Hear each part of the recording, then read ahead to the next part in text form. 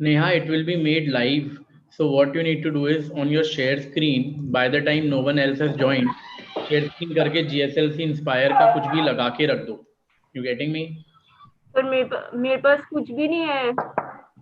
अरे यार, मैं तुम्हें सर एक मेल करोगे इसे सर, मैं करता हूँ तुम्हें. हाँ. मैं इसको प्लेटफॉर्म पे लाइव कर देता हूँ पहले, या अभी नहीं करूँ, अभी नहीं करता, रुको. प्लेटफॉर्म पे लाइव कर दो हिमेश. तो वहां पे कुछ दिखने के लिए तो है, जब तक कोई ज्वाइन नहीं कर रहा.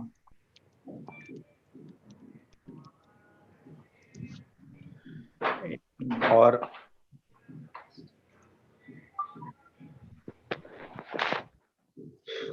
पंकज सर, हाँ कर दिया क्या? हाँ हिमेश, आपने चेक कर लिया? एक मिनट सर, हट रहा है वो, हट रहा है क्या वो एग्जीबिशन हॉल में? करो जो भी करो. हाँ सर आप बोलो. हाँ सर आप बोलो. हाँ हिमेश, मैं ये कह रहा था कि मतलब start recording the session from the very first moment.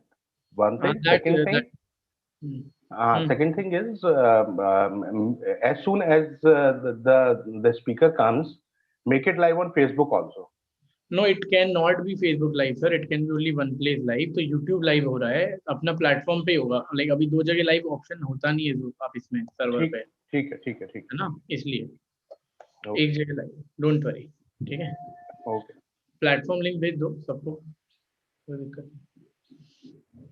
Neha, I am sending you an email. Hello. हाँ हाँ भेजो. जस्ट शेयर स्क्रीन करके इमेज खोल के वो लगा देना. हाँ हाँ ठीक है, आप भेजो मुझे. ओके, व्हाट्सएप करूँ या मेल करूँ? मेल करो. ठीक है. नेहा, मेल आईडी क्या है तुम्हारा? नेहा केजरीवाल. हाँ यार बेटा सुनो, इसमें GSLC इंस्पायर का जो है ना वो लगा दो, या फिर पार्टनर प्रेजेंटेशन 1 या 2 में से एक लगा दो, पार्टनर्स का या अपना लगा दो. ठीक है, जल्दी से लगा दो. ठीक है, 1 मिनट लगा रही.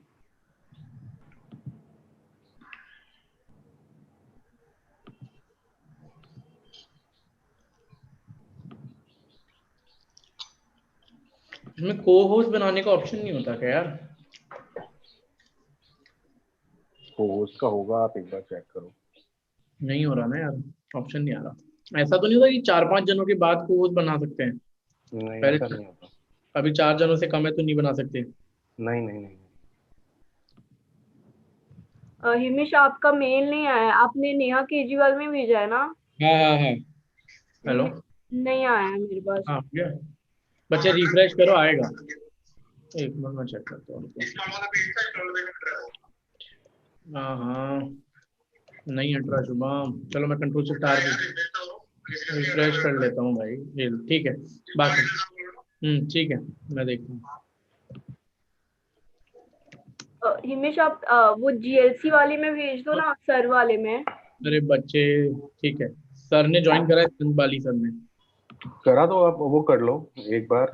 एडमिट कर रहा हूँ. एडमिट करो. और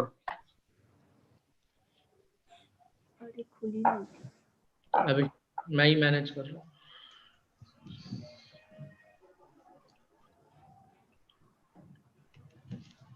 hello. Sir, a very good morning to you. Pankaj. Good morning. But we are going live within next 5 minutes. Okay. So I'll take just 2 minutes of yours. मैं 2 मिनट में अपना एक छोटा सा एक introductory session है उसको खत्म करने के बाद then I'll hand it over to you. Okay. And should I share the screen or should I just speak? Neha, are you there? Yes. Sir को स्क्रीन शेयर करना है. हाँ, वो अभी हिमेश कर देंगे वो तो. कुछ ज्यादा कुछ नहीं है, just the bullet points of what I'm going to talk about. Right, sir. So it will be done, sir. Himesh will do that because he's the host right now. Okay. Yeah. Sorry for this change. No, not at all, sir. No problem. I understand. The things are going very much haywire these days until the schools are not operational fully. these things will happen. I'm hoping for your conference one day, physical conference, maybe, next year.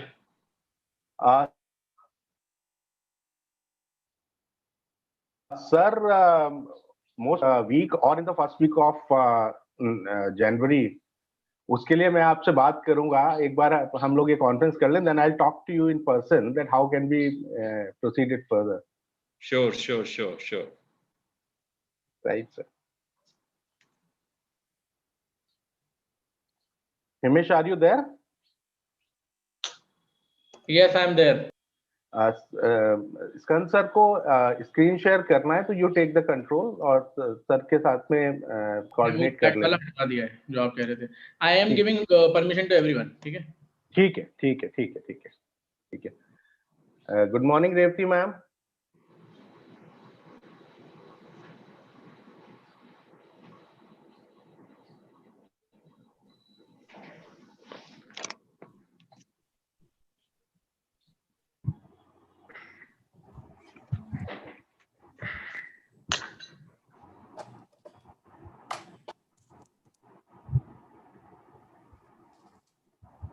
Morning, sir.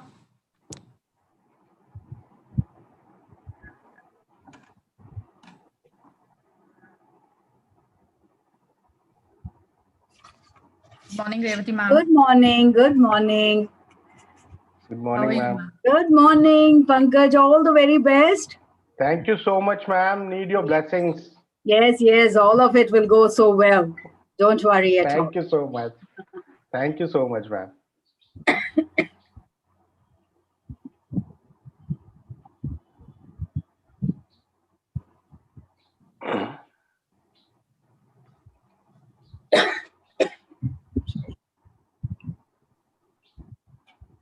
Himish, we will start in next 2 minutes. Yes. 9:58. We are all set.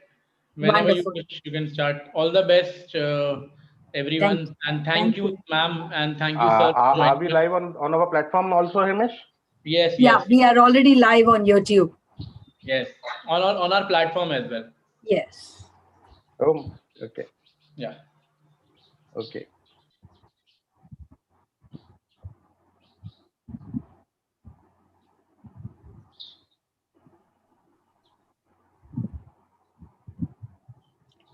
Oh, we can watch it on YouTube as well, right? You can watch. I would suggest you to watch it on our platform, ma'am. It's a Okay. wonderful platform we were talking about, which we have created for all of you. Okay. Neha, have you shared the attendees link Yeah. in If the you can give us GSLC that link, that will be nice. Sir, I'm doing that right now. Yeah, put it in the chat box over here only. Yeah. Hello, everyone. Hello, Revati ma'am. Hi, Jaya. Morning, ma'am. How Good morning, are Jaya, ma'am. How are you? you? I'm good. How are Good, you? I'm fine. How are you, Jaya? I'm good, It's ma'am. all set for today All morning. set. Yes.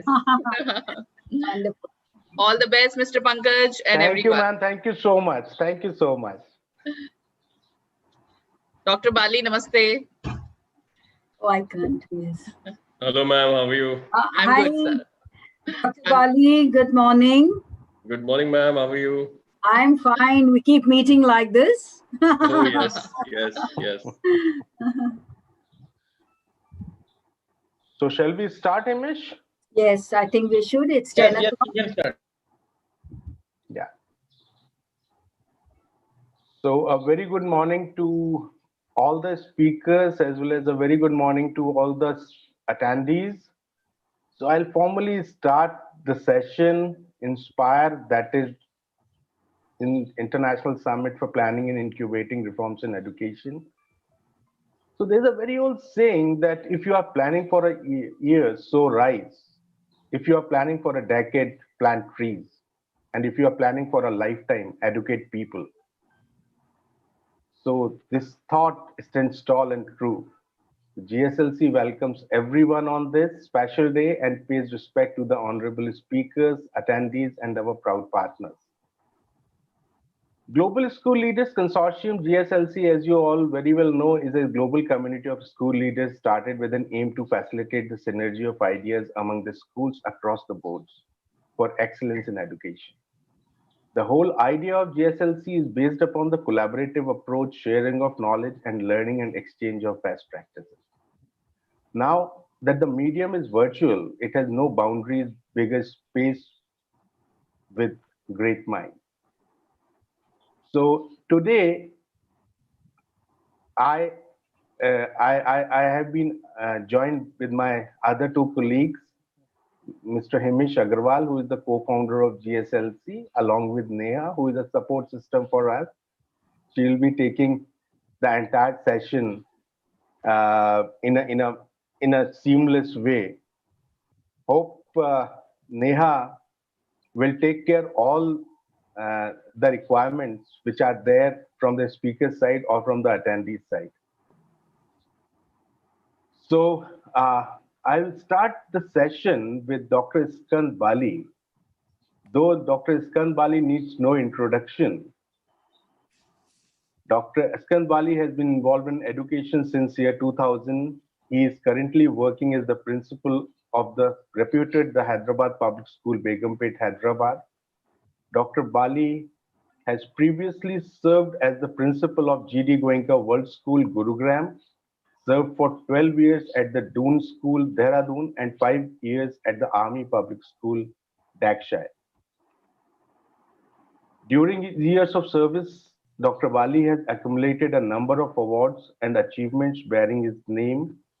He has been the recipient of 2 long service awards, 3 triennial service awards, 2 IAYP India Recognition Awards, Progressive Principal Award, Iconic Principal Changing the World Award, Ideal Principal Award, Outstanding School Leader Award, Principal of the Year Award, Youngest Principal Award, of course, the Youngest Principal Award, Educational Reformer Award, Nation Builder Award, Acharya Devobhav Award, Leader for Change Award, as well as Dr. Bali is counted as a top 50 emerging Indian Icon Award for his outstanding leadership. He has been awarded the Principal of the Year Award and Future 50 Leaders Shaping Success Award. Dr. Bali is also an accomplished writer, having authored several textbooks in his field of interest, geography. We welcome you, Dr. Bali. Over to you.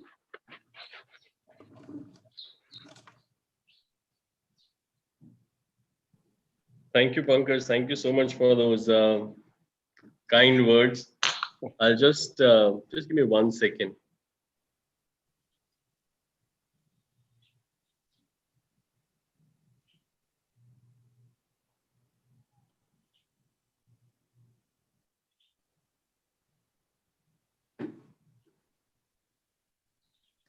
Can you all see that screen now? Yes. Yes. All right. Well, thank you so much. I have been asked by Pankaj to give a small little gyan or talk on new trends and research in education, which is something very different now, because the new trends in education have literally thrown us off guard in last 1 year. What we have been seeing and what has been happening around us in education. So first of all, obviously the digitalization of classrooms have taken place. It's not a new thing for India or per se in our community, but around the world. This is something which is a new world. Children are not present in the school. Teachers are teaching them from a very far distance. And as a result, digitalization of the classroom has taken place. There are many various platforms which people are using. There are various experiments initially which many schools did along the digitalization of the classrooms.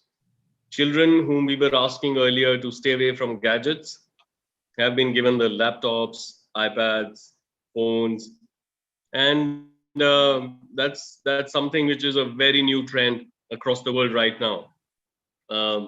It has opened the new horizons as well for us. The constraints which were earlier have been looked at as an opportunity nowadays. Not only the classes have become digitalized, students can attend any activity now through digital world at any time from home. You're not bound or restricted by some other external factors at school. So that's the one thing which has happened around the world.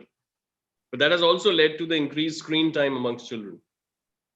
Now, the research showed, and I'm talking about pre-COVID discussions, the research said that any child who uses gadget before the age of 12 is not good for the mental health of that particular child. However, now we see screen time has been increased from pre-primary and upwards as well. Now, this is having definitely an impact on the health of students as well as teachers.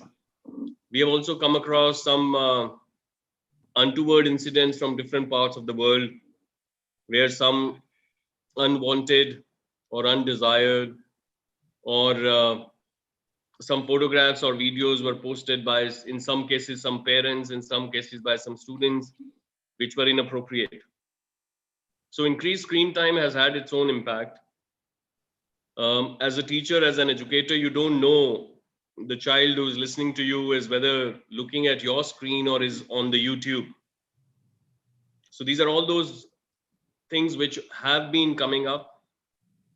The schools were dealing with discipline issues earlier in a different way, but now they are dealing with the discipline issues pertaining to screen.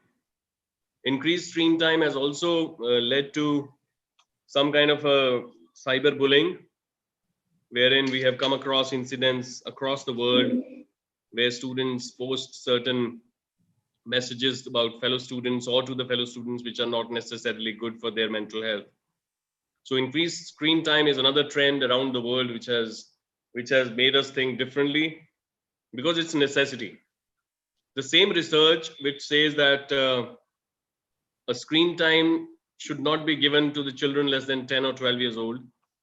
The same research also says that the brain of a child develops maximum till the age of 7 or 8, which means that the support in terms of learning, in terms of education, in terms of mathematics, languages in particular, happens till the age of 7 or 8 maximum in a child's growth, at least in their educational growth and educational journey.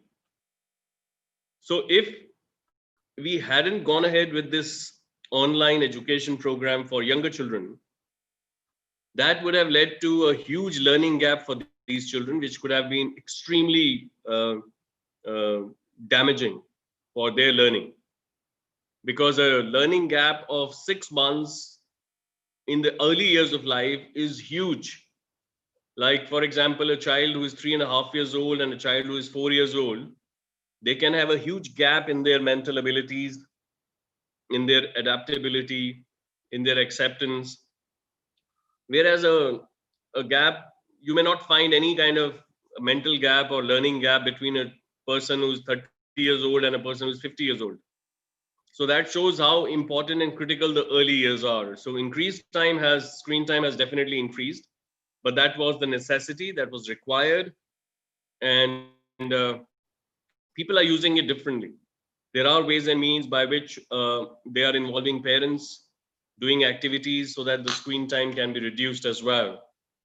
So another trend which is related with the screen time is the parental involvement. Parents are playing much more aggressive and the front seat role than what they were playing earlier. Earlier, parents would interact with the teachers either through the school diary or through the emails once in a while, or when they used to come for the PTMs and interact with the teacher.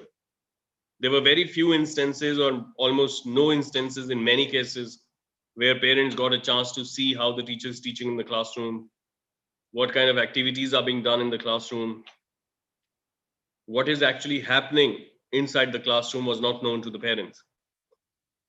Now that is not hidden. Everything has come in the forefront. Everything is in open. Parents can see what the teacher is teaching. Parents can see how their child or the other children are responding to the teacher. They can even see observe the pronunciation of the teacher, the body language of the teacher, the way the teacher interacts with the students, the warmth, or the other way around. So parent involvement has increased tremendously. In some areas it is good, in some areas it is interfering as well for the teacher. In the early years, parent involvement has been exceptionally useful, wherein the teachers of the pre-primary and the lower primary are actually delivering alongside with the parents, side by side. They are doing activities together. So it's a collaborative effort which is going on with the parent involvement there.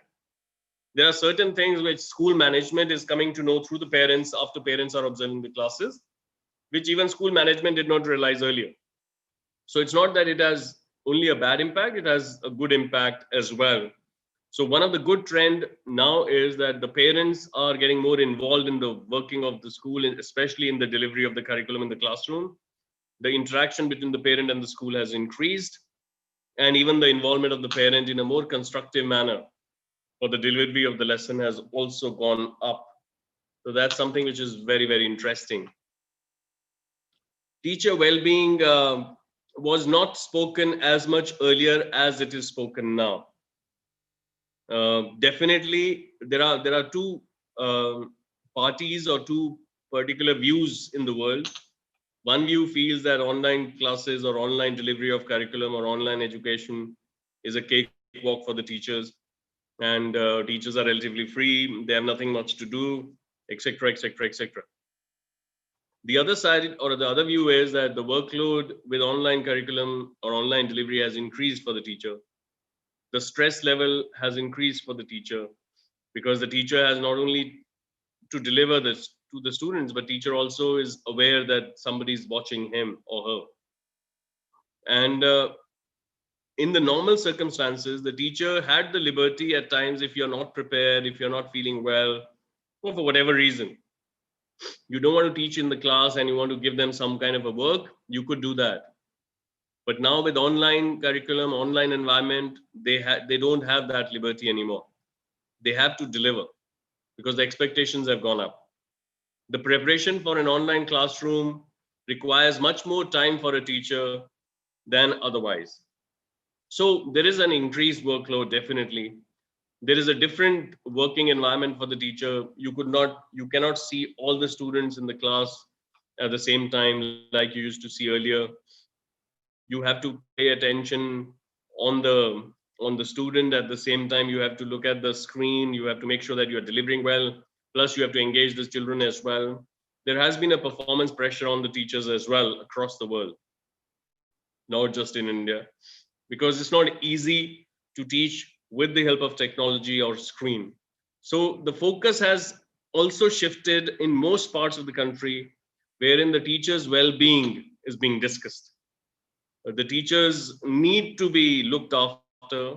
The teachers need to be pampered. The teachers need to be groomed, trained, and also somebody has to assure the teachers that you are watching them and you are behind them and you will not let them fall.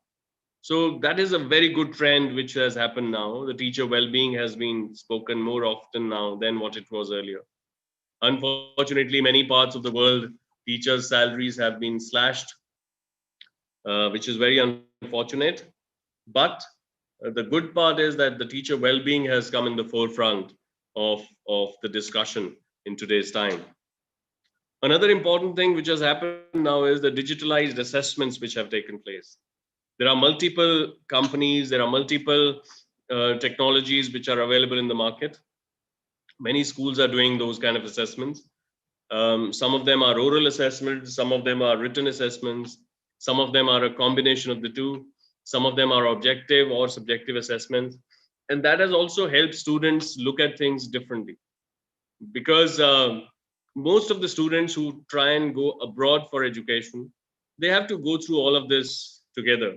Universities in the West have been doing online and offline curriculum delivery for a long, long time. So I think these trends have literally helped our children in a better way. Digitalized assessment has helped them grow and improve in a better way. I think most of the schools are doing that as well. Now, what does research say here? Research, interestingly, the recent research which has happened has been very, very contradictory to the researches which were happening earlier. Could be because most of the students around the world were not given access to technology, and we were not thrown into this kind of an environment.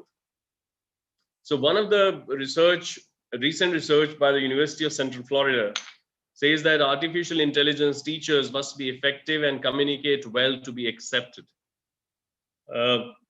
Now, the beauty of this research is that they have done research with artificial intelligence teaching assistants, which means robots. Robots have been introduced in various classrooms and curriculums and so on and so forth. So what they do is they feed those robots with hundreds and thousands of familiar questions and their answers. Now, those are the questions which maximum questions can be asked by a student, have been analyzed, assessed, and they have been fed in that particular system. As a result, what happens is that the particular computer or an artificial intelligence assistant responds to the student's questions.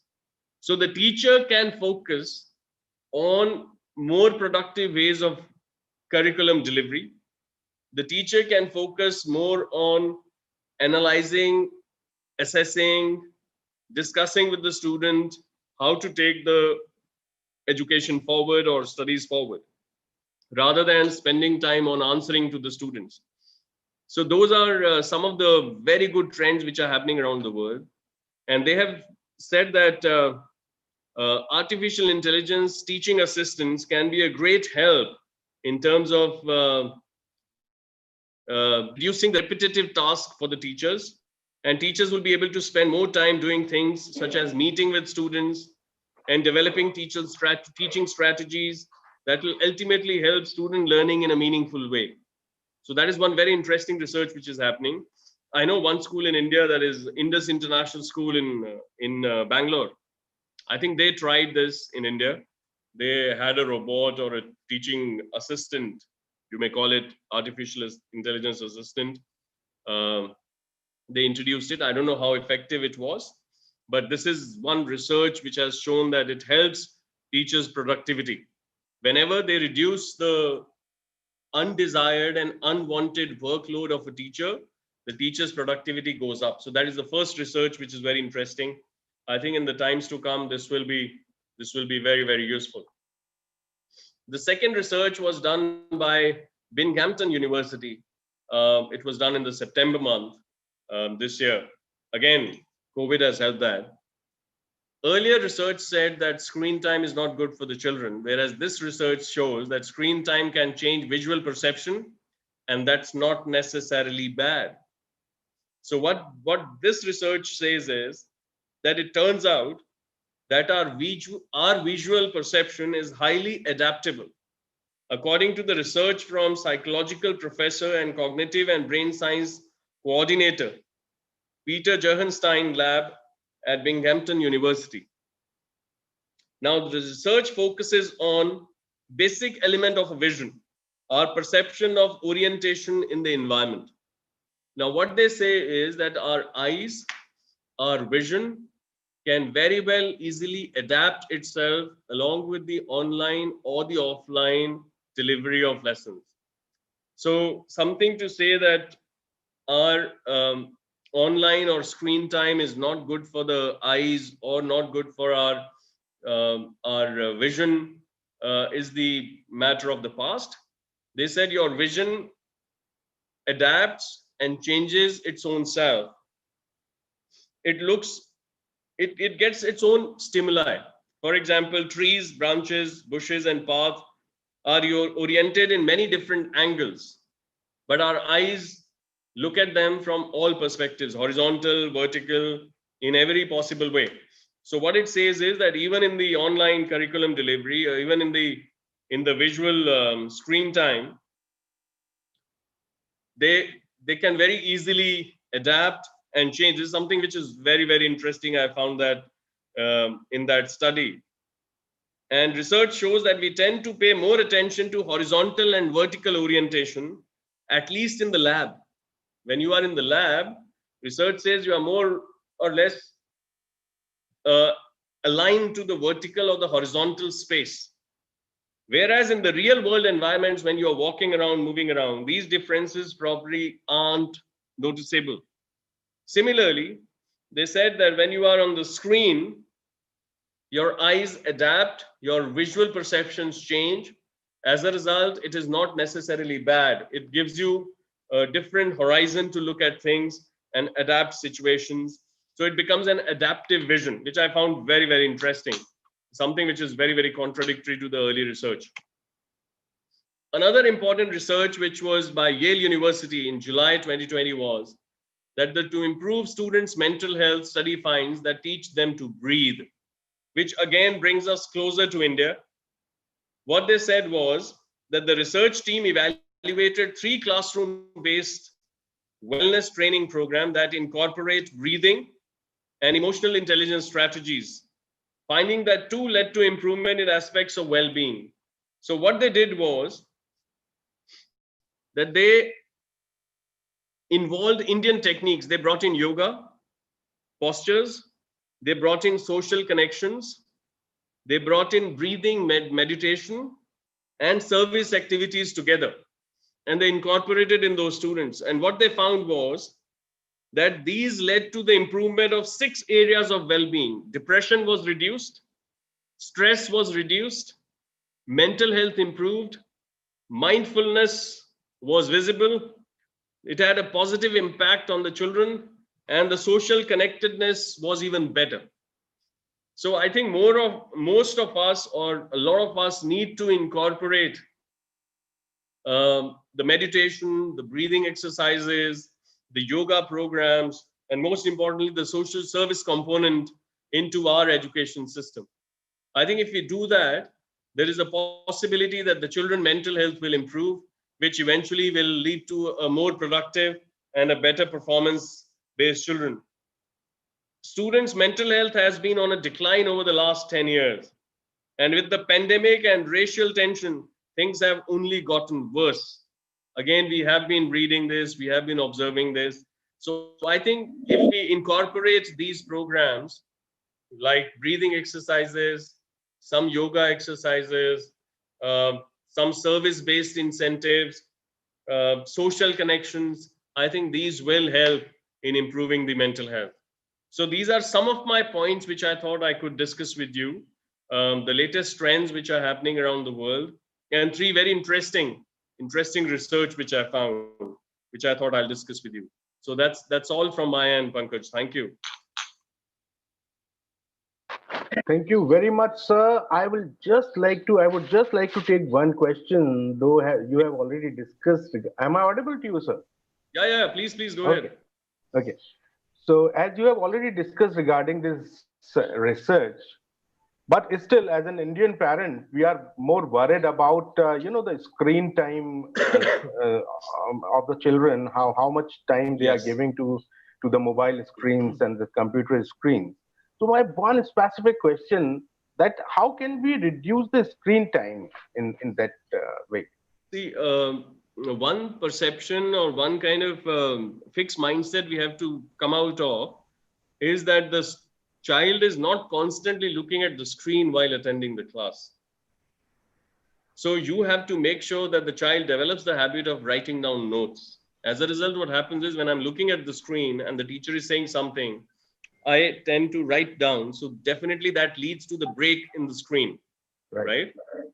Second important aspect is there is something which even the educators or educational heads have to bring into place. While structuring the timetable, you have to give at least 5 to 10 minute gap between the 2 classes. Okay. Let's say you have a half-an-hour class and then give a 5 to 10 minute break and then another half-an-hour class.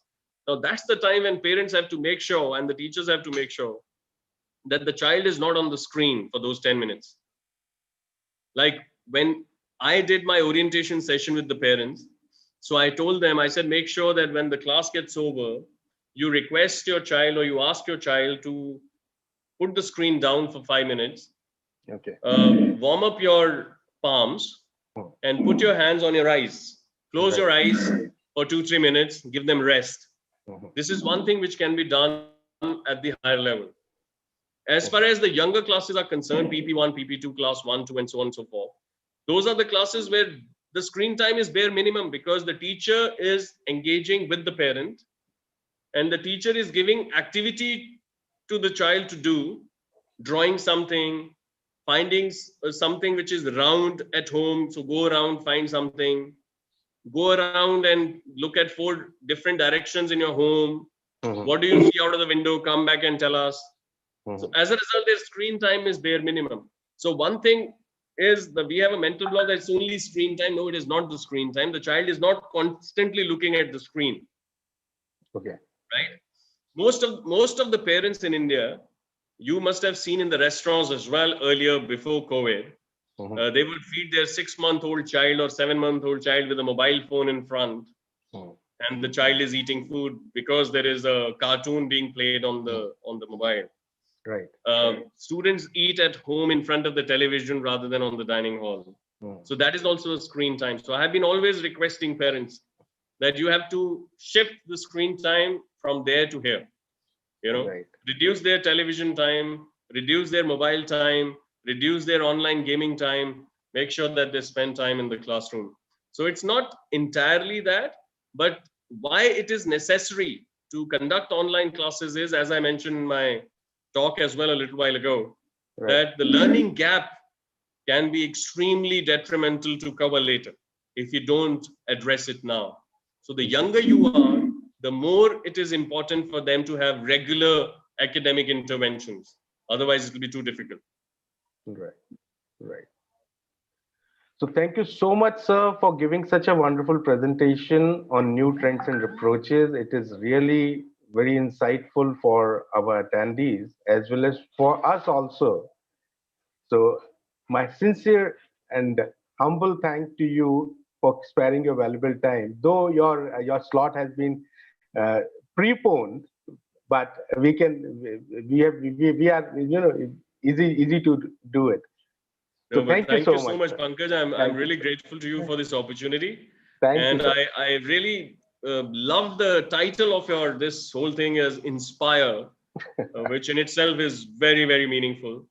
And I'm grateful to you for accommodating my request of rescheduling my slot because of some sudden commitment which I had to attend today afternoon. Yeah, so thank you so much. Thank you so much. And looking forward to hear to my other colleagues from across the country. Really looking forward to listening to them. Thank you, sir. Thank you so much. Thank you so much. Pankaj. Thank you so much. Have a good day, sir.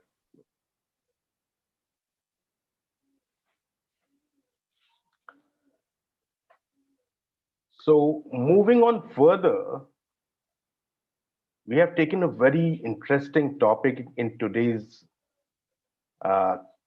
program, that is the happy school practices. Dr. Jaya Parekh will be taking this particular session. So I would just like to introduce Dr. Jaya Parekh. Dr. Jaya Parekh is PhD in chemistry, B.Ed, and MBA in education management, and has over 19 years education experience, and for the last 9 years as a school leader. She is currently serving as the principal of Ramratna International School, Mumbai, since 2012, which is a Cambridge school. She believes that a school should be a happy place for students and for all the stakeholders. Her school is deeply involved in community service and is acknowledged at various prestigious platforms for its innovative happy practices. Dr. Jaya Parekh and her school has won, numerous awards. Out of that, I would like to mention few.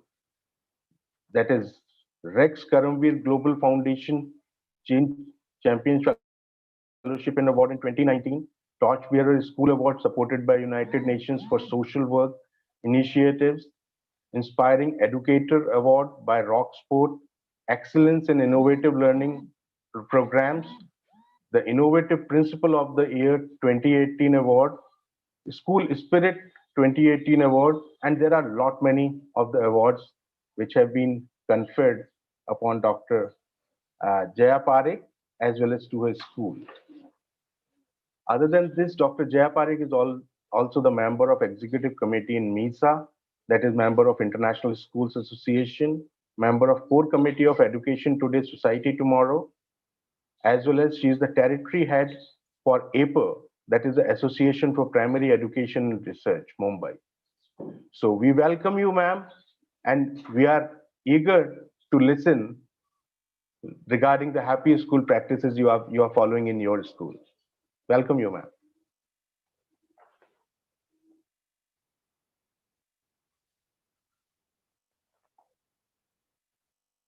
Dr. Jaya, are you there? So namaste and Namaste, good morning. Thank you, Mr. Pankaj, for those kind words. It actually, mine, to follow after Dr. Skan's presentation, there are two sides to a coin. One, I'm extremely happy about it that the people are already hooked on and engaged after listening to sir. And the other side is it's a challenge to match up to what kind of wisdom that he has shared. So I look forward to sharing with you. I won't say I have that qualification to preach or to inspire. I really leave it to you. If this interaction could lead to a little spark of inspiration somewhere, but I won't take credit for it. I'm looking forward to an interaction. Please keep typing in the chat box. So friends, as the session is about happy practices, I would like to begin with my presentation here. So you have to let me know if it's visible. Just a minute, I'm sharing my screen. It is visible, ma'am. It's very much visible. Okay. So once again, welcome to all the participants and the wonderful colleagues with whom I'm sharing this virtual stage. Thank you very much for being here. My school, I love to call it as a happy school. I'm representing Ram Ratna International School from Mumbai. And I would like to put a disclaimer here that the definition of happiness might vary from school to school and person to person. The other is what is a happy practice for one school might not be a happy practice for another. But it's all about finding out what works as the best happy practice for our schools and trying to incorporate those in the school culture. So I would like to begin my presentation with this beautiful quote by L. Frank Baum.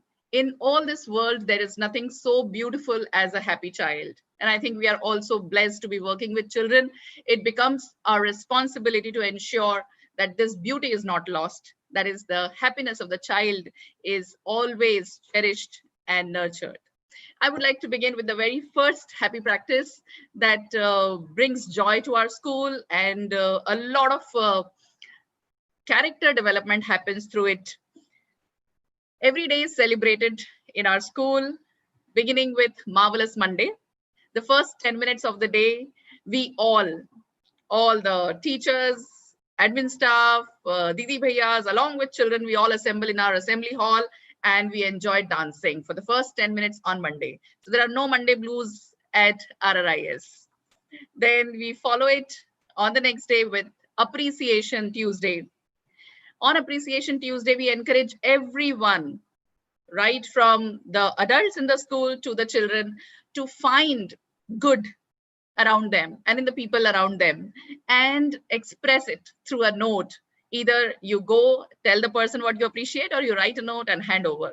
You can see an example here where this girl had approached me with new ideas for our school magazine and she's being appreciated through that note. So these kind of notes, we make them available at the school reception. It's always free for all to approach the receptionist or simply just pick it up from there and make good use of it. We celebrate Wednesdays as Smiley Wednesdays. So this is to inculcate a sense of connecting with people through a simple thing like a smile. You also can simply just go meet people with whom you have not spoken for days or whom you don't usually interact, like a student from a senior grade and a junior grade. Try to mingle with them, try to spread smiles. And we also keep smileys and the children can take from there, give it to each other. They usually draw up on their papers and also pass it around. So this helps in creating and fostering and nurturing bonds amongst all. And we ensure that everyone you meet, you must smile at them. And let me just tell you, it's not restricted to one day. we are seeing that over the years, these qualities are becoming a way of life. And this is what is the purpose of these practices. They have to be sustainable. They have to give those results, and they should be easy to practice. So we are seeing that this becomes a way of life and a part of the DNA of all the stakeholders in the school. We celebrate Thursdays as Thank You Thursdays. We have had around 40 Thank You Thursday prayers. What we do is every Thursday we take up one aspect. For example, thank you for failures in life. And we all together say this prayer, which is to acknowledge everything and thanking that thing or thanking people for its important role that it plays in our life. Whether it is Thank You Thursday prayer for stationery that we use, it's for the facilities at home, it is for our siblings. So this is how we celebrate Thank You Thursdays. It is said that today's children feel entitled and they don't have a sense of gratitude. And what we see is this works very well. And all the practices that I'm talking about are sustainable even on the virtual platform. We'll see towards the end, if there is more time left, we can discuss on how this is going on in the current times. I would like to bring your attention to some research about gratitude practices and its role in the school or in children's lives. It helps in increasing happiness. It boosts the immune system and positive emotions and optimism. It decreases negative emotions, not only in children, but in all of us. We feel more connected and satisfied with school and with life in general. The Fridays, like today is a Forgiveness Friday for us. And this is celebrated as Forgiveness Friday to foster actually two senses. One is the sense of realization when we go wrong, and the other is to forgive. So this is to encourage children to ask for forgiveness the moment they realize that I've done something wrong. And yes, forgiveness is an attribute of the strong. This is what we say in the school. So it becomes much easier for a person to express that she is sorry about something, he is sorry about something, and it's easier for the other person also to try to forgive. And this is how we also have slips with forgive me written there and blank space given for you to mention what you are sorry for. So this is how it works on Fridays, followed by Saturdays, which are Express Saturdays. First 10 minutes of the day, you are free to express your thoughts, your talents, anything that you wish to share with all. You are free to do it on Express Saturday just before our yoga classes. Sundays. Now here comes the responsibility of the families, including the parents. And we call Sundays as Service Sundays, and we encourage them to do some kind of service, whether like you see in the first picture, these are the children from our school along with the mother serving in a Gurudwara, the child helping the mother. Actually, she's helping the grandparents while at grandparents' place. So this is how children are advised to find some way of serving the people around them or the community around them. One enjoyable, happy practice, which makes me happy right at the start of the day, is breakfast with principal. So every day I have breakfast with about 3 or 4 students, and there is no such process of selection because I'm usually asked this question. So there is no process of selection. It's not that certain students get a chance and some don't. So it's like everybody gets a chance. And this is the time when we eat together, and it's completely a fun time where students share whatever their thoughts and feelings are that they would like to convey to me. Then they're so limitless in their thoughts. It helps me understand what changes can I bring in the school, what would they like to be brought into the school as a new change, or what they appreciate, and what skills they have learned in their school or at home, and they want to just display it to me. So it results in a beautiful bonding with my children, and I love this time. And I'm very certain our children also love it, and they wait for their chance. This is an activity, it's a daily practice, which somehow can be seen as an impactful practice leading to mindfulness in our children and all of us. Every day during our third period at 10:30, we have 3 minutes of quiet time. We call it as Alpa Viram. That is a short break. And in this Alpaviram, everyone observes silence. There are certain questions that they can think about, though they are free to just be in the moment, not to think about anything, or certain questions like, what good did I do today? What positive change can I bring around me? So these are certain kinds of prompts which are also shared with children, which they can think about. This has led to an overall sense of calmness in children and all of us. I remember one of my new employees who had joined in the very first week of joining, she told me this 3 minutes of Alpaviram makes me feel like I'm having a refreshing Nimbu Pani. And I always remember what she said, because yes, it has a similar feeling for me too. This is some information from research based on silence. It restores nervous system. It helps sustain energy. It conditions our mind to be more adaptive and responsive to the complex. It improves learning and memory. So I think it goes very, very well with our objectives of education and learning. And about mindfulness, some more research which says it increases socio-emotional skills, increases academic performance, increases happiness, improves interpersonal skills, decreases stress and anxiety, helps regulate emotions, and inculcates compassion. So I completely agree with what the research says, and hopefully our children are moving in that direction where they are becoming more compassionate, more mindful, happy, and less stressed. And we believe that silence is not quiet. Silence is not empty. It's full of answers, and every answer you seek lies within silence. Another beautiful practice that I would like to share is having a box called I Think I Feel box. It's outside my office. It's accessible to all the stakeholders. What you can do is write anything that you wish to convey to me, your thoughts, your feelings, and put it in the box. Every day I check if there is any letter for me in I Think I Feel box, and I read it. Most of the wonderful ideas that we have implemented in our school have come from students from this box, I Think I Feel box. And I also would like to share how the words make a whole lot of difference.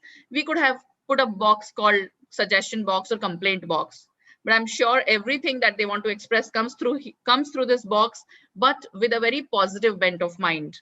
And that's where the whole positivity develops in the school culture. So you can see here just a sample of how a child wrote about involving the children and making the Thank You Thursday prayers. And we started with this practice. We started involving children in sharing, taking their views also on what point should we include in our Thank You Thursday prayer. So there are hundreds of such letters now with me available, which have given me wonderful ideas to implement in the school.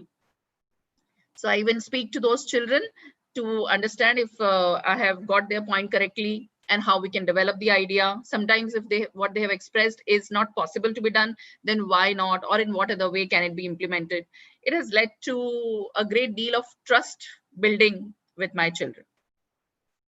Then with our parents, I organize this event every Saturday called Chat Over Tea, where we have informal, healthy, happy discussions, which does not restrict to only children, their children, but in general about how we can develop as a team, how we can develop as human beings, as parents, and also how we can work together as partners.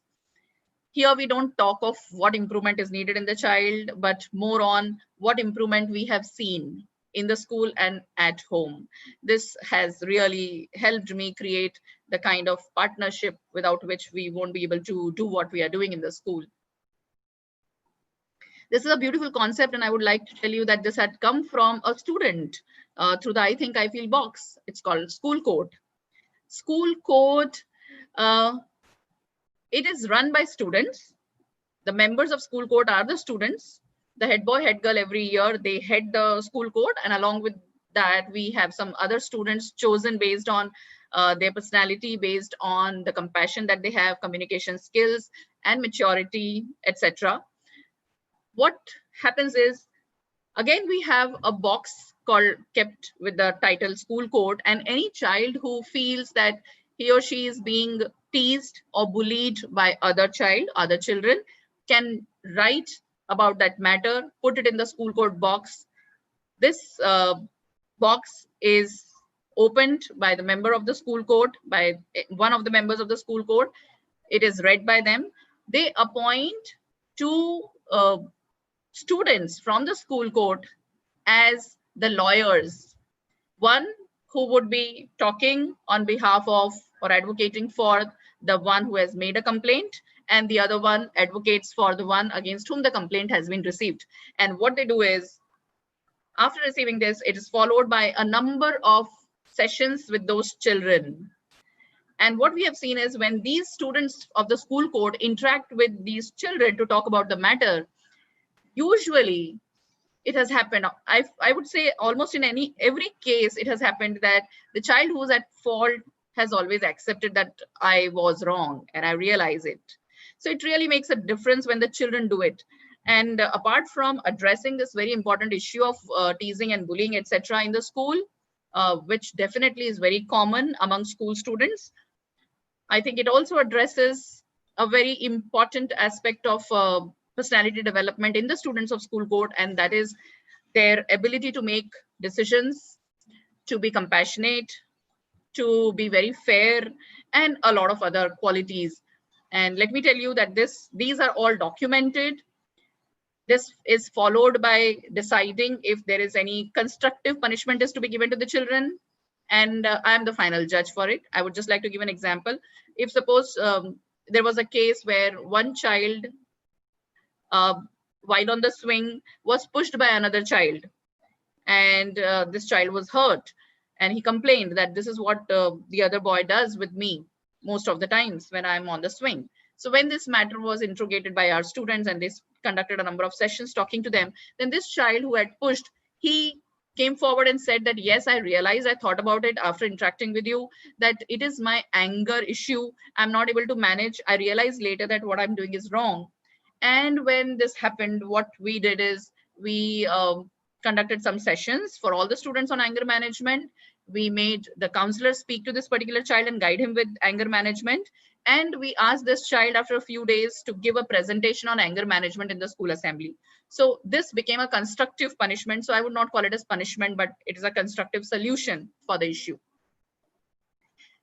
Then to ensure that feeling of family across the school, we have buddy pairs system where each child from primary has a buddy in the secondary section. You can see that they have regular meetings and they have great fun. They confide in each other, they seek help, and they sometimes just meet for fun. They even contact over phone after school. So this is an amazing idea that has been working very well. Initially, the concept started when it just struck to me that there are some children who are not that confident and who cannot stand up to teasing, etc., and they need some kind of support in building their self-esteem. And those few children, what we did was we handpicked few children from senior grades to become their buddies and to subtly work on their self-confidence and self-esteem. But then we didn't want this to be highlighted that these are some chosen ones. So for the rest of the school, we had a random allotment of buddies. So this system has been working very well, and we could see that those children have now shown tremendous improvement in their confidence and in self-esteem. And they know that there is somebody who's going to support them if they face any problem, or who's there to guide them. Another very dear initiative is Coins for a Cause. We know that the children these days, we say that these days the generation is not very aware of how fortunate they are, and they are so self-absorbed, they don't think for others. So to bring in that sense of responsibility, social responsibility, and to realize how fortunate we are, what we do is we ask students to save some amount from their expenditures. Whenever they are making an expenditure for something, a little amount from there is to be saved in a coin box. And then at the end of the year, we bring in these coin boxes, actually not in the end of the year, but by June, or July, and then 15th of August, we make use of the collection. We utilize it for some good cause, which is again decided by the students. I would like to show the steps right from making of the boxes with clay. These are pots, you can say, piggy banks with clay that the children make themselves. They keep it at home and they keep saving there. You could see the students involved in the entire process of even breaking the pots, collecting, counting, and you can see in the final picture how these students have collected the entire amount from the school. Now, for the last 2 years, we have been doing this. This is the current 3rd year going on. The first year, the students were able to collect this amount, 77,000, and we donated 3 sports wheelchairs to physically impaired players of basketball Maharashtra team. And I'm very happy to share with you that those 3 chairs were used by the players in the international tournament that they played, and they won gold for India using these chairs. Last year, we had a collection of 1,37,000 because the students were also involved in visiting this village where we wanted to donate water pump. So this is a village close to my school, tribal village called Jamjharpada, that we have kind of adopted. I would not say adopted is the right word because I don't know whether we will be able to do justice if we use that word. But yes, we would like to work very closely for development of the area, and we have been trying. So this is how we follow the Coins for a Cause initiative. Then Kaizen certificates are given to those children who show a regular, continuous improvement. So somebody moving from a D grade to a B grade is also considered as a Kaizen, somebody showing continuous improvement. Now, this builds a sense of persistence and perseverance in children. They realize that their competition is not with others, it is with themselves. And it's all about trying to becoming better than what you were yesterday. And it's not a competition to just come at the top. So rather than just celebrating the toppers, I mean, we appreciate them as well, but we do not ignore these children who have been working hard to improve themselves bit by bit every day. Just an example, I would not stretch on this. I'm sure you all have been following these practices in your own schools, in your own way. So we try to connect with the relevant industries for the concepts that the children study in different academic disciplines. You can see the students here visiting a research laboratory, and then an interaction with expert on 3D printing and artificial intelligence. I think happiness is not possible unless and until you spread it or you do something for others. So joy of sharing is something which is an ongoing process in the school where students share their gifts with people around them. It's not just in terms of material, but it is also through interaction, loving friendships that they develop with the children in the orphanages, or it is with the NGOs or with the old age homes, etc. We have a concept called Khushi Ki Diwar and Khushi Ki Almari. Khushi Ki Almari is it's for those books which the children gift on their birthdays. So on the birthdays, students bring these books, and these books are used by us for our initiative called Knowledge on Wheels, which I'll be talking about a little later. Every classroom has a specific wall called Khushi Ki Diwar, and whenever you wish to bring something to be shared with people who are less fortunate than us, the children can bring it, and then whatever we collect under Khushi Ki Diwar, we use it while celebrating Khushi Utsav and Khushi Bazaar, which I'll be talking about in a little while. Yes. So Khushi Bazaar is celebrated every year on 26th of January, and along with Khushi Utsav. So in Khushi Bazaar, we see whatever materials the children have collected throughout the year, whether it is stationery, it is toys, it is clothes, it's utensils. And in Khushi Utsav, we have games and food items. It's like a complete fair for them. And we invite the tribal people from our neighboring community. And then this is a day well spent, which is a true celebration of Republic Day and Independence Day. So, you know, these kind of celebrations we do on these important days to understand that celebration is in a real sense celebration when it brings happiness to people around you. It's not just about organizing a ceremony where we sing some songs and we do some dances. So I think this is where khushi, the concept of khushi comes into children. I'm somehow not able to navigate through this presentation. Am I audible? I hope I'm audible. You are very much audible, ma'am. Okay.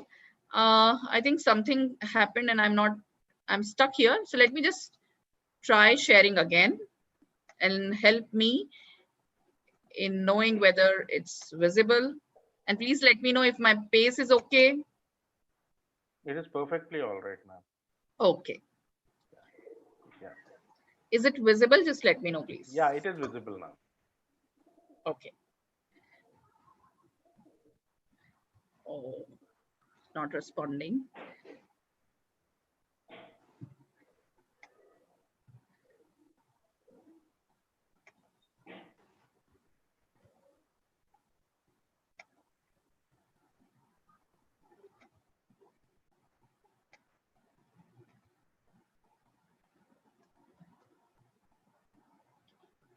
Extremely sorry about it, but somehow the system seems to have hanged.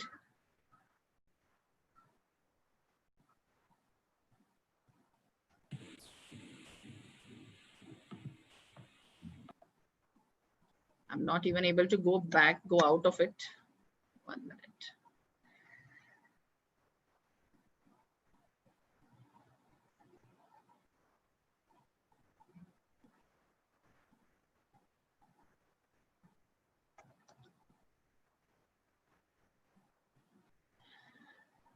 So I think the presentation has to be stopped here.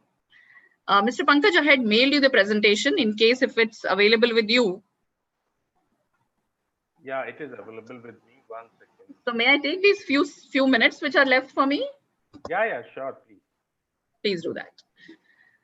So meanwhile, let me just tell you about some of the activities that we have done in the community, because we believe happiness isn't possible unless you are sharing it with the community or you are working with the community. And this is what we try to do with our neighboring village called Jamjharpada. We have around 294 residents in this tribal village, and our students have been working with them. One of the initiatives that I would like to talk about is Knowledge on Wheels. So there is a mobile library and a mobile laboratory. The students visit every week. It's a different set of students visiting the village every week. We have fixed a time which is suitable for the children there in the village. They all come together. There is a place, community hall in the village where we all assemble our children and their children. And the students from our school usually teach them to read, show them different science experiments, allow them to participate and perform themselves, share stories from both the sides, and have a good time, have a good interaction, and learn about each other. So that is something which we take pride in, that our children are getting benefited and at the same time learning the other side, learning about the other side. They don't usually get to see it coming from privileged families. And this close connection brings a lot of value to their own personalities. Sir, are you able to share? Ma'am, I'm just trying. No problem, no problem. So I would just like to now share about some of the practices which we recently started during the lockdown. So, you know, though it was a lockdown period, but it has helped us in unlocking the creativity, and we could turn some of these challenges into opportunities. We started with an online platform for expert talks for educators. We call it as Adharshila Talks. And we have had 35 talks till date on Adharshila Talks, where experts speak to educators, the teachers of my school and the teachers from the country we have been inviting. The other initiative is RRIS Career Talks, where we have been organizing talks with representatives from various universities from India and abroad. Then we started with another initiative with our alumni, and that is known as Back to the Roots. So every week there is an there is a talk show with one of the alumni, and this is where we get to reconnect. It's like a memory. It's like memories being revisited, and they also share their joys of school time. They share some experiences and also give message to their junior students. So this has been an incredible experience where we have been planning for doing this for long, and we found it happening during the lockdown.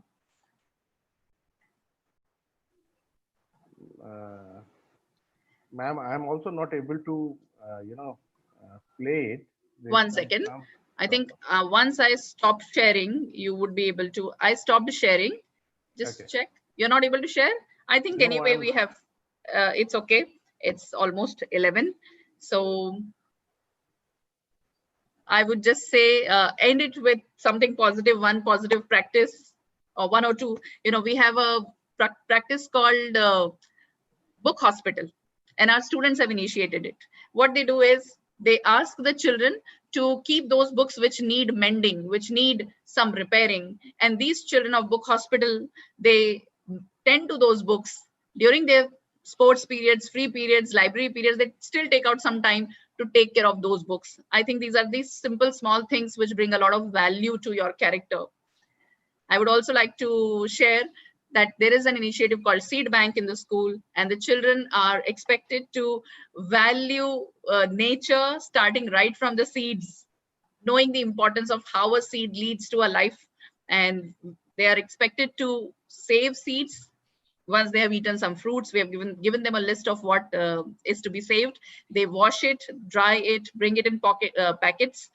And we have created Seed Bank. Children make seed balls with them. And we usually gift seed balls to our guests and visitors. I think these were some practices that I would like to share with all of you. Thank you for giving me this opportunity. And I'm sorry for the technical glitch that happened, but I could see that most of the part of my presentation was already shared. Thank you. I think I've gone beyond my time by 1 or 2 minutes. Thank you for bearing with me. It was a wonderful, wonderful experience. Thank you so much, ma'am. Thank you so much. It's really inspiring and help other school leaders as well as to us also to make our workplaces the happy places. Thank you so much for sharing such a wonderful presentation, ma'am. My pleasure. Thank you.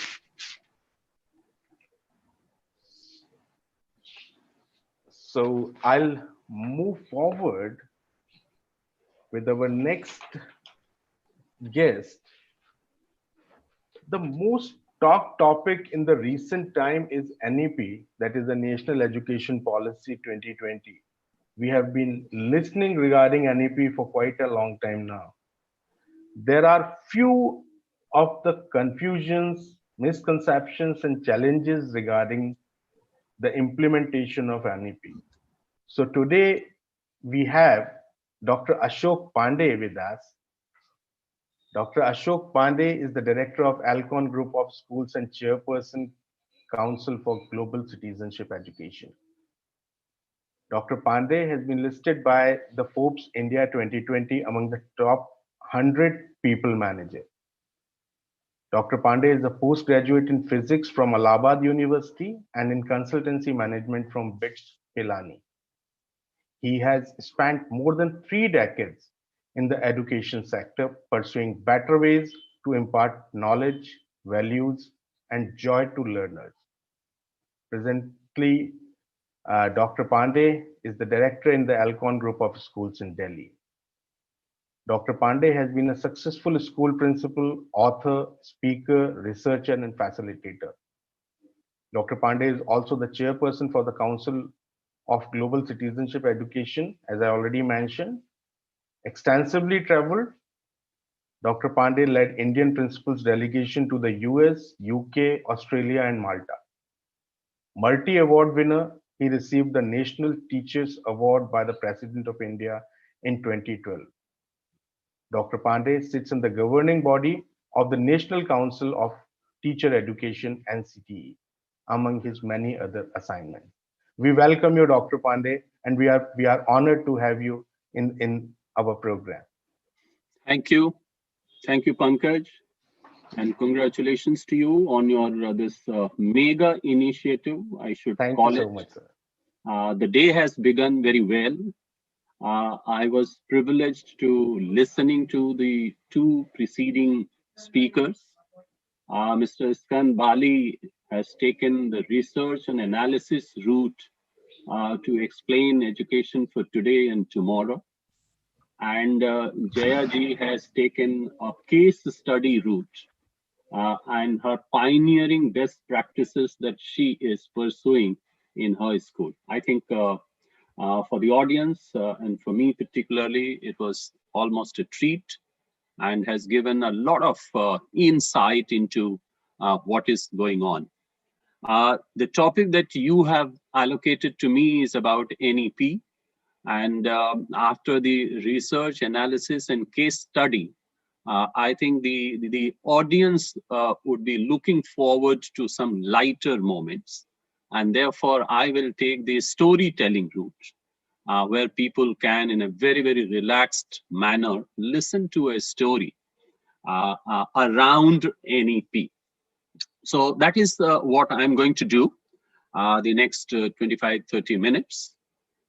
If I last 30 minutes or my audience lasts 30 minutes, I'll be able to share something. So what I'm going to do is not talking so much about what NEP is. You know, it's been almost 3 months. And I think 3 months is a long time for educationists who are on this show at the moment. They know a lot what is inside the policy and what is not inside the policy. So what I'm going to do is to find out as to what is going to happen with the policy. But certainly, I have to build a context to the whole thing. So for all stories, you know, you have to tell the first sentence in all our childhood stories we learned, once upon a time, there used to be a prince and a princess, right? I mean, that is how most of the stories begin. So let me also begin by telling once upon a time, there was an educational policy. And so educational policy's history, you know, is very old, but I'll not go into 1968 and all that. Let me start with 1986. And I have a very, very special reason for that. The special reason is that in 1986, when the last policy came, I was just a 3 years old young master in a school. And then I had a vision, I had a perspective when the policy came. And when this policy has come today, I think, you know, I have almost completed my career, you see. So I think I have a very, very emotional connect to the policy framing in this country. One thing I want to make clear, I may have some dispute here. Many people have said in the past 3 months that this policy has come after 34 years, thinking that it came in 1986. Well, mathematically, it may be right, but it has come 34 years late is something that I have problem with. You know, I don't consider that the policy has come 34 years late.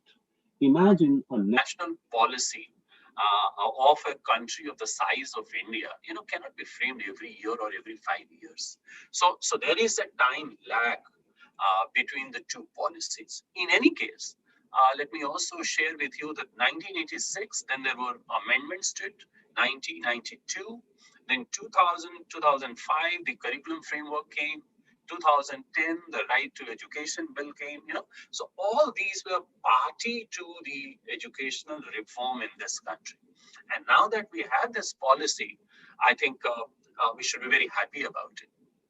But yes, someone in the audience might think that, okay, then how late this policy is. So I would say that this policy is almost 2 decades late in any case, right?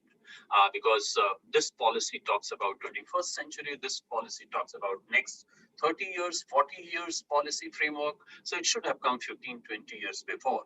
Then the country would have been much more in a better position than it is today. So that is one historical context to the whole thing.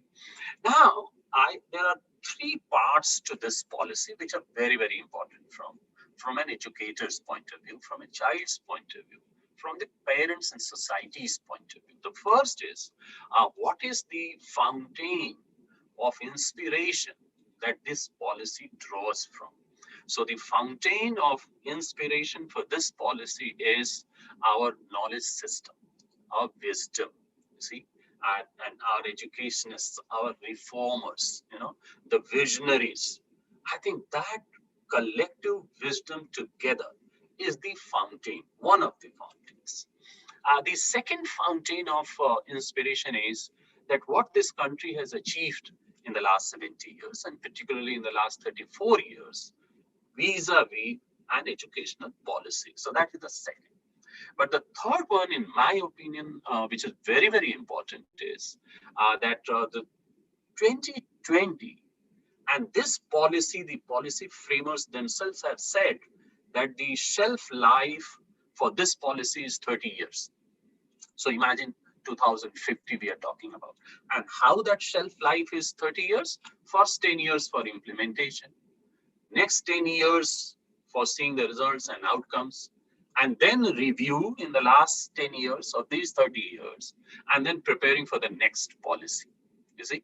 So imagine a rough calculation suggests that the child who is coming to school this year and will be already half the century of 21st century will be over.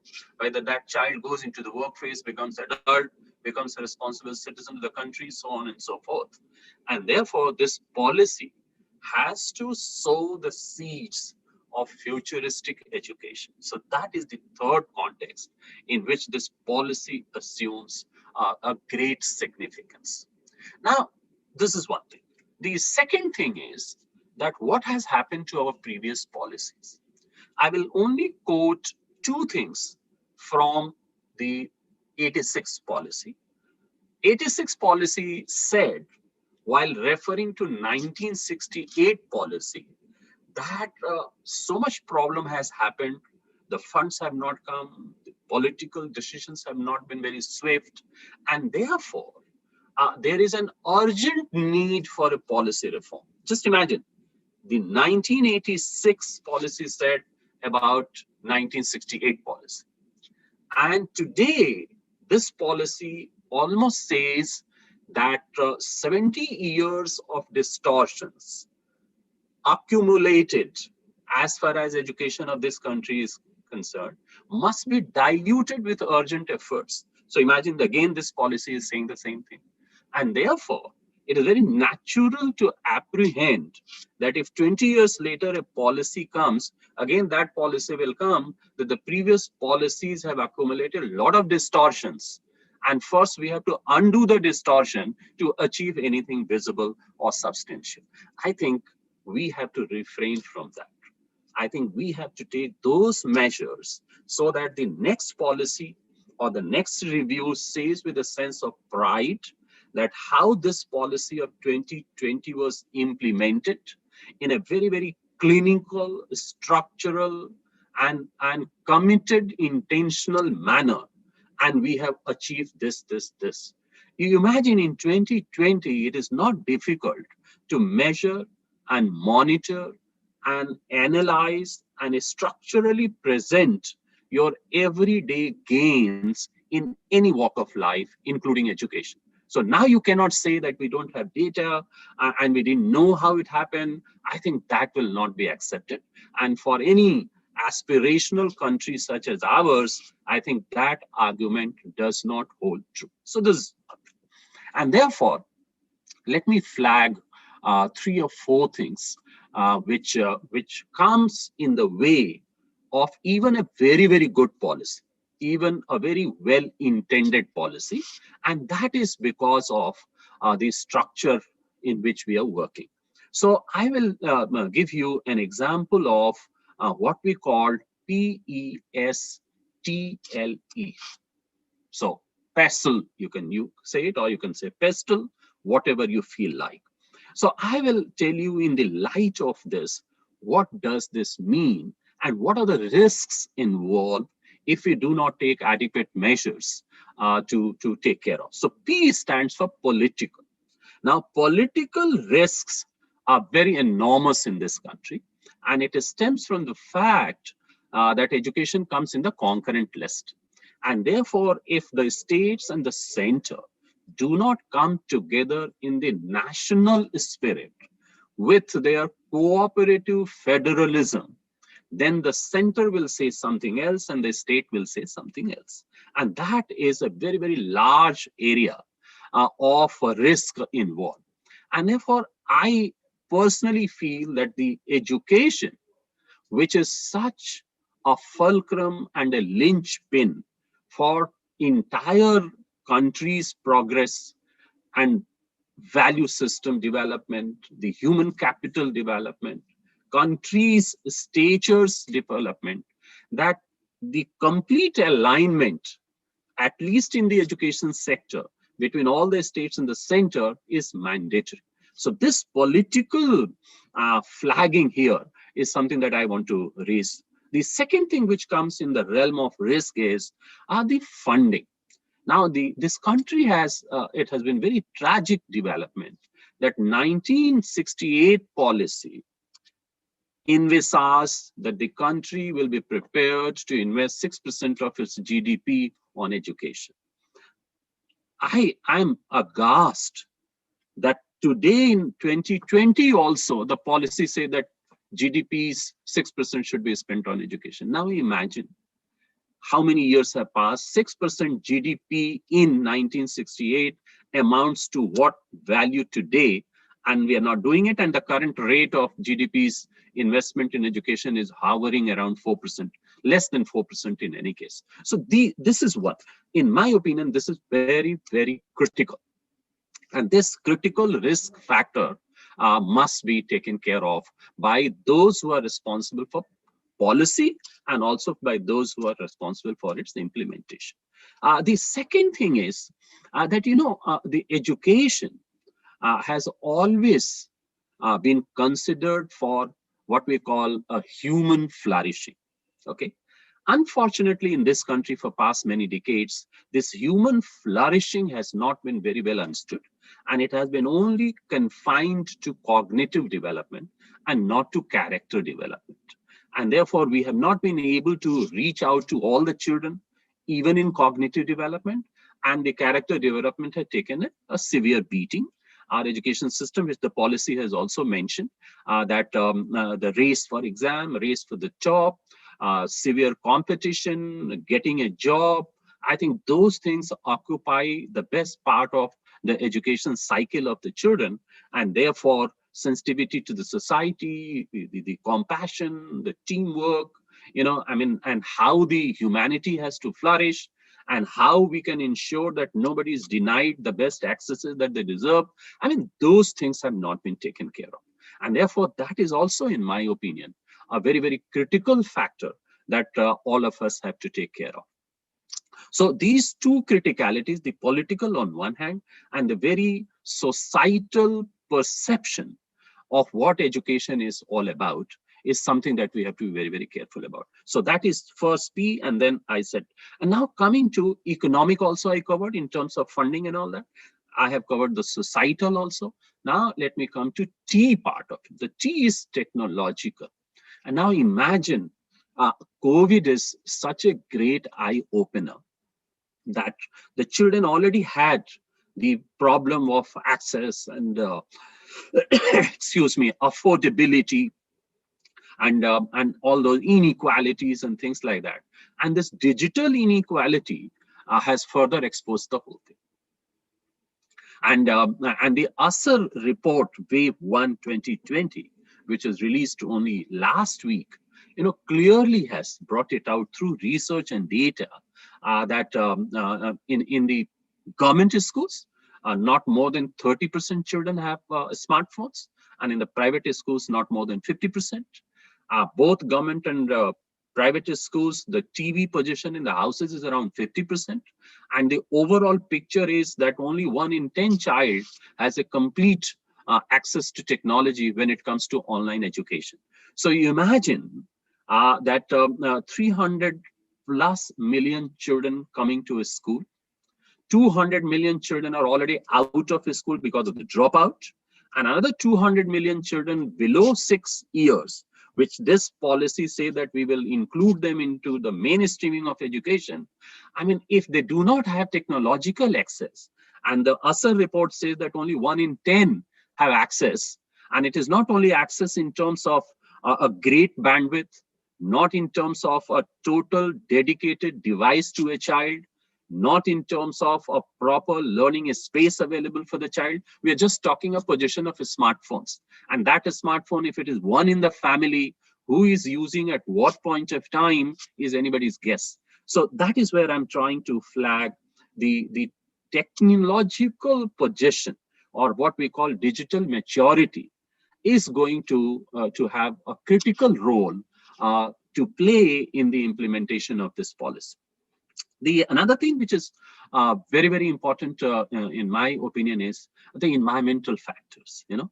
So you have see the access of schooling. So where are the schools? Where are the teachers? Who is providing the textbooks? Who is giving support to the children at home? What is the home and school relationship? You know, those factors are becoming very, very important. And if those factors are not taken care of, any implementation will suffer a roadblock. So I consider that also as a very, very severe risk factor.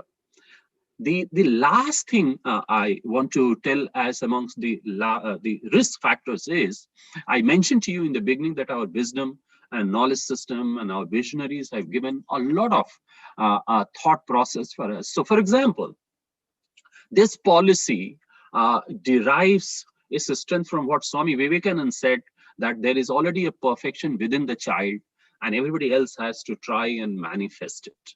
Now, who will do that manifestation? For that, you need a support system. Dr. Radhakrishnan's philosophy has been borrowed or quoted in this particular policy with regard to the teacher training and with regard to the status of teachers in this country.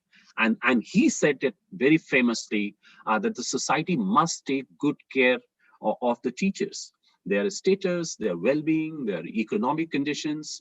And if you do this, then only you can make them accountable to do something great for the country. And he said that therefore it is necessary that the best minds come to the teaching profession. Unfortunately, the present reality is that the best minds are not coming to the teaching profession. Okay, India has a huge population and young population, but our pipeline of prospective teachers is drying up. People come to teaching for whatever reasons. I'm not going into details of that, but it's a fact. It is recorded.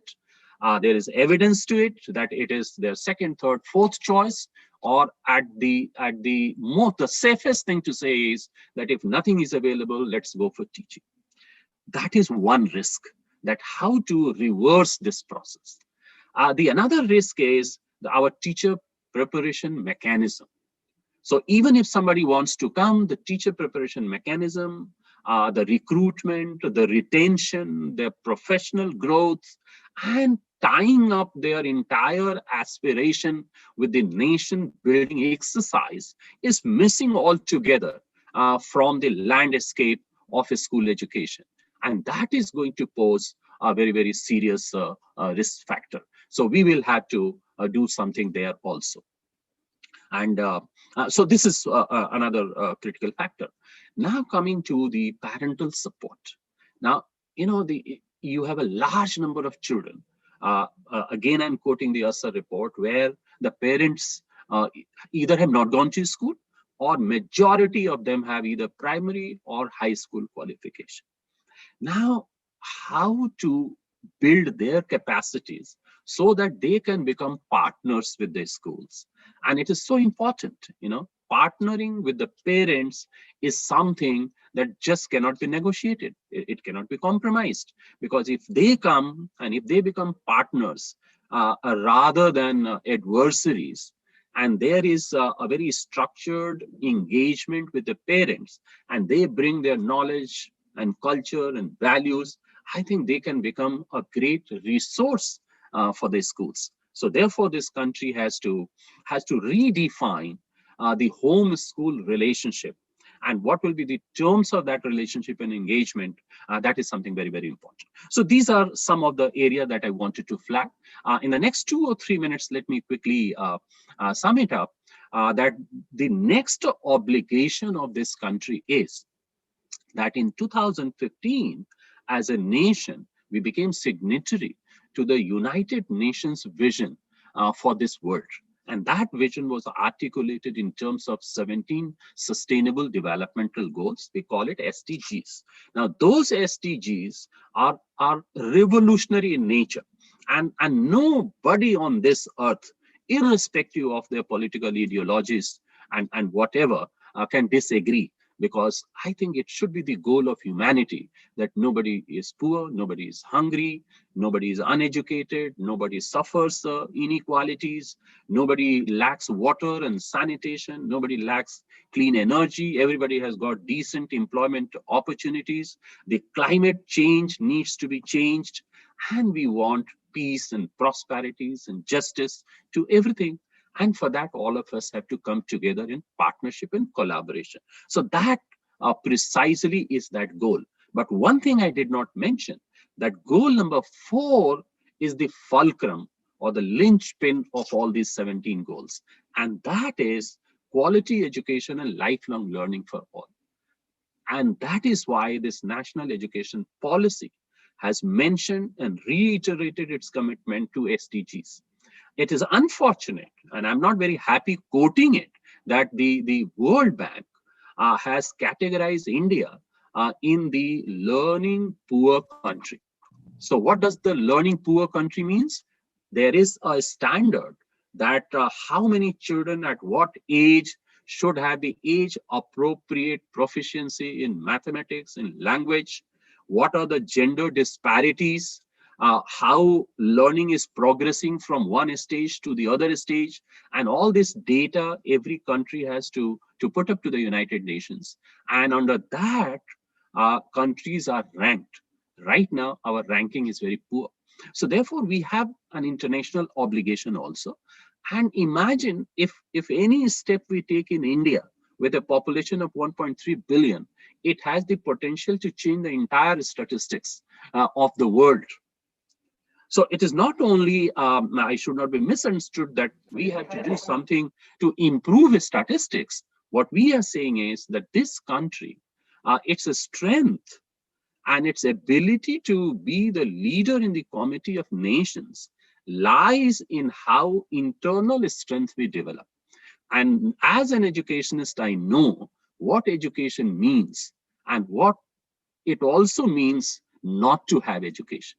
So there is a whole lot of question of life and death between the two, having education and not having education. And therefore, the last thing that I want to add is that as a nation, we have to ensure that none of our children are denied this basic right. And this basic right is right to education. I would add to it right to education with internet, with technology, with digital maturity, and then only we can do it. And therefore, let me sum it up by saying that any policy is as good as its good implementation. You see, so the best strategy will not succeed if its implementation strategy is not the best. And this has been said none other than the chief architect of this policy himself, Dr. Kasturi Rangarajan.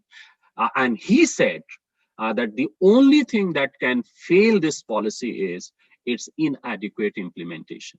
And therefore, I only reiterate that a very prudent, very structured, and factoring the risks involved, if this policy is implemented across the country with political consensus, I think it has the potential to transform the way we look at education, we look at our country, we look at our prosperity.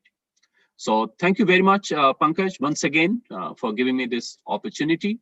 It was a pleasure interacting with you and the group.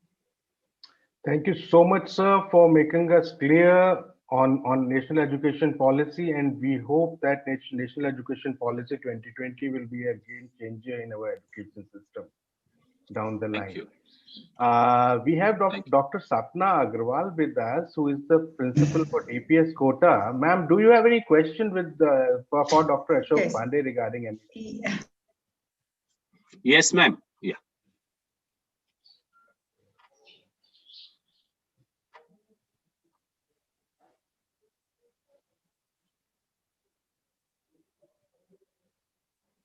Yeah, Dr. Sapna. Ma'am, I think there's some. You know her question. What was the question she was trying to ask? Not exactly, sir. Okay. So you can write in the chat box, or you can send me the WhatsApp message. I'll pass on the answer. Okay. Sure, sir. Sure, sir. Okay. Thank you so much, sir. Thank you so much for sparing your valuable time. Thank you, Pankaj. For Wish you all the best. GSLC platform. Thank you so much. All the best. Thank Have you. a very good day, sir. Thank you so much.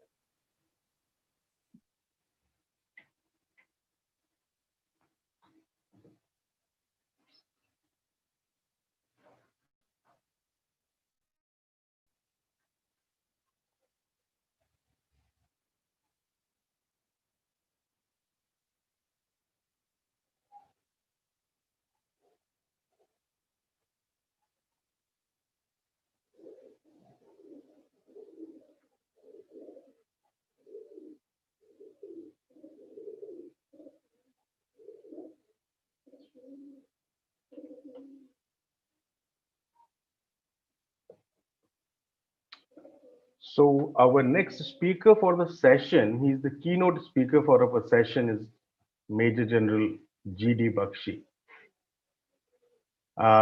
G.D. Bakshi, sir, is a retired Indian Army officer. He's from the Jammu and Kashmir Rifles. He was awarded the Vishisht Seva Medal for commanding a battalion in the Kargil War.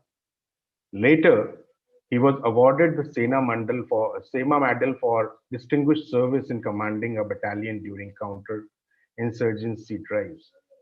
He subsequently commanded the Romeo Force, part of elite Rashtriya Rifles, during intensive counter-insurgency operations in the Rajouri-Poonch districts of Jammu and Kashmir, and succeeded in suppressing the armed militancy in this area. I would request Dr. Sapna Agarwal to take over the session with Dr. Lieutenant Major General Dr. G.D. Bakshi. Dr. Sapna, are you there?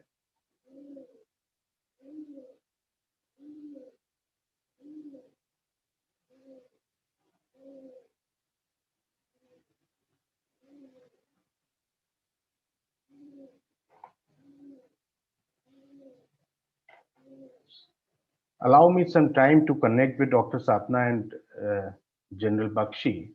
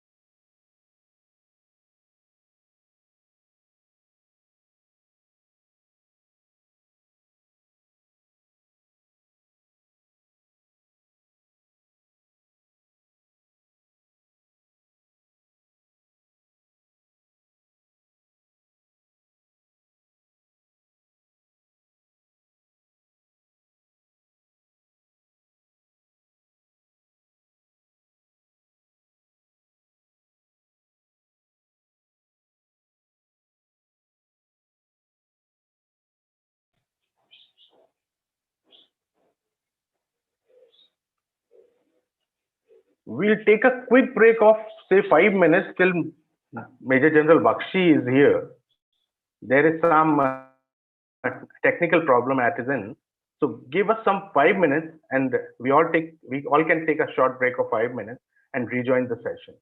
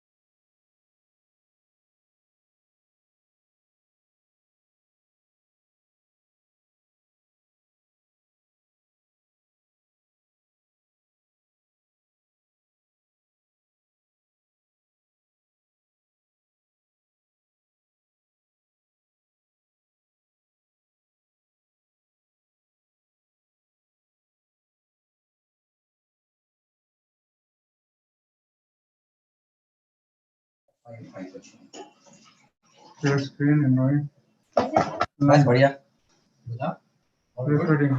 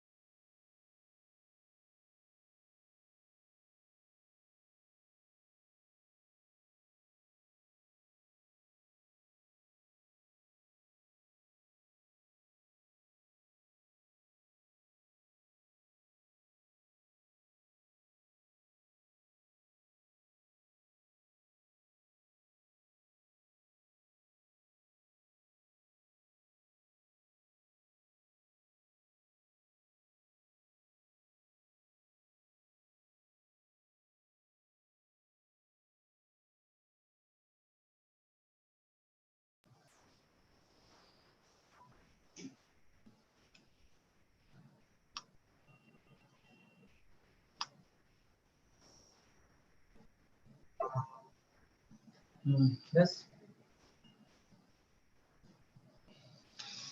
कौन साक्षी को phone कर रहा हूँ. साक्षी तो washroom गई है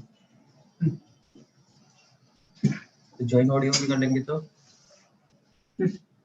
test and microphone अभी कोई और मीटिंग है नहीं ना इसलिए तो ऐसा रहेगा बस ये भी हो सकता है. टॉपिंग जेडी गुप्ता आपका ही नाम दिखा रहा है सर.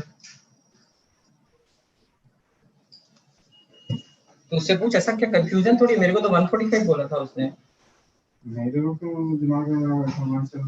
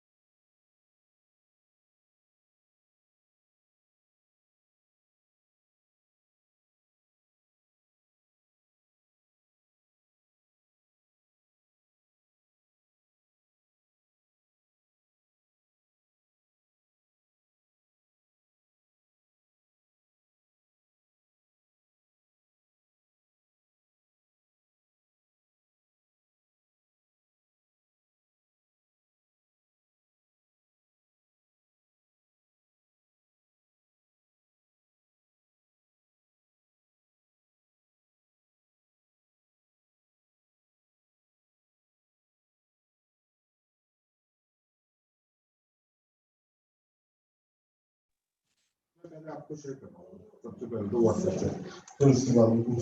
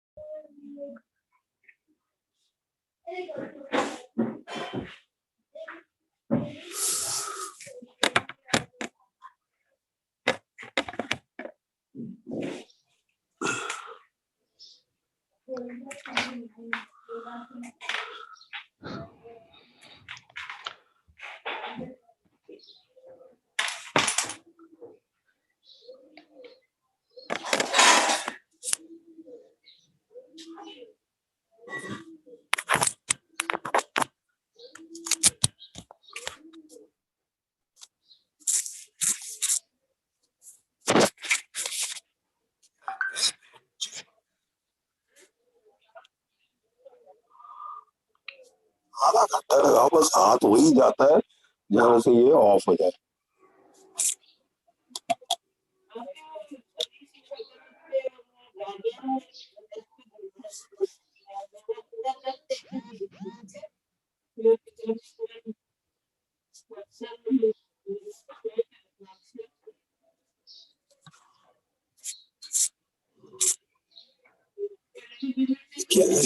हाँ, 1 मिनट करना नहीं कर रहा।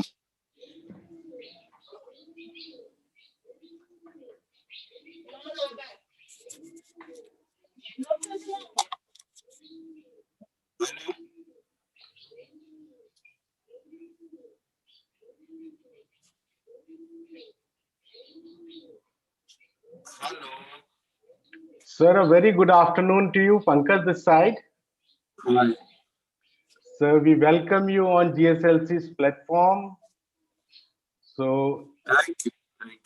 Thank you so much, sir. I would just like to introduce, though General Bakshi needs no introduction. Major General Bakshi is a retired Indian Army officer. He's from the Jammu and Kashmir Rifles. Dr. Bakshi, or you can say Major General Bakshi, has been awarded the Vishisht Seva Medal for commanding a battalion in the Kargil War. Later, he was awarded the Sena Medal for distinguished service in commanding a battalion during counter-insurgency drive. I'll not take much of your time, sir. We welcome you on the forum, and we will request you to guide us that how our school leaders can contribute in the nation building process with their students. We welcome you, sir. Thank you. It's indeed a great privilege for me to be able to interact with the school leaders, the thought leaders, those who will shape our coming generations to make India take its rightful place in the community of nations, to become a superpower of consequence, technological power, economic power, military power. We see it all coming. The 21st century may well be the century of India. It should be the century of India. A civilization that is 10,000 years old. And I am now talking of carbon dating. I'm not giving, some emotive gyan, but I am talking of carbon dating, fluoride dating, sonoluminescence dating has proved that the ruins in Birhana, in Rakigiri, they are almost 9,500 to 10,000 years old. In Mehragarh, 9,000 years old, 7,000 BC. That is the age of this civilization. But we can't keep basking in our past glories. We have to work in the present to create a better future for our country, for our children. You are therefore playing the most critical role. What I want to emphasize at the very outset is that an educational institution must not just, impart knowledge. It must not just transmit knowledge. It must impart values. Values are critical to the rise of a nation state. We don't need a bunch of murderers, rapists, smugglers in our political system. We don't need people who will do all sorts of, despicable things, reprehensible things, and grow drunk power that they can kick the people of India around. India has deep democratic traditions that go back to the times of the Buddha. Vaishali was a republic, Magadha was a republic, there are so many republics in India. And therefore, we have a democratic tradition that will be preserved. That democracy will be a shining democracy only and only if we teach our values, so that when they grow up, they live those values. How are values taught? Firstly, values can't really be taught. Values are caught. If I have a cold, you come close to me, you will get a cold. If I have COVID, you come close to me, you will get COVID. So by proximity, values are caught. They are not taught. You can't lecture on values, you have to live those values, right? Live those values. The teacher must be a role model. The nation must provide role models of values like Dr. Abdul Kalam, a president, one of our finest presidents, like Dr. Radhakrishnan, one of our finest scholarly presidents, like Dr. Zakir Hussain. I mean, there are some of the very great names who graced some very, central offices of this country. They provide role models. The role models are there in the armed forces of India, where from well before the time of our freedom and after our freedom especially, there are hundreds and hundreds of officers and JCOs and men who have laid down their lives fighting for their country, for the cause that they believed in to be true, to be transcendent. You see, what I'm talking of is the urge for transcendence.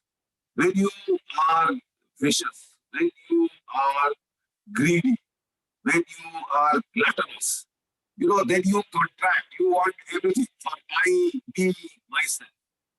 But when you show courage, you expand. Right? When you show the highest altruistic sacrifice on the battlefield, you lay down your life for your country, for your comrades, to save them. You act with the highest sacrificial altruism on the battlefields of war. That is the example. Those are the role models this country must follow. But we are not. What is the folk hero that is emerging from our Bollywood film industry, which has such tremendous soft power? Bulk of the films are on smugglers, dogs, gangsters, gundas, mawalis, Don 1, Don 2, Don 3, gangs of Wasipur. What nonsense is this? You glorify gangs, you glorify gundas, you glorify Dawood Ibrahim. Those are the role models you want to give to our children. How many films have you seen? Really, more films. गिरी चुनी साहब 74 सालों में कोई 10, वो भी जब army ने हल्ला किया, रोला किया कि भाई कुछ करो, it is affecting our recruitment. Everybody wants to become a gunda, everybody wants to become a smuggler, because then he will become a politician. And then he will rule over us, and then he will kick us around. If he does any crime, it will be covered by the police, who will wag their tail, who will not defend the law. Because they have been not given those values. They have not been taught those values. They haven't imbibed those values. A police officer's job is to protect the law. However high or mighty you may be, you are not above the law. And a good cop, a good policeman enforces the law. He doesn't give a damn for the consequences. Even if a crime has been committed by the highest and the mightiest, he will enforce the rule of law. But we have supplied people today who will bend over backwards to please corrupt politicians for their own self-interest. Even the uniformed services are losing their luster and their shine. And that is not acceptable. India cannot become a great nation that way.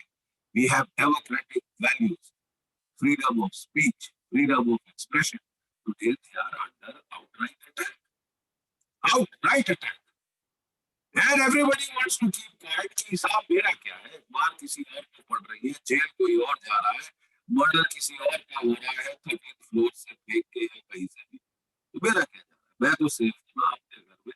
Why should I provoke these powers? Why should I provoke these corrupt people? They will come after me. Dawood Ibrahim is the real ruler of this country. Why should I oppose it? It is a fact. Nonsense, it is a fact. We haven't lost our spine. And that spine, you will give to the children. So they stand up straight for values, for what is right. You know, in the National Defense Academy, we used to recite prayer every morning. Help me to choose the harder right. Help me to choose the harder right instead of the easier wrong. Courage to stand up for what is true, moral courage, physical courage, to stand up for what is right, to stand up for values, for ethos. That is what is required. That is what your job is as principals of schools, of leaders of the educational process, those who shape the minds of future Indians. And you have a tremendous responsibility. You have a tremendous responsibility on your shoulders because India has the youngest population in the world. 50% of our citizens today are below the age of 25. That makes you the youngest country in the world. We are an old civilization, but we are the youngest country in the world. And how we shape the minds of these young people is entirely in the hands of the teachers. Teacher, the Chanakya serial, if you may recall it, you said, शिक्षक की गोद में ही स्वर्ग है, शिक्षक की गोद में ही प्रलय है. शिक्षक का काम बहुत जरूरी है. और चाणक्य, आचार्य चाणक्य एक शिक्षक थे. तक्षशिला की यूनिवर्सिटी में, महाविद्यालय, भारत में महाविद्यालय होते थे बुद्ध के पहले, महात्मा बुद्ध के समय के पहले. राइट, नालंदा, तक्षशिला, वाराणसी, यहाँ ये great seats of learning. Kashmir, great seats of learning. Kashmir, Kanyakumari, Kamrup, 3 centers of learning जो कि भारत की शक्ति के त्रिकोण को बनाता है. Kashmir, Kanyakumari, Kamrup. Kashmir in the west, Kamrup in the east, Kanyakumari in the deep south, and then of course there are the centers in the Himalayas. Seats of learning, seats of the sages. You are heir to that tradition. And you have to see that that tradition stays alive. It is not murdered by gang lords and slum lords taking charge of this country because they have the black money, the wealth, the ill-begotten wealth from kidnapping, extortion, drugs. Are you going to accept a mafia Raj and you expect to be a great country after that? The rest of the world is watching. They are seeing what is happening in our country. Our democratic traditions are not just 74 years old. Like I said, they go back to the times of the Buddha. How will we preserve our democratic traditions and values? We will do that if we defend our constitution and the values that are enshrined in our constitution. The values that are enshrined in our constitution, a constitution that we gave to ourselves: liberty, fraternity, equality before the law. The poorest of poor Indians must have that dignity that he is an Indian. Who will instill that dignity? Why should he be thrashed around? We saw those horrible images during the migrant labor trying to run back to their places, Indians being thrashed, beaten. What impact does it send in the foreign countries? You call yourself a democracy, and then the average Indian has no self-respect. He can be bashed anytime. lathi charged anytime, beaten on the road streets. No, we have to treat our children to respect people, respect others, their freedoms, their rights, their right to criticize, their right to air their views. Because we are not Xi Jinping's China. We are not that God-benighted country called Pakistan, where journalists are picked up on the roads, tortured, and their dead bodies are thrown in the streets for the down street. We are not Pakistan. We are not China. When we fight these countries, we tell our boys, you belong to a great country that is free. You are free. And you have to see that you fight and protect the freedoms of the citizens of this country. So when we recently had Karwa Chauth, there were not some wives here of the armed forces people whose husbands were out. They were not there to participate in that breaking of the fast tradition. They were protecting you. They were protecting our values. They were protecting our freedoms. And it's not just their job. You also have a responsibility. You have to instill that sense of responsibility in every child, because you don't know which child will become tomorrow the Prime Minister of India, the Chief Minister of a state, the Minister for Information and Broadcasting is all sitting in your classrooms today. The leaders of tomorrow are in the classrooms of India today. Classrooms where you mold their character. You mold their values. You instill values. You don't just make it cram and vomit on the test paper. And everything that matters is grades, because of grades come good jobs, because of good jobs come money. And if they don't come by jobs, you will steal, you will rob, you will cheat, you will murder, you will kidnap, you will rape. Who has to put a stop to that? You. You are responsible. And that is what I tell to the educators. You have a heavy weight of responsibility on your shoulders. Now, to all the principals who are there, I would suggest to you that one of the best role models that you can get are those soldiers who laid down their lives for this country, who got the Paramveer Chakra, who got the Ashok Chakra, Mahavir Chakra, Veer Chakra. They laid down their lives for the cause that they believed in. They sacrificed everything. Their money, their life, their families. I mean, they sacrificed everything and fought and died on the battlefield for the cause that they believed was right, was good. I would suggest to you that every school, every principal who is here, his school must adopt either one or more military heroes who have won the Paramveer Chakra or the Ashok Chakra or the Mahavir Chakra.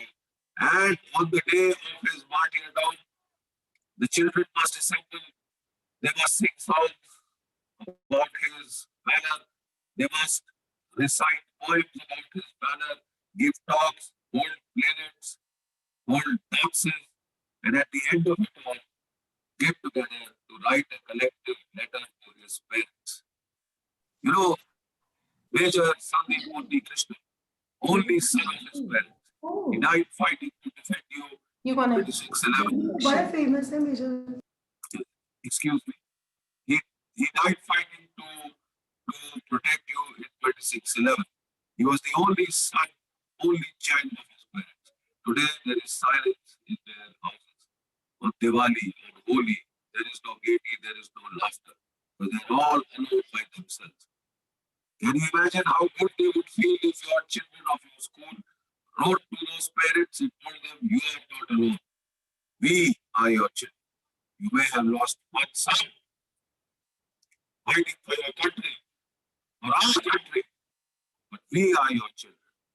We are there to help you, to look after you.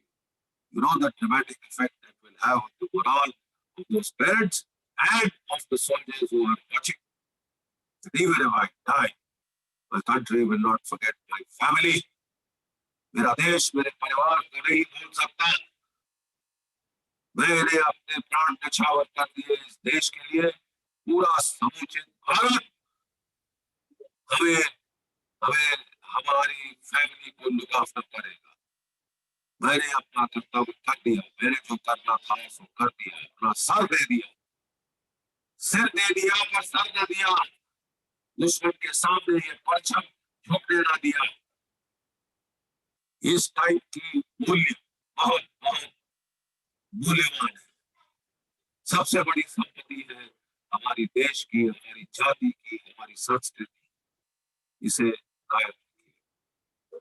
मैं बहुत आभारी हूँ कि आपने मुझे ये सौभाग्य प्राप्त हुआ कि आप जैसे शिक्षकों को मैं बातचीत कर सकूं, अपने विचार आपके साथ शेयर कर सकूं। मेरी आपसे केवल हाथ जोड़कर यही प्रार्थना है कि अपने बच्चों को मूल्यवान बनाइए, मूल्य भरिए। आई बी माई सेल्फ से उठाकर, मैं से उठाकर हम बन जाइए। हम सब भारतीय हैं, देशभक्त बनाइए। उनके लिए ये सरजमी एक जमी का टुकड़ा नहीं, मट्टी नहीं, ये उनकी माँ है। ये भावना आपको उनमें भरनी होगी। छोटे बच्चे से जो मन पे लेप लगता है, उस खाली स्लेट में वो आजीवन भर रहता है। उस समय वो आपके सुपुर्द किया जाता है, उसके माँ बाप आपको देते हैं ताकि आप उनमें मूल्य हो, ताकि आप रोल मॉडल्स बने खुद मूल्यों के। आप रोल मॉडल बनेंगे भारतवर्ष के स्कूलों से, भारतवर्ष के कॉलेजों से। बहुत ही जो है प्रभावशाली व्यक्तित्व उजागर होंगे, जो कि इस देश की नेतृत्व करेंगे, जो कि इस देश को सत्ता की ओर ले जाएंगे, जो कि इसका हक है। जय भारत, जय Hind. Thank you so much, sir, for such a wonderful and inspiring speech. If you allow, can we take few of the questions from our school leaders available in this panel? Certainly. Thank you so much, sir. Dr. Sapna, you had some questions. Yes. Jai Hind, General Bakshi. Yes, I am Dr. Sapna Agarwal and wife of an engine. From India, Scotland, sir. Right. Yes, sir. God bless you. Thank you, sir. Thank you, sir. God bless India, Scotland. Yeah, that's right. Okay. So, I mean, it was so inspiring. There's no question, just a simple question. So, like, NDA is a national exam. And when children, there are so many boys who are keen on appearing in. So, competitions like JE and NEET are present on portals of CBSE. Why and NDA is not present over there, and how can we tell people, the right authorities, to place that exam? It's that this exam is a national exam, and once it is there, there are almost 17 lakh children each year, those who appear for board exams. I think it will be a great platform. So, any guidance or suggestion? I quite really grasp the essence of the question. You see, as per my knowledge and information, the NDA exam is also conducted by the Union Public Service Commission. Yes. So, what exactly is your suggestion? So, you know what happens? CPSE, I mean, it's a board, and they have a website where they float a lot of information for all of us. Okay, okay. Understood. Oh, yes, certainly. Actually, if we go to the Army recruiting website, they have a lot of information on the NDA. But I think you are quite right, and I take your suggestion, and I will convey it to the authorities that we need to have an NDA website, an NDA portal. There are some informal, they are not official. There are informal portals for SSB, for preparation for SSB and the others, who keep sharing this information, on the defense services exams. But what I am slightly worried about is the decline of the armed forces popularity as a career choice.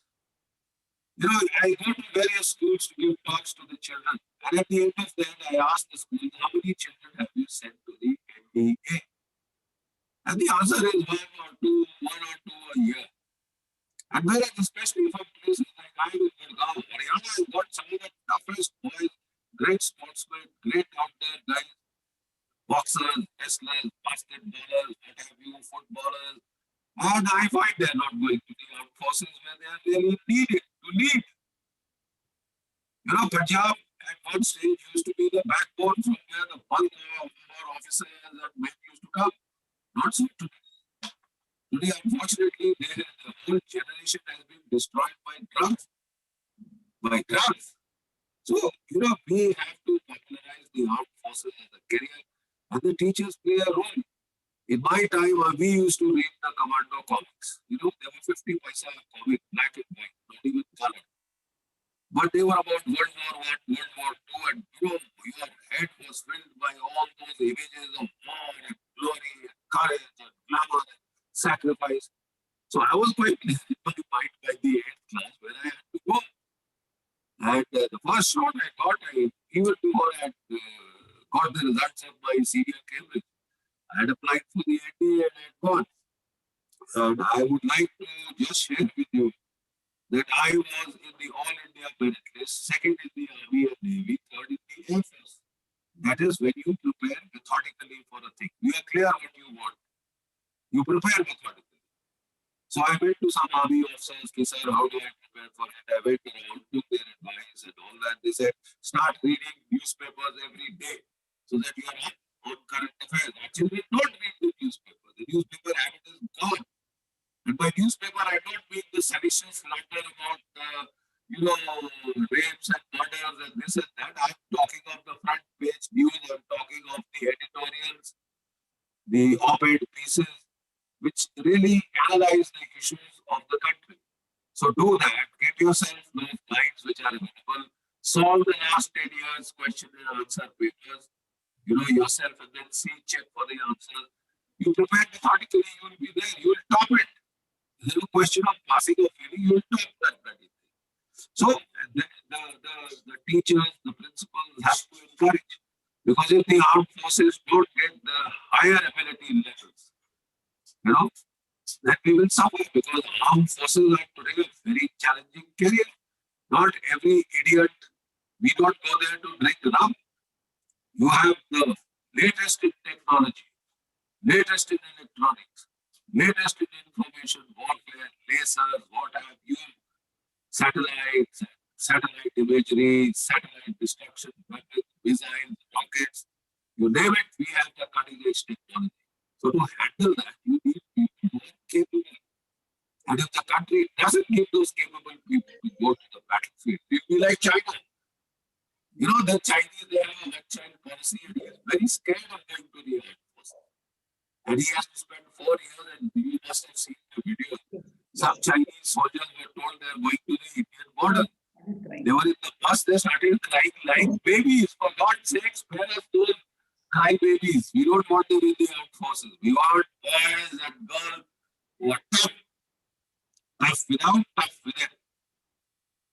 So I'm sure we will all popularize the NDA. I'll take up your suggestion. I'll convey it to the army chief and the other chiefs. And I'm sure they'll act. Thank you, sir. Thank you, sir. Jai Hind, sir. Right. Is there any other question from our school leaders?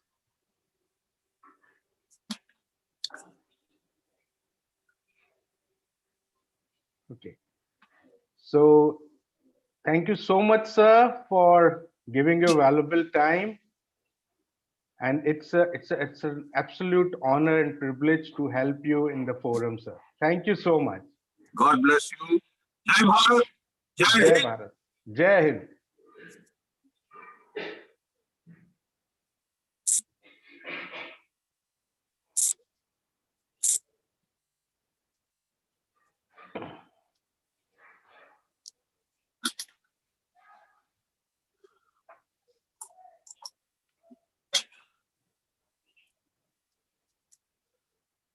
Okay.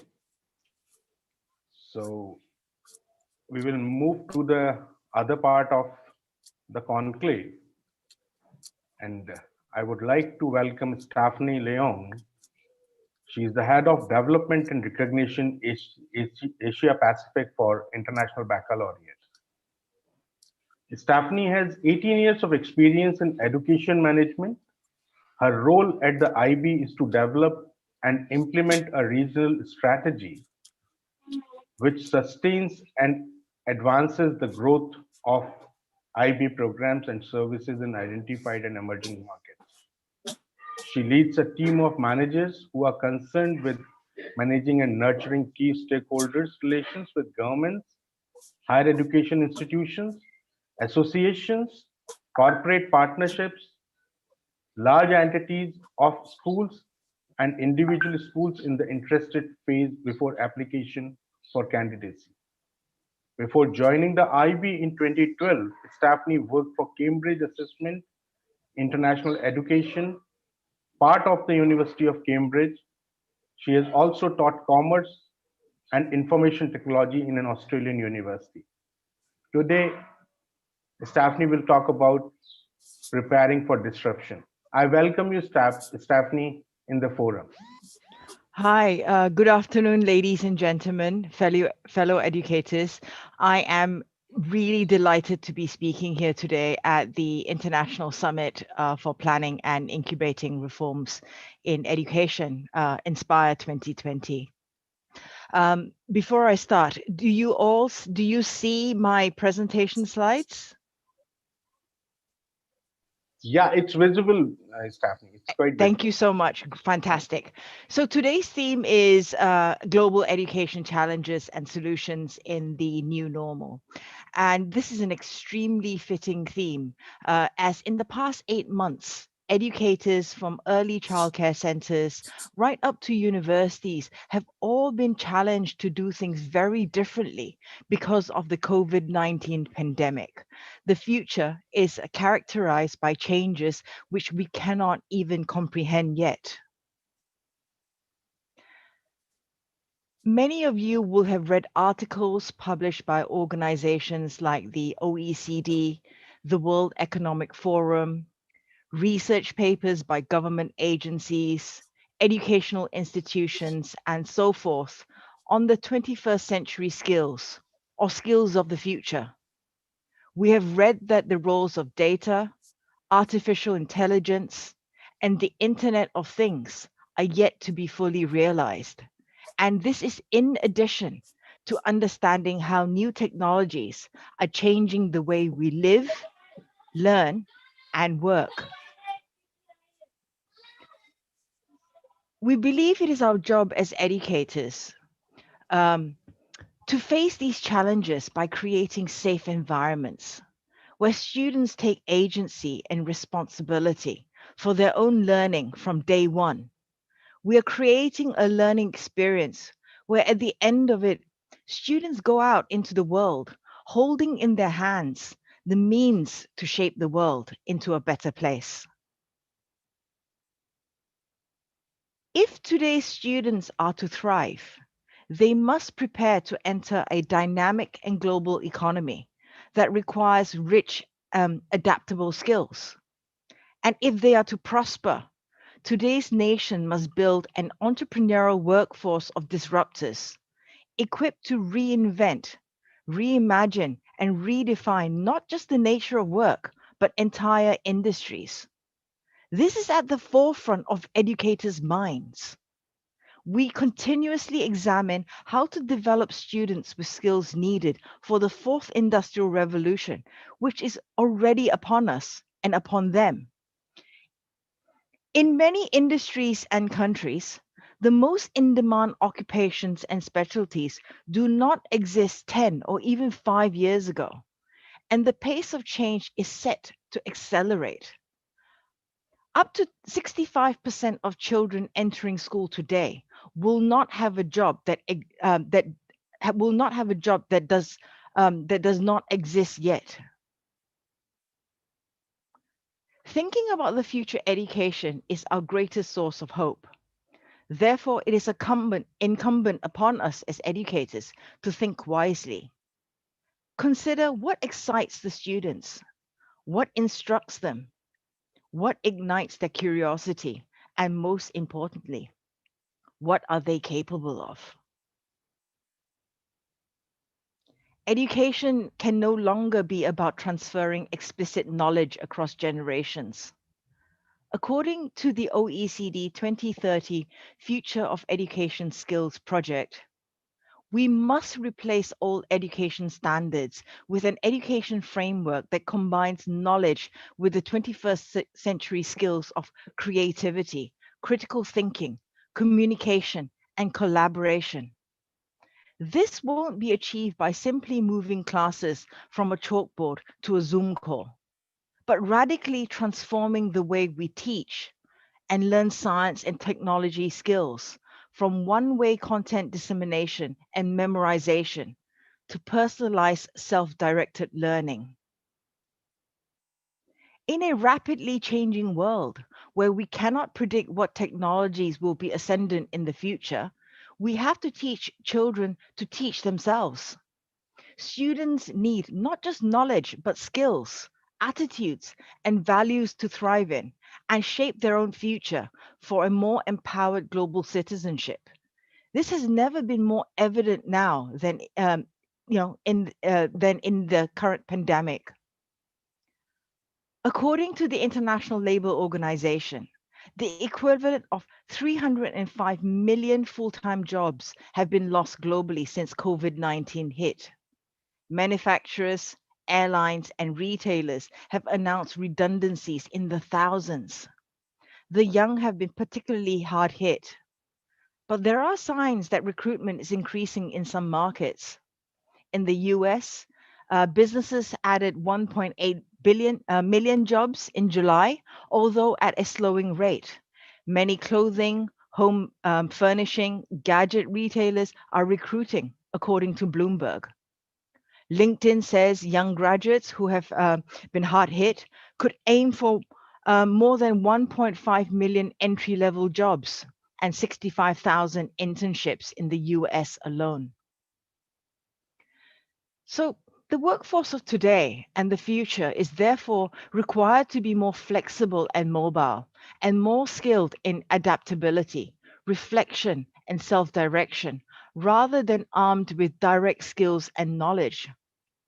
Too often, the emphasis is placed on the importance of rigorous academic qualifications, when in fact, as our ability to predict what the careers of the future will look like diminishes, it is in the development of inquiring, curious, and critical learners that we will best serve the workforce of the future.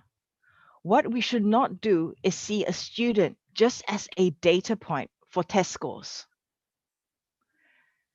I want you to think about your school, college, or university.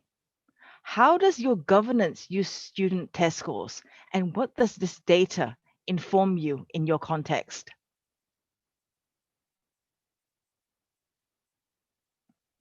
At the IB, we believe that test scores should not be seen as proof points as to whether the teacher did his or her job.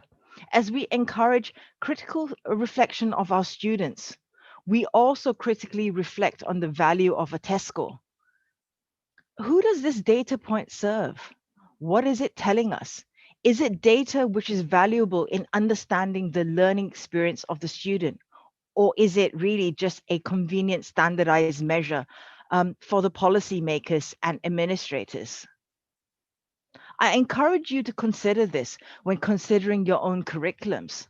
This is how we question and reflect when we construct the program at the IB.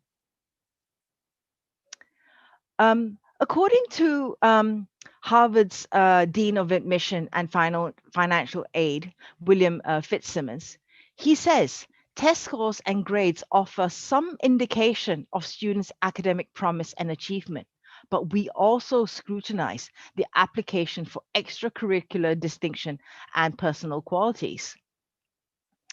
So looking at the admission process of Harvard, they look at the individual student and they want students that are able to demonstrate in a few areas.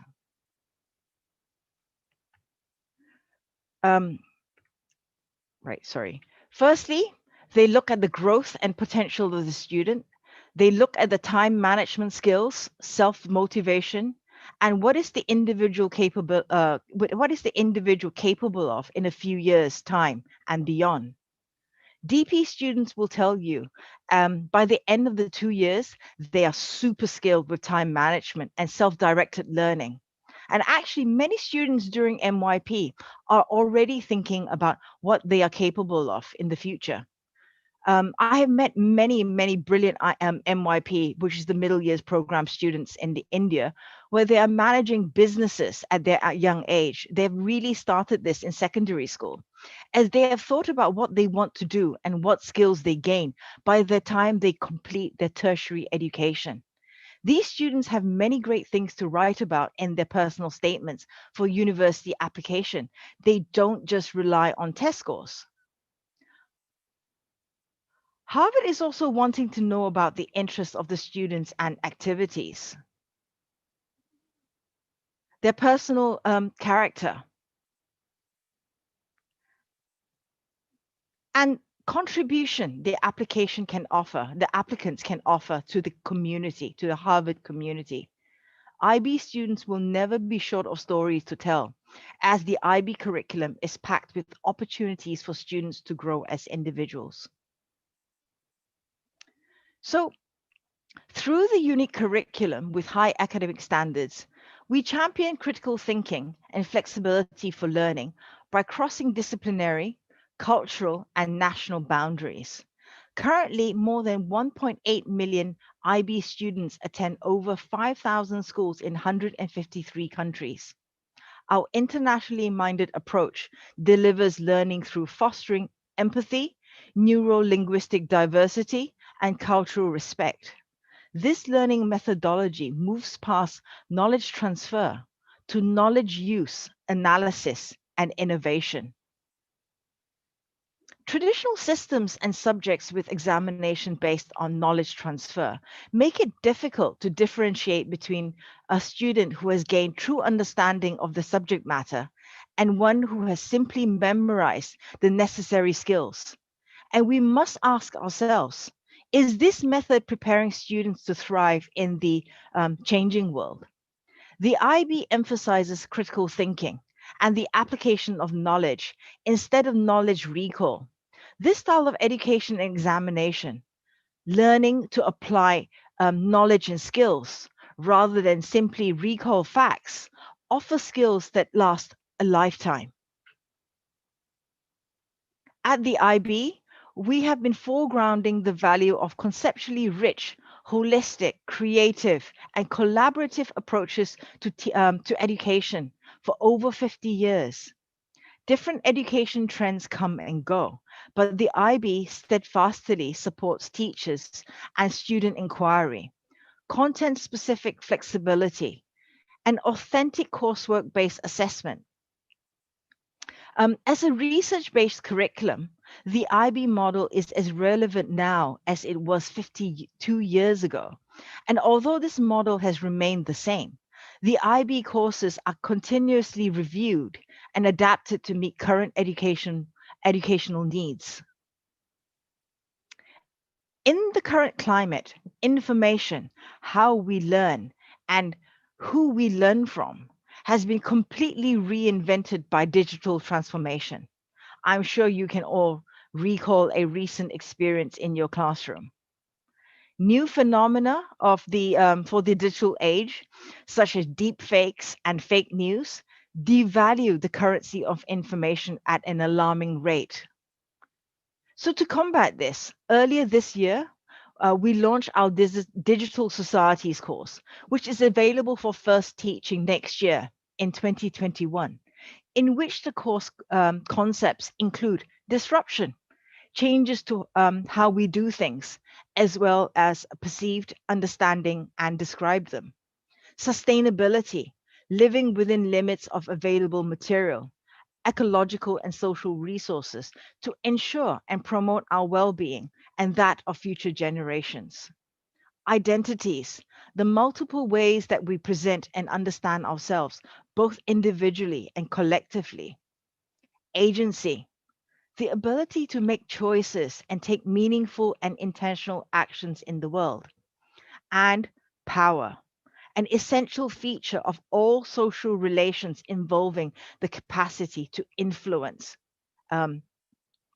control, and enable the actions of others. Joey Ito, who's the director of the MIT Media Lab, has a great quote in his book, Whiplash, How to Survive Our Fast Future. He says that in a digital society full of complexity and uncertainty, what we need and what our students require are less maps and more compasses.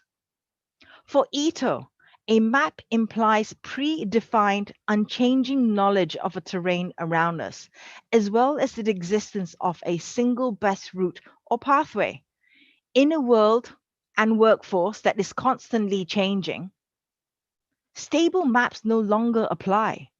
The compass, on the other hand, is far more flexible too. It's a far more flexible tool, and it requires the user to employ creativity and autonomy in discovering his or her own path. From the smart devices in our pockets to the endless streams on popular social media networks, we are now linked to one another and to all prior human data, information, and knowledge in countless convergent ways. This situation has profound implications for our students. In the digital age, if the digital age is about interactions and systems rather than static, stable objects and things, we must ensure that this is how we learn, teach, and assess them.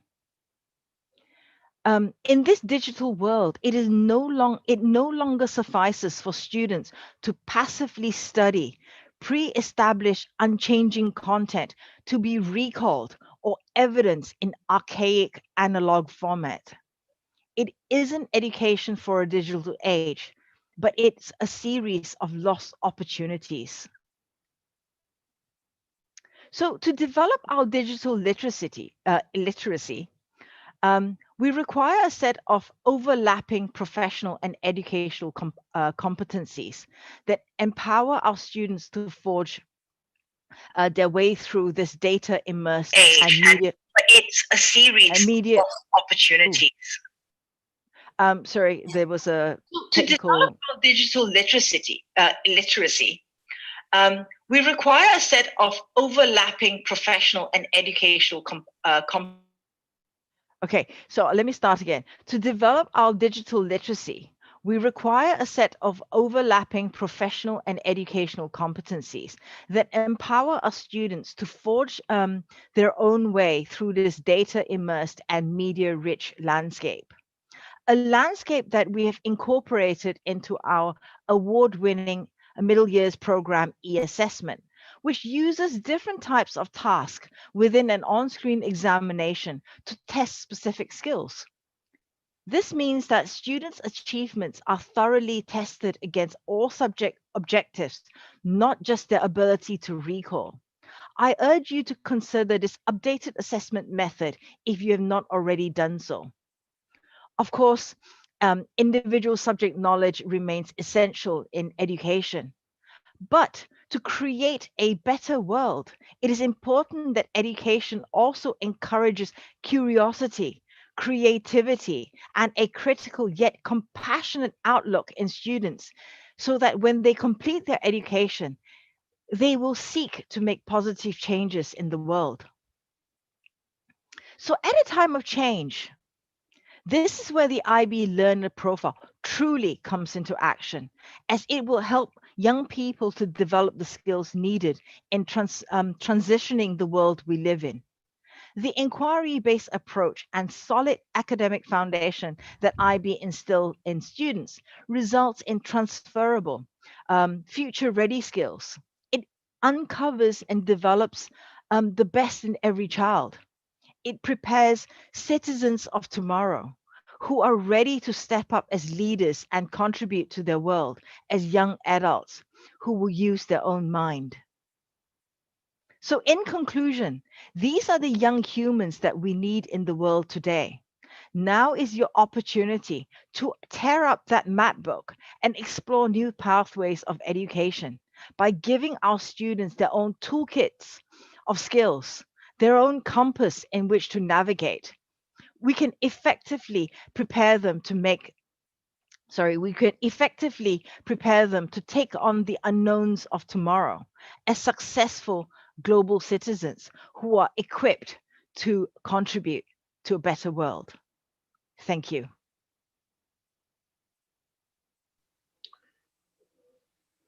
Thank you so much, Ms. Stapney. It was a wonderful presentation, and it gives an insight that how can we implement the IB courses in our Indian schools. Thank you so much, ma'am. Thank you so much. Thank you.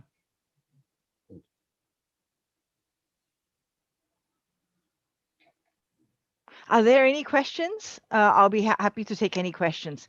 I'll be here throughout the day, so feel free to drop me questions and answers over the chat as well. Sure. Thank you. Sure. Thank you so much. So with this, we move on to another session, which is basically a panel discussion.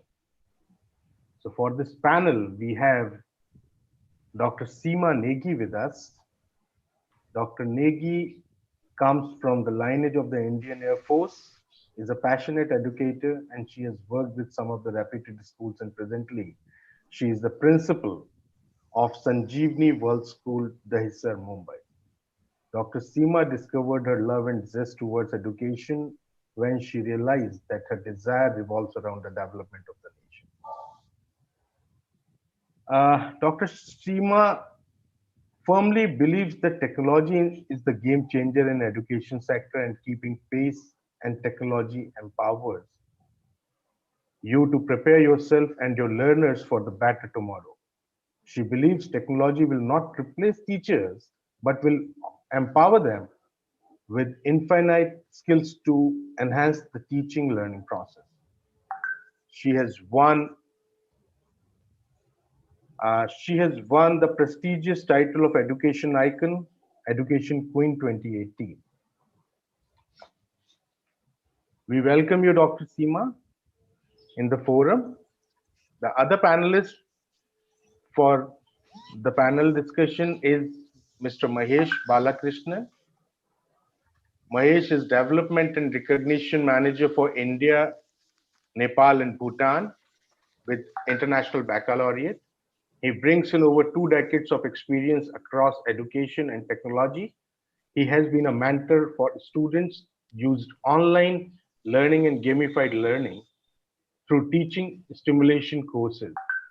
He was also the founder of Asia's first food ordering app in 2011. So we welcome you, Mahesh, on the forum. Thank you. And our last panelist in the forum is Mr. G.D. Gupta. Mr. G.D. Gupta is the Director Sales for 3Idea Technology. Mr. G.D. Gupta worked closely with Podar Educational Group and towards implementation of 3D curriculum and smart learning projects for age group from 12 to 15 years. Podar school teachers and staff across India, more than 100 setups were trained under the Trainers Training Program for 3D Technologies, knowledge transfer in coordination with their CEO and IT team. We welcome you, Mr. Gupta. So we will start the session with Dr. Seema Negi. Dr. Negi, are you there? Yes, good afternoon, everyone. Good afternoon, ma'am. So do we begin? Yes, ma'am, please. So good afternoon, esteemed panelists. And just now I was listening to the introduction of the panelists who are sharing this panel with me. So I understand that Mr. Mahesh Balakrishnan and Mr. G.D. Gupta come from a background wherein they have evolved with technology. So I might say that I'm still a very newcomer in technology. So our topic basically talks about technology and education. So I think 2 of my co-panelists can take technology technology move forward, let me put an amalgamated view of technology and education, because I firmly believe technology is game changer. But whether it's whiteboard or it's blackboard or it's the screen wherein how we are connected today, it's the teacher who can play the magic, because they are the one who need to master their content. They are the one who have the power to bring the screens alive. So while I was listening to Major General Bakshi, I could see how the screen was coming alive. That was the passion, and that is the passion I think our teachers need to display when it comes to technology. The moment pandemic happened, we all were in a fixed state of mind, whether we'll be able to go ahead or we have to really work out on everything that we have done till today. Do we have to rework and restart again? But thanks to the amalgamation, which started, I think, few years back when we started working on artificial intelligence and we brought virtual reality to our classroom, we were partially prepared, and rest was the mindset. So the growth mindset played a crucial role in preparing our teachers for this new normal. And then I think with technology being an enabler, things became easy and easy in the passage of time. What was a major hitches that we faced was, apart from technology, wherein there are n number of softwares available, there are n numbers of app available, which we can discuss about later. But what was most important was our students were missing that connect, which technology was not able to provide that. And I think here again, our educators, whichever institution we are talking about, they came up as a winner. They had crossed all the boundaries, all the lines to ensure that our children are able to connect with them. So we might be socially disconnected with each other, social distancing, but we are connected through these screens. Teachers are giving FaceTime calls to children to understand what they want, and the social emotional connect is created. I think that is when we amalgamate technology, when we just do not see technology as blended learning and hybrid module, we see technology as a 360-degree evolution or 360-degree revolution in our teaching methodology. When we embrace this wholeheartedly, when we know we have to go ahead with that for a longer period of time. We still do not know, in Mumbai, we still do not know when the schools are going to reopen, but we have to reach to our children. So we all came together, and I think that is what technology has done. Technology has provided the best of collaboration. Today, sitting here, listening to the most empowered educationists from across the globe is the best example of collaboration. So if technology can be used in the most affirmative manner, the way you are using, Mr. Pankaj, today with this summit, I think that each one of us is moving forward with the growth mindset and more adaptive approach, because adaptive approach is needed. We need to adapt to the new thinking. We need to adapt to the thinking that our digital natives are doing. Our children are digital natives. We are still the immigrants, but we have learned. And as rightly said by Major General Bakshi, we are teachers. So देश का निर्माण तो हम ही करते हैं. So what we have to do, we have to be a step ahead with our children, and that is what all our teachers have done, and that is how we have embraced the technology. After my co-panelist, I will come again with the apps and all, which I know they will be the one who will tell more about it. So that was just to set the tone about technology and education.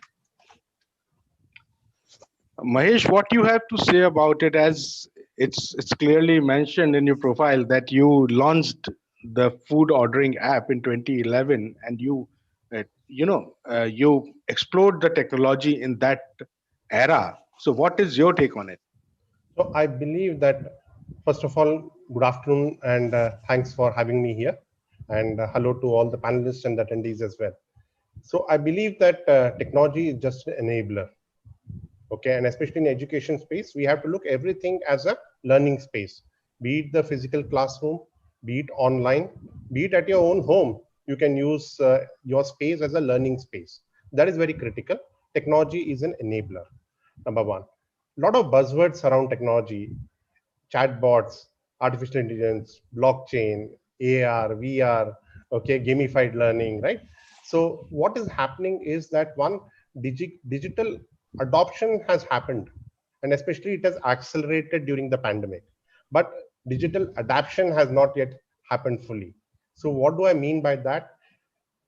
It has to be fit for purpose. I'm yet to see schools or colleges inspiring students to solve their local problems using technology. That is what I would like to see. Okay, that will lead to students leaving a lasting legacy.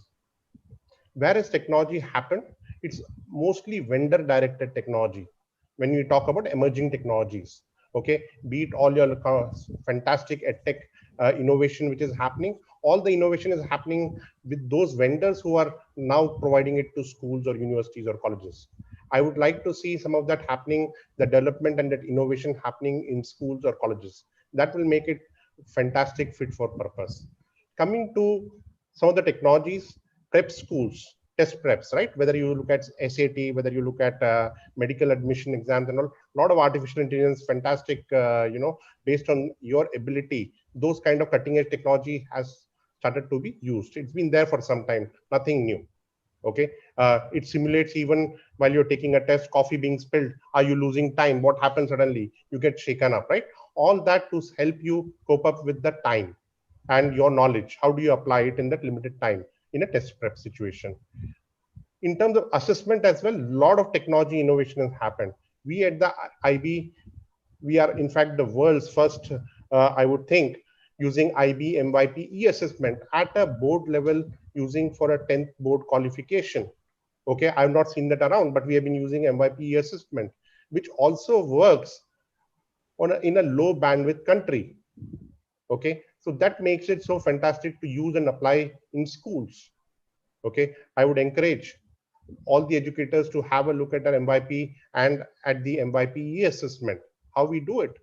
Okay, in our country, we also have an issue of digital divide. During the lockdown, I did a lot of webinars where I even did webinars for rural schools. Some of them distributed devices to their children in rural India. Now, can we use technology there? Yes, of course. Can we do radio? Can we do podcasts? Yes. But I think technology, more than technology is there, can we align our processes better?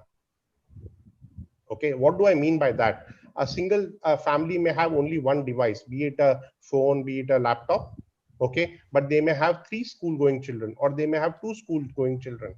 Okay, can we avoid that clash by having staggered timings of teaching and learning? Possible? Yes, very much. So can we move to processes as well as technology? One. This is the right time to bring back the hype of augmented reality, virtual reality, because we are now more or less contactless. Okay, so I think this is a good time to bring in augmented reality, virtual reality, and also have simulation as a teaching method. I think that is very much required when it comes to teaching and learning. Now, one thing more I wanted to share is we need not go for big brands or very expensive technology. We can go for a lot of open source solutions. Plenty of it is available using visual cue cards. We have seen physical cue cards. There are visual cue cards. There are very easy to use open source quizzing systems for classes and people to use. In fact, we can even involve parents when we're talking about early years education. It makes it that much more interesting for parents to see what the children are doing, what the teachers are doing. One. Secondly, this is as far as the learning and teaching is going on. But I think where we also need to make or get ready to adopt technology is when our educators, our students start returning back to school. What can we do? Can we use wearables? Wearables have become very cheap nowadays. They are not as expensive as they used to be. Okay, can we have temperature scanning systems for them? Okay, or can we give a very low cost digital thermometer for them, for children to measure and record their own temperature? Second is use of forms by schools to know the travel history and pattern of the parents, the children themselves, and teachers. It's very important, because if they are going to a hot country and when they return back, we have to keep the other community members safe. It becomes very important. We have seen automation and technology being used even to do with the foot operated sanitizer dispensation. I think these kind of innovation and use of technology would make it a very holistic experience for the education system. It's being used in bits and pieces. I would think that it can be incorporated without adding to the cost of fees to the parents. We all know what is happening with the fee system. We know what is happening in Rajasthan and other places. But technology can be used, can be deployed, and I'm sure that I would like to hear other panelists what they have to say. Thank you, Pankaj. Thank you so much, Mahesh. So I'll move on to Mr. Gupta. Mr. Gupta, as you are very closely associated with technology and schools, how you see the technology? Could it be a boon in school space? Okay. Respective panelists and participants, good afternoon. Since we are associated for the last 5 years with 3D printing and all STEM education, I'll try to focus on few things which I feel really important. And like we say, this is emerging technology and education. So current education pattern, whatever the classroom situation, everybody has explained that how really it is currently going on.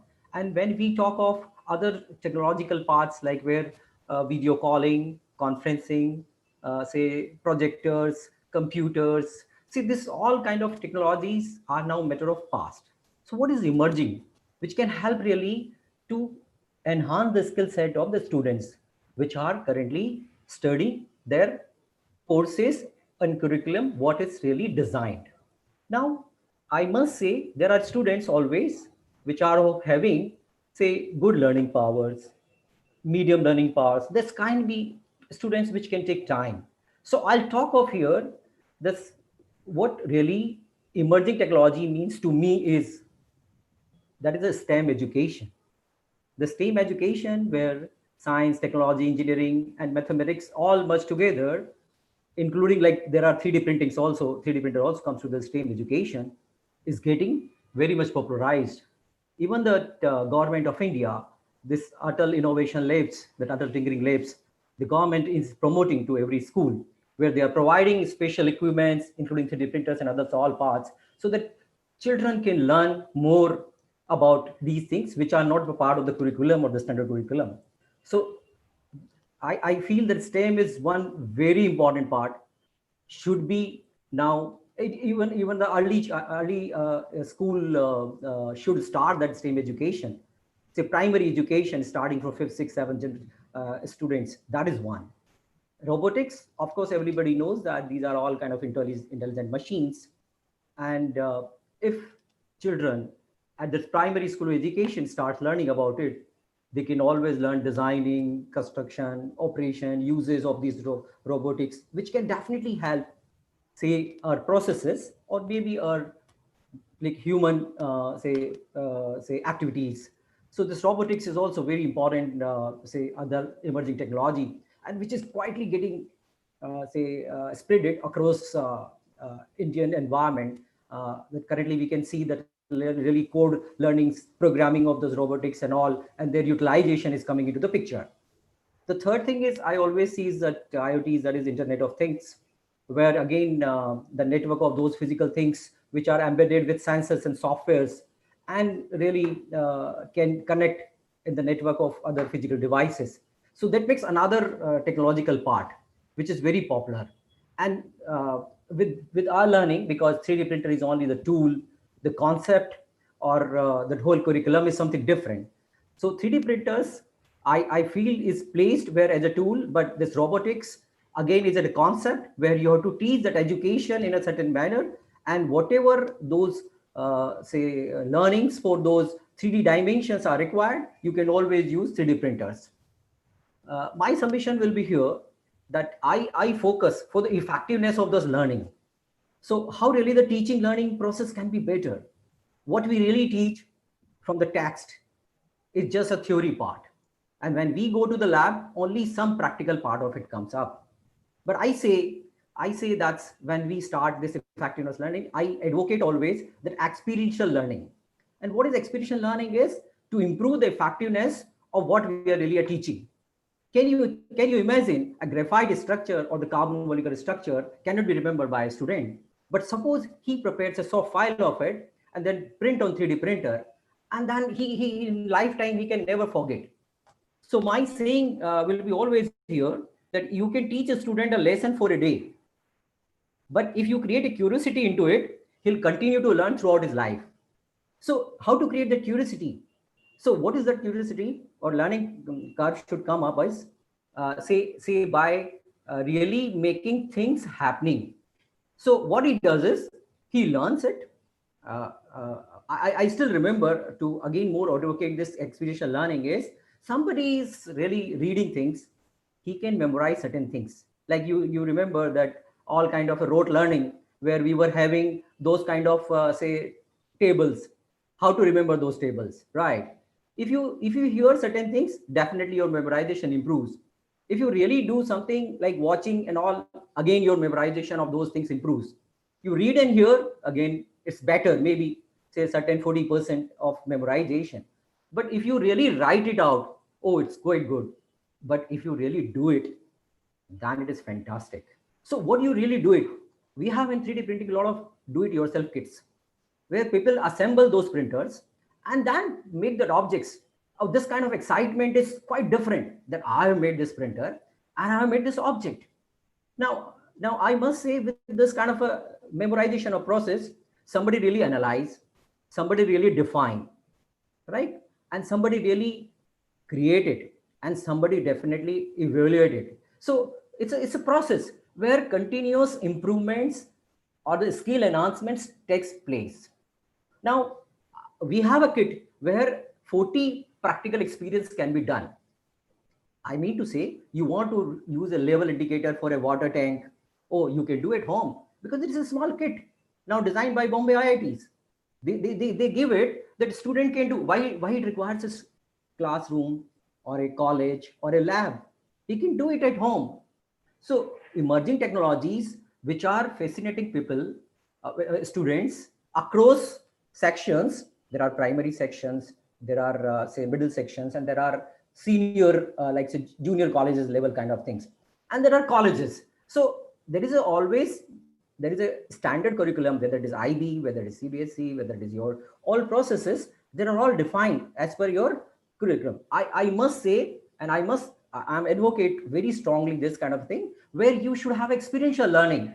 So that's the whatever you learn, whatever you see, whatever you memorize imprints your mind. So basically concept, the designing, and later on making it, doing it. I have example here. I just show a human brain. Now you read about lab brain, right brain, memorization of things, the construction of this. Now suppose I 3D print it, I can never forget. This is what it's all about. I give another example. I see this is engine head. Now, what kind of fins are there? What kind of air circulation is being designed? Can I make this larger, stronger? So prototyping. So I'm just making in my product development process, this prototyping. So my designs, my thinking, my imagination, and my creations makes me more skill set developed. So I say this emerging technologies, which I am trying to describe like STEAM and all. We are now, whatever we have done is, I'll share that way, that we have now after 3D printing. So being a tool, now we have entered into the concept part also, that STEM is being taught. We have now the team, which is really taking with us education people, that how really the STEM things can be as a concept, and then 3D printing merging with it, robotics merging with it, IoT is merging with it, how really it can enhance the skills and can have a more, say, participative, say, more contribution based kind of a system of education, where this emerging technology can help students to enhance their skill set, knowledge, and everything. And again, to share, as what we asked was the Podar experience, what they have done is, there's 5th, 6th, 7th standards schools, students they have selected. Every school is having this 3D printing setup. And we have given this, like say trainers training program was done, when we have done trainers to their IT team. We have done training to their teachers also through again and this virtual media setups and all, because there is a wide spread across India. And what we have done is that's 3D printers with their operation and everything, and what are the uses of it and what objects can be made out of it. So they have designed their own system, their curriculum. Oh, what projects can be given? Like it's a traffic jam situation in Mumbai. So the project is given to a team of 5, 6 students, again 5th, 6th, 7th standards, and they have designed how really this traffic movement should be planned in a much better way. They have designed how really a smart stadium can be designed, how really this should be address, outlet, what solar lamps can be put in, how real energy saving can be done. So they have designed this also. How they've designed is a smart, it's like say town planning kind of thing. The smart city should work. How really a smart city can be seen three-dimensionally, where everybody's learning for those things, giving inputs to improve those say designing parts and like say town planning part or whatever it is. So that's how really it becomes an experiential learning, and students definitely makes much gain, much interest, much excitement, much fun for learning throughout the life. That's what I'll mean about this emerging technology and how really it can help into education. I would say this kind of a new say technological learning for the students. Yeah, Mr. Pankaj. Yeah, thank you, Mr. Gupta. Next, I would like to take one question from Dr. Negi. Dr. Negi, how tech empower the students to control their own learning? According to you, how it can empower the students to control their own learning? So, Mr. Pankaj, as we often say, it has become a very cliche term that this generation is digital native. So they know about technology much more than us when it comes to technology. Now, what happens, this pandemic has given them a chance to explore more about technology.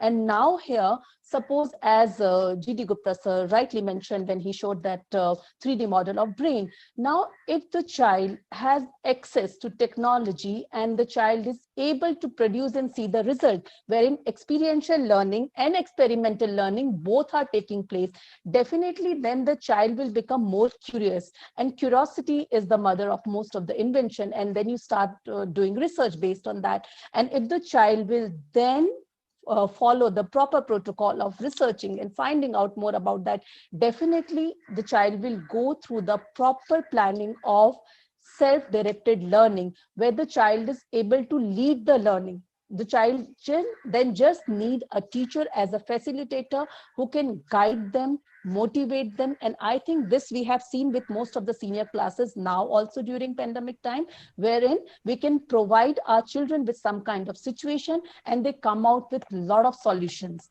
because then when they start doing, they try to involve all their senses. So whether we talk about our STEM education or we speak about STEAM education, wherein art has become the most integral part of STEAM learning, the children are becoming a part of that, and wherein teachers, rather than being the person who are just talking to children or just giving the passive instruction, they are making children do it. And once they do it, I think technology is the big enabler, how Mr. Balakrishnan also said that it is the big enabler if it is guided properly. And I think this generation has definitely learned how to take it further, whether we talk about IoT or we talk about blockchain, because I think few days back I was seeing a beautiful video wherein it was shown how with the help of IoT and blockchain, you can make your pasta. So there are so many things happening. Gamification can be done any which way, whichever way we want. We might not have the best of knowledge about technology, but still gamification can be brought to the simplest of level, and it can be used for our pre-primary also and for primary also. The only thing is we have to look beyond what is there. Technology will keep on emerging. Whatever we have today, maybe after some time we'll feel that it is obsolete and something new has come. The only thing is we have to emerge with them and we have to guide our learners. And if we will do that, Mr. Pankaj, I don't think the children cannot go to self-directed learning, because that is how it is going to be when we study about some of the best of university wherein hybrid learning modules are going on. Most of the children are learning and they are keeping pace with their own learning management system, how they can learn, what is needed, wherein they need to research more, wherein they need to go with whatever content is available. So I think we have a very, very bright future when it comes to technology, and all of us, not just our children, I think we as educators, whatever age we are at right now, we have learned how to embrace technology. And yes, a journey from adapting to adopting is going on. We are adapting to the new situation. We are adapting to the new technology, and we are moving ahead with that. I think we were discussing about this adaptation of technology, because now we are seeing things from a different angle. See, adapting is not so easy. Suppose there is a situation, there are two ways to deal with the situation. One is the situation has the technical solution and the solution can be provided. Second is the adaptive learning, wherein you have to learn something new and then face the challenge. And that is where we all are. And that is what our children are doing right now. Very right, ma'am. So, Mr. Balakrishnan, how can we measure the students' engagement in the virtual learning environment? What is your take on it? Yes. So one of the things is it's easy to measure, Pankaj. It's not as difficult as we think. It is not just screen time. Okay. We have to give them opportunities. And in our system, we talk about inquiry-based learning, number one. So we can monitor and control, and we can see what they are doing as well. Okay. And you don't need technology. It's the output which matters. Okay. If we have trust, if we have confidence, these are the intrinsic values which are embedded. And that's what we have to focus on, number one. Number two is, I want to share one thing, is that now with the limitation on outdoor activities, going to school and all, and even if research has to be done, right? So what happens is primary research becomes that much more difficult. It can still be done. There are ways, okay? Using Zoom and other things you can still do. Using phone calls, you could still do. But I think one of the things which is very important for students to learn is through doing proper research. There has to be good databases made available. We have at university levels, we have at corporate levels, we have paid and free resources available. But I think we need to have child-friendly databases which should be available. It could be even a very contextual search engine which can be developed. Say an A for apple, right? Could be an apple, could mean a computer, could mean a fruit, could mean different things. So based on contextual learning, searching and everything can come up. I think that's where technology should move to, is my belief. One. Another thing which I want to share with you, which may not be relevant to the question you asked, but I thought I would answer that. Another thing which is a big need is we have to go green. We have to follow the sustainable development goals as well. One of the things which is very demanding, especially in a nation like India, is the use of paper mark sheets, paper transcripts, and you have to do so much of photocopy to give to various sources. Can we go online? Yes. And that's where the use of a technology like blockchain is becoming very effective. We have initiatives like the NAD, but that is going nowhere. But there are private players who have come in, who have built fantastic technology. They are doing it you could now send your transcript digitally to the college or university of your choice where you want to apply. It can go to your future employer or your current employer. And we have one issue of fake documents, right? So digital attestation also becomes very critical. And we have seen that Bombay University is using that. They've started to use that. It's rolled out very well. And that is something I think we need to bring it even at a school level. The digital locker for transcripts is becoming very important. Okay, because if I am moving from one school to another, why should I carry the paper along with me? It should be available for access to me wherever I am from. Okay, I can access it whether on my phone or my computer, or I can send the link to that particular school or college, and students should be able to make use of that. Pankaj, I digressed a bit, but I thought this is very important when we're talking about emerging technologies, but more than that, the application of technology. Exactly. No, you're very right. Mr. Gupta. Yes, Pankaj. I would also like to, your views. I would like to know your views also, that how can we measure the students' engagement in the virtual learning environment? As you were talking about the 3D printing technology, how can we, measure the students' learning? Yeah, I must say, whatever measurable aspect we defined as a standard curriculum, like IB school or CBSE school or whatever the school they have, that whatever learning has come out, how really we can testify that. I always again go for whatever they have learned from the text. This virtual tools, whatever currently available, like he can see a 3D printing video from home. He doesn't need to go to the lab. There are so many videos which are there. And currently, like in a Center of Excellence program, we have a certain college tie-ups where we are providing them innovation labs. In fact, there are always a capital is a constraint. So in our case, what we do, we tie up with the OEMs, which may be Indian or maybe not Indian. So we tie up them, we provide them those machines, which are tools, and whatever curriculum concept, whatever we have learned so far, we put up that. Along with it, our people are having webinar, they're having guidelines to them. Where once given a physical training into the classroom, maybe before COVID, we had done a lot of webinars. Through this virtual learning process, those students' participations are increasing day by day. See, what I'm just saying, that measurable aspects are when the results are, say, visible. So how this visualization can be made, that whatever they will learn. So they will learn the concept, they will write on a paper, like said exams and all, then only will to know how much they will learn. So this is not true here.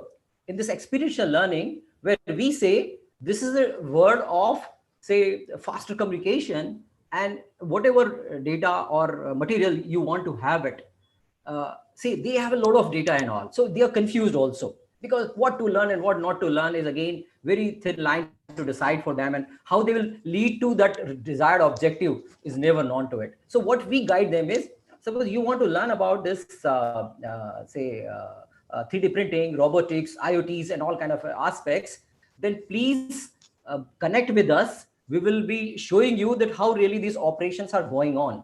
I think 90% of the problems, which technical issues they find, my technical team is able to resolve online. So showing, say, demonstrating your problem issue, the problem areas, defining it, and in process, you are improving it by learning from our technical manager.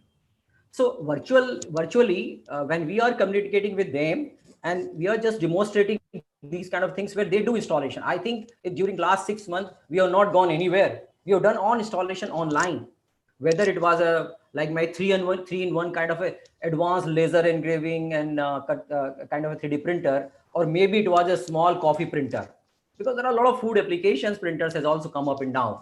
You need not to go, you know, to be a chef or expert. Now you can make your dough and there is a micro oven below it. So that whole cake or whole things will come out. So my saying is this, nowhere, nobody is moving currently. And these are the last 6 and 8 months are really good example for these measurables, what you are asking for, Pankaj. Because the objectives were never stopped. We could do installation. It was a 3D scanner. It was 3D printer. And they could operate it. They could make objects out of it. And they could show us, oh, see, sir, this is what we have done it. And even with kind of a virtual sessions, we could really demonstrate them, solve that problem. So I see this, the measurable aspect is what is really 3D achievement they are taking it place. That's what they are learning and doing it and going on. That the skill learning or this all process are continuous. There's nothing has stopped. So I say this is a very much measurable, say, objective base. Nothing is subjective into it, because we could see a fine objects, and that's a quality objects we could see from our own, which our experts say this is fantastic. So I must say that, Pankaj, there's nothing has hampered. This virtual learning objects are really making shape, and the skill sets are getting enhanced. Right, Mr. Gupta. My question is to you, ma'am, Dr. Negi. See, there are few of the subjects which are disliked by the students. If I talk about myself, I was an outstanding student in mathematics. Because I used to stand out of the class whenever there is a math subject, the maths period is going on. So how can we use, by using the technology, how can we make the subjects more interesting, and how can we create the curiosity in the students to those particular subjects? by using the technology. So since you were the outstanding students who were standing out, I think you know your mathematics much better than anyone else, because you could, I mean, solve so many mathematical situations standing there, area, perimeter, angle, everything. For that, you need not be in the class, you can be outside. So coming to your question, I think technology here is providing you everything in 3D shape. Okay, I mean, when you sit in the class and you measure, suppose you have to make angles or you have to solve some word problem, here technology is a guide to you, wherein stepwise you can see how things are moving ahead. When we talk about, for example, I always like to take this example. We in India, what we do, we teach history separately, we teach math separately, we teach science separately. But if you ask me, if I have to teach about angles to my children, I will show them Golconda Fort or Taj Mahal. How can we build such magnanimous structure without knowing our math and science? So it is so very interesting. And this is what technology has done now. Technology has shown our children that all the subjects are integrated. And once we do that, which we do very often in IB, I know, once we integrate that, then definitely the curiosity and the inquiry emerge. And if that emerges, math will never be a difficult subject, because we have put math in a different silos. We say math means you have to keep on mugging up your tables. And today, if we take an example of our own self who have learned the tables by heart, I think that was part of our curriculum. For the basic calculation also, we are using our mobile phones. So what is needed is the right approach, and do not compartmentalize subject into various silos, which I think, again, one of the best part of new education policy also, wherein the child will be able to explore and thrive when it comes to the subject which are categorized as difficult, but they are not difficult. Because what we do when we have to teach area and perimeter, we don't take our children to the playground. Now we are taking them to the virtual playground, and we are actually teaching them how these can be measured. And that is why the interest is developing, and that is why the major ghost of math being the difficult subject, I think children are not facing that so much. And one more thing I would like to add, though it is related to the previous question and both the panelists answered so well. One thing which I have seen and observed, that when it comes to assessment, one thing is thriving, and that is called academic integrity. Children have the choice. They can cheat when they are writing assessment now online, but that is what is more important. They are displaying that honesty and they are displaying that integrity. I think that is what we as educators look forward to. So that's my submission to your question. Thank you so much. It's a wonderful reply, at least to the people like me, or you can say the students like me. My last question goes to all three of my panelists, that in the country like us, do you think that the students be able to access the leverage of technology? I'll start with Dr. Negi only. I just answered, so I thought let's my co-panelist start and we'll go the reverse. We'll start with Gupta ji. Okay, so Mr. Gupta, what is your take on it? Yeah, Pankaj, again repeat the question. I'm saying that in the country like us, do you think that the students be able to access and leverage the technology? Yeah. Why not?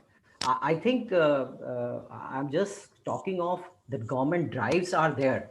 Like say, all must be aware of it, and there are very long years of those drives has been there. Adult Tinkering Lab is recently visible for the last 3-4 say years, where say capital or some financial helps are or supports are being given by government, but there are all more than 3 lakh centers. If you talk to the CSC, there are service centers which information and technological department is currently spreading across India, that every one member of the family should be able to transfer. This money transfer process should be known to him, maybe Paytm or maybe this bank transfer.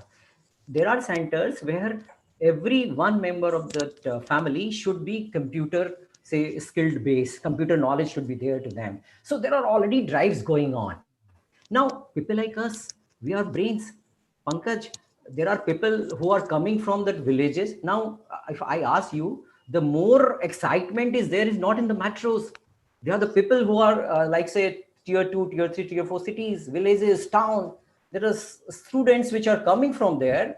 And I believe like we are enhancing our area. I'm currently in Maharashtra since we are based in Mumbai. And this all villages and there people comes to the colleges are learning these technologies.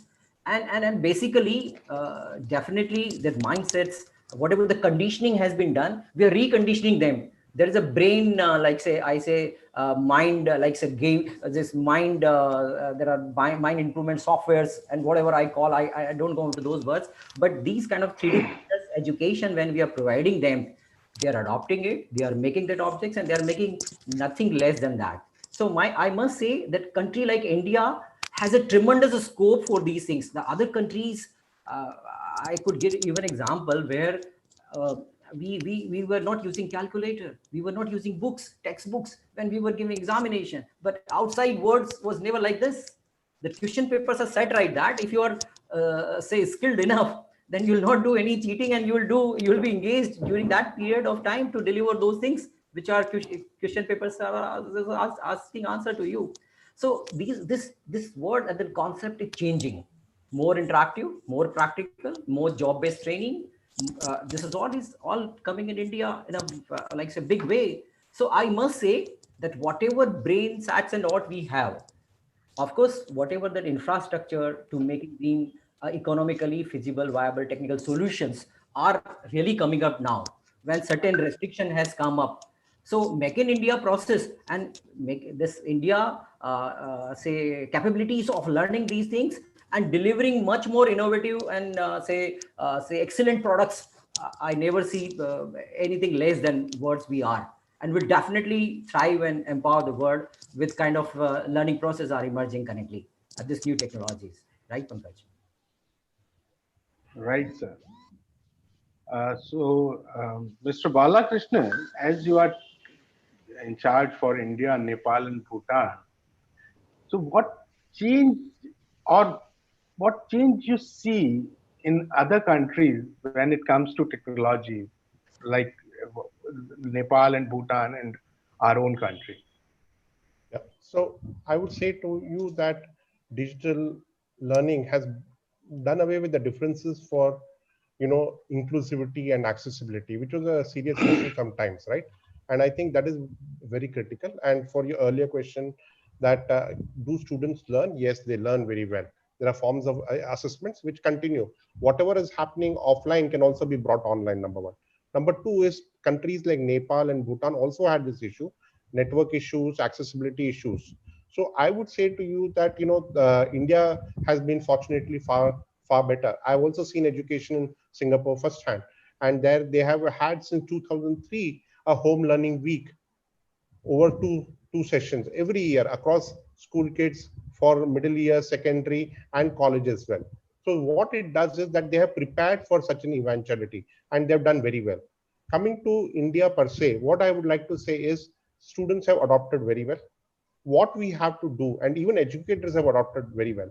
But one thing we have to be very careful, and we should give them that when we're designing solutions for learning or a school experience, is that today they are using on their own time Web 4.0, 5.0, when they're accessing a Facebook or a WhatsApp or any other app, Snapchat or whatever you call it.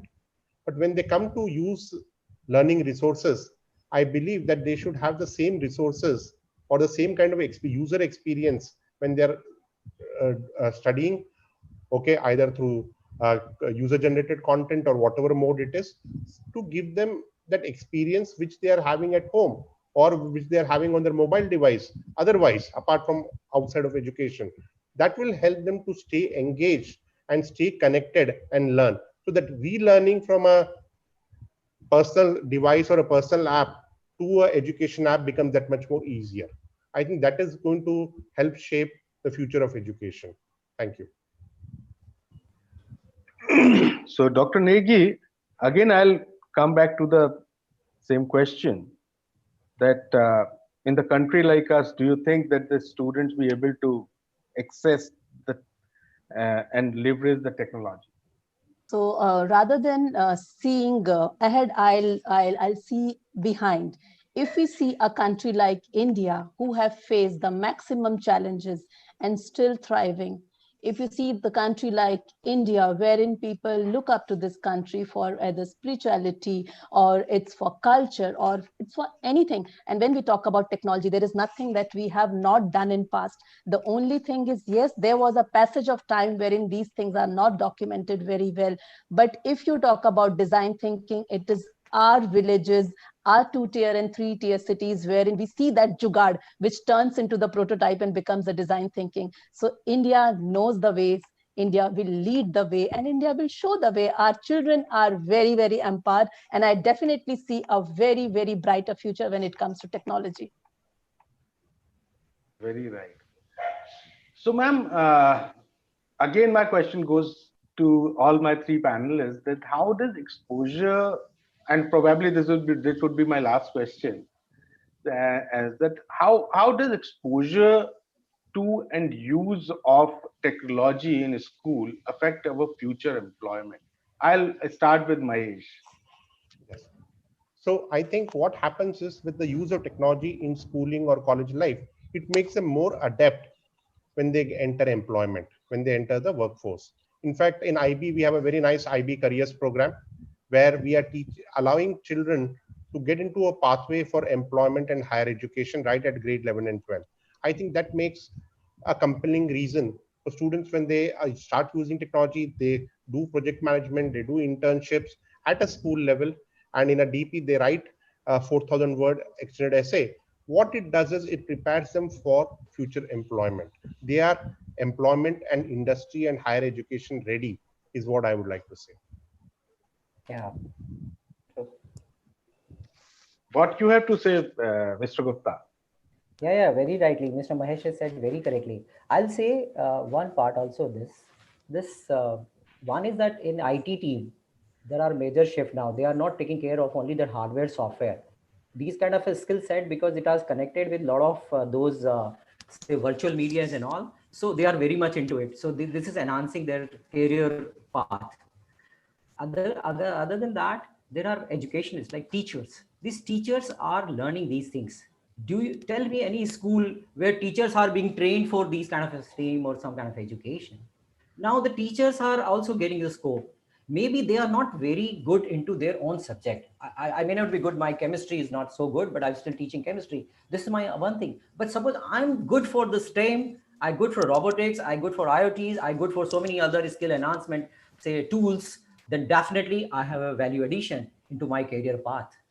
2027, it has been said that more than 10 crores jobs will be generated, and everywhere this STEM, this robotics, this IoTs will be major part of it, because this is what is that like say future story where everybody will be asked or say maybe say evaluated for those kind of these skills which are there.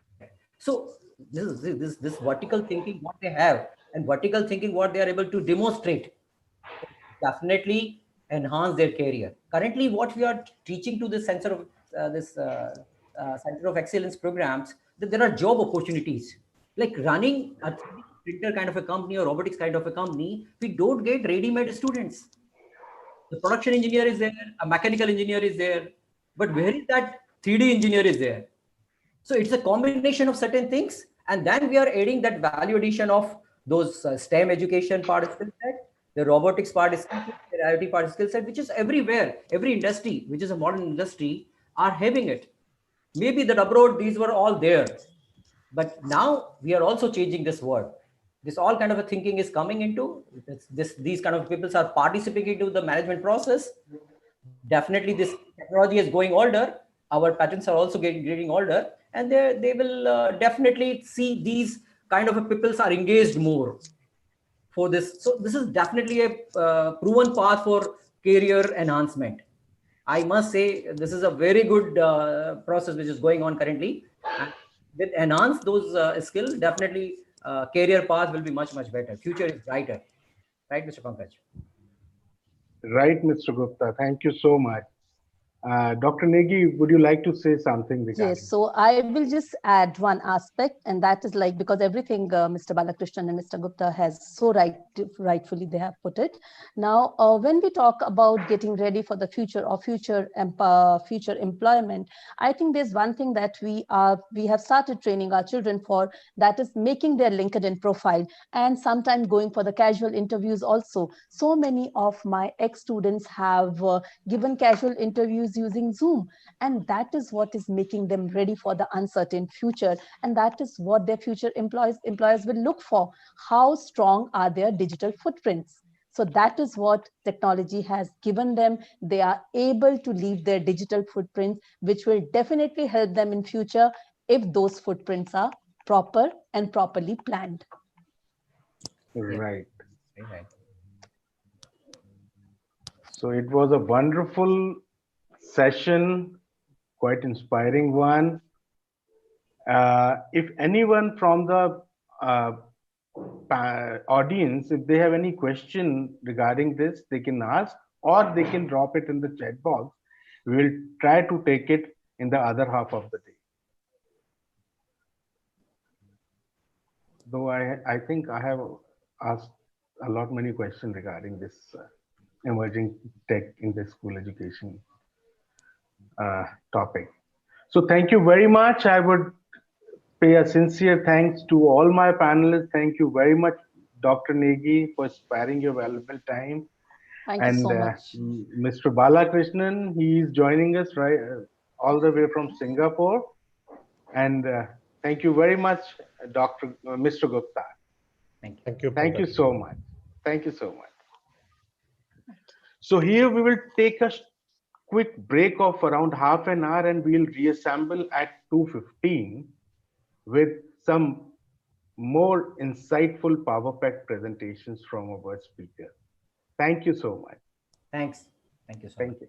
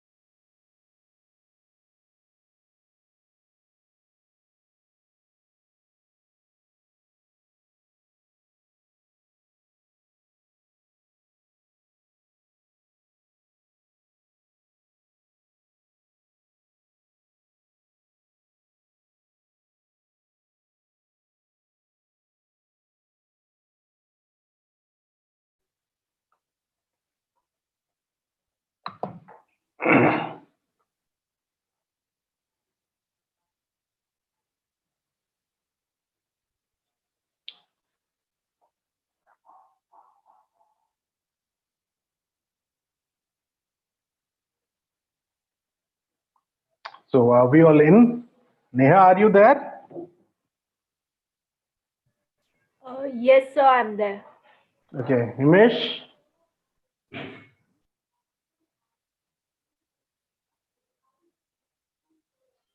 Himesh, are you there?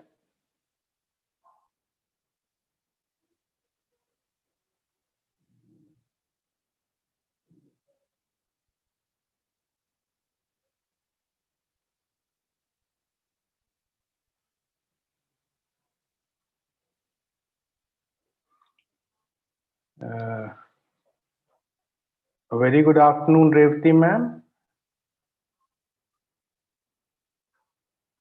Very good afternoon to you, and the morning session was good. Thank you It so much, went off ma'am. very well. Thank you so much, ma'am. Sure, there's so much to exchange for all of us. Thank you so much. So it's 2:16 right now. Shall we start, ma'am? Yes, I think we should. Okay. Thank you so much. So, dear attendees, we have with us Mrs. Revati Srinivasan with us. She is a pioneering educationist with over 30 years of experience. She leads one of India's premier chain of schools, the Singhania Group of Schools, with a focus on holistic learner-centric education. By training, Mrs. Srinivasan has advanced degrees in education and management and leadership training at Harvard University. She is a passionate educator, and she is very much passionate about the pedagogical innovation in early childhood education also. Under her leadership, Singhania School has bagged numerous awards at national and international level, including the British Council International School Award, Education World's Best Education School Award, Times Survey Award, Hindustan Times Award, NDTV National Award for Teacher Training and Inclusive Education, and World's Best ICT School Award, to name a few.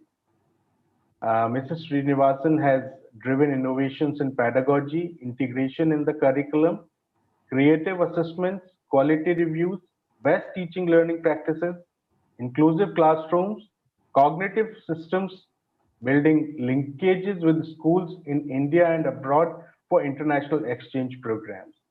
We welcome you, ma'am, and we are keen to listen regarding the organization challenges of education schools are facing these days.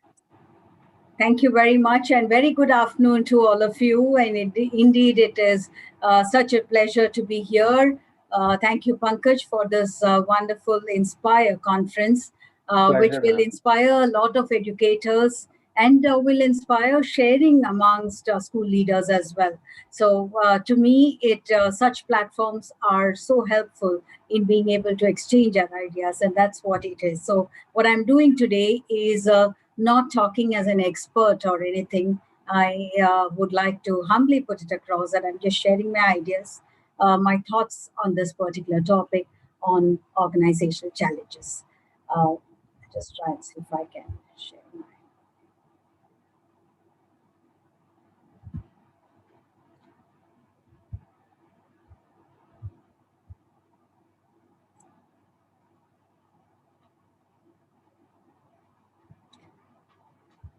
So I take on the first topic on what are the organizational challenges in education and for education in this year ahead and perhaps the years to come. Very often we've been just talking about challenges that teachers faced, schools faced, or students faced, the parents have faced. And yes, the climate is one of complete challenges. And I think we have all surfaced very well and we are swimming along very well. But the few challenges that an organization faces are perhaps high expectations that will come.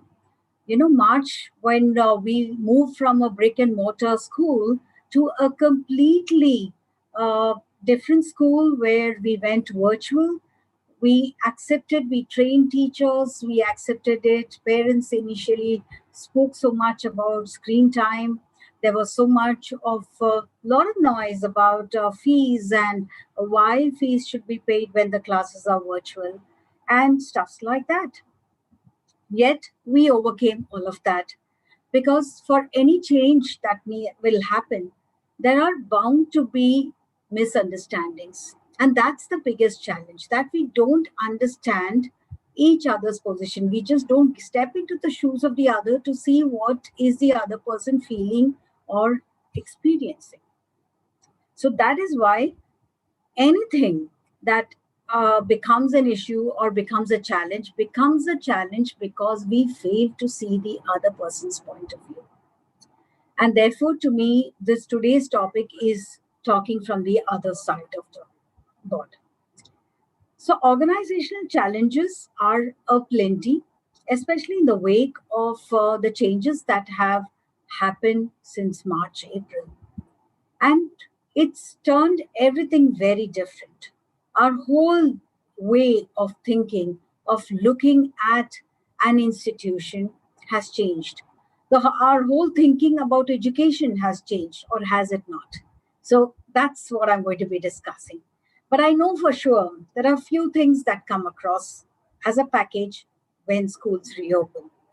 Also, in the wake of the new education policy that's going to be rolled out from the next year, I'm sure there are going to be challenges at small levels, at every level, bigger levels as well. So the first thing, that challenge that I think anyone will face or any organization will face, is on high expectations. When you have an online, especially keeping in mind this period that we have been at home, personalized education has become a norm, and everyone has started to enjoy it. Parents have been sitting with younger children in front of the screen, and maybe to assist them, but all the same, they have been a part of it. I heard one of the speakers say how difficult it gets. I think it was Dr. Skandwali who mentioned how teacher gets conscious of her accent. How does teacher become conscious of her teaching? The comparisons that can set in, all these have been challenges. So high expectations from teachers, from students, from parents, from everyone.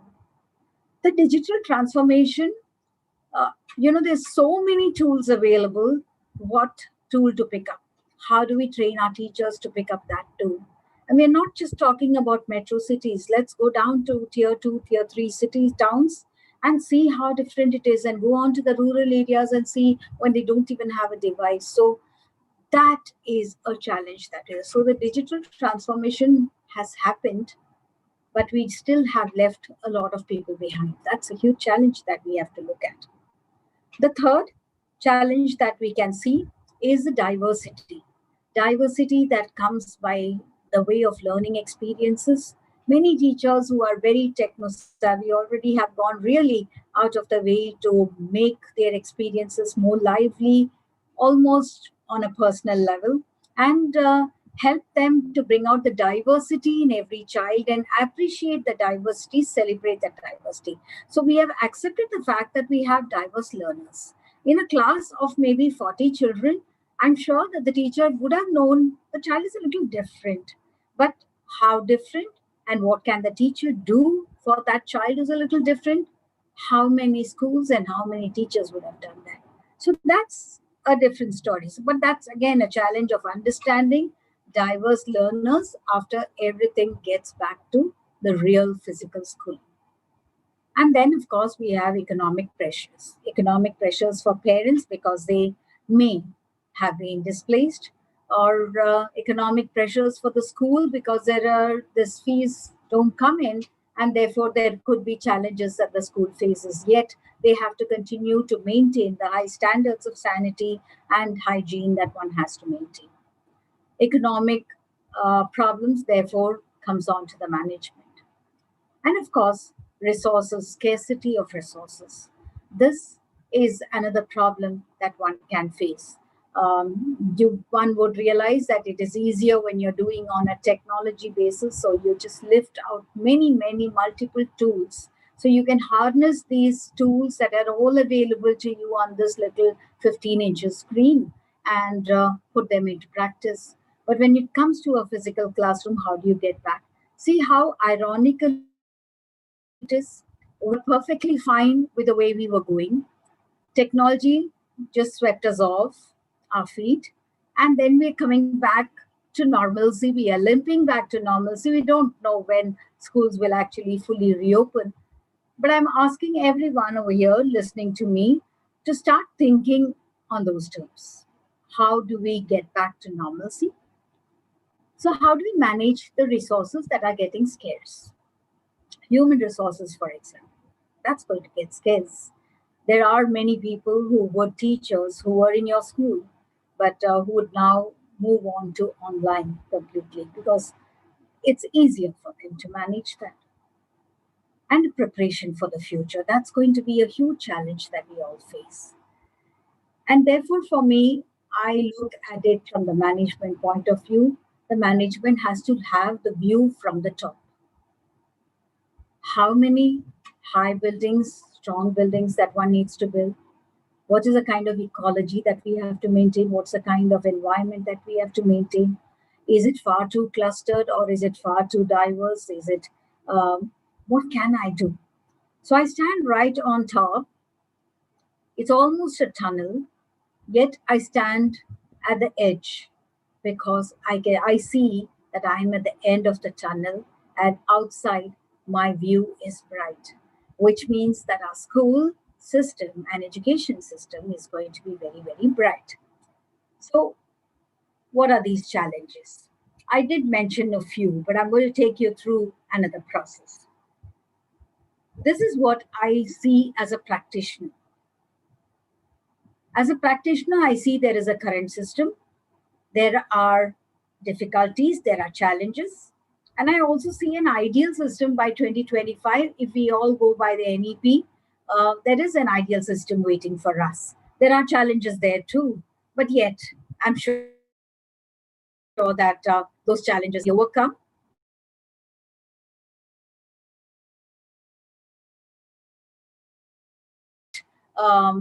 That kind of regimen that they may bring in, the quality of human resources that come, the kind of teachers who are there, even the kind of parents that you have, the kind of parental involvement, non-involvement or over-involvement, both of them.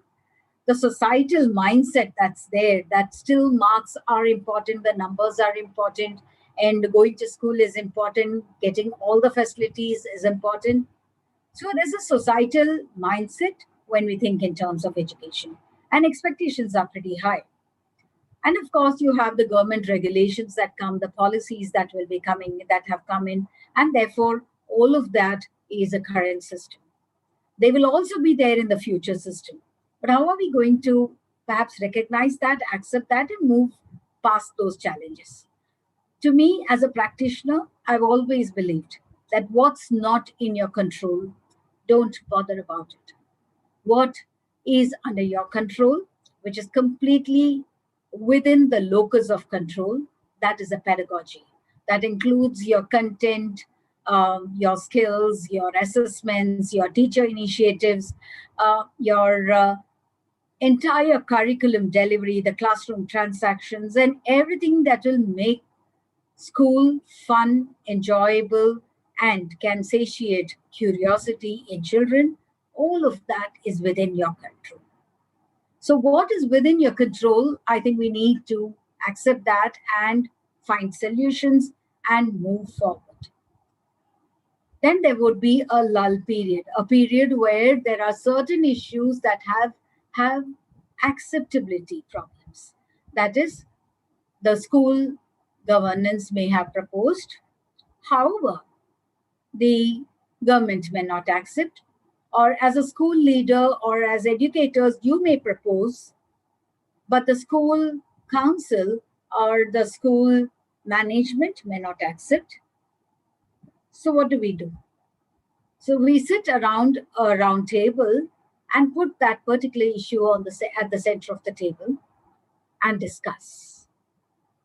At some point of time, you'll find a solution, not completely acceptable to both the parties, but yet that will be so very useful. And then you inch towards an ideal system.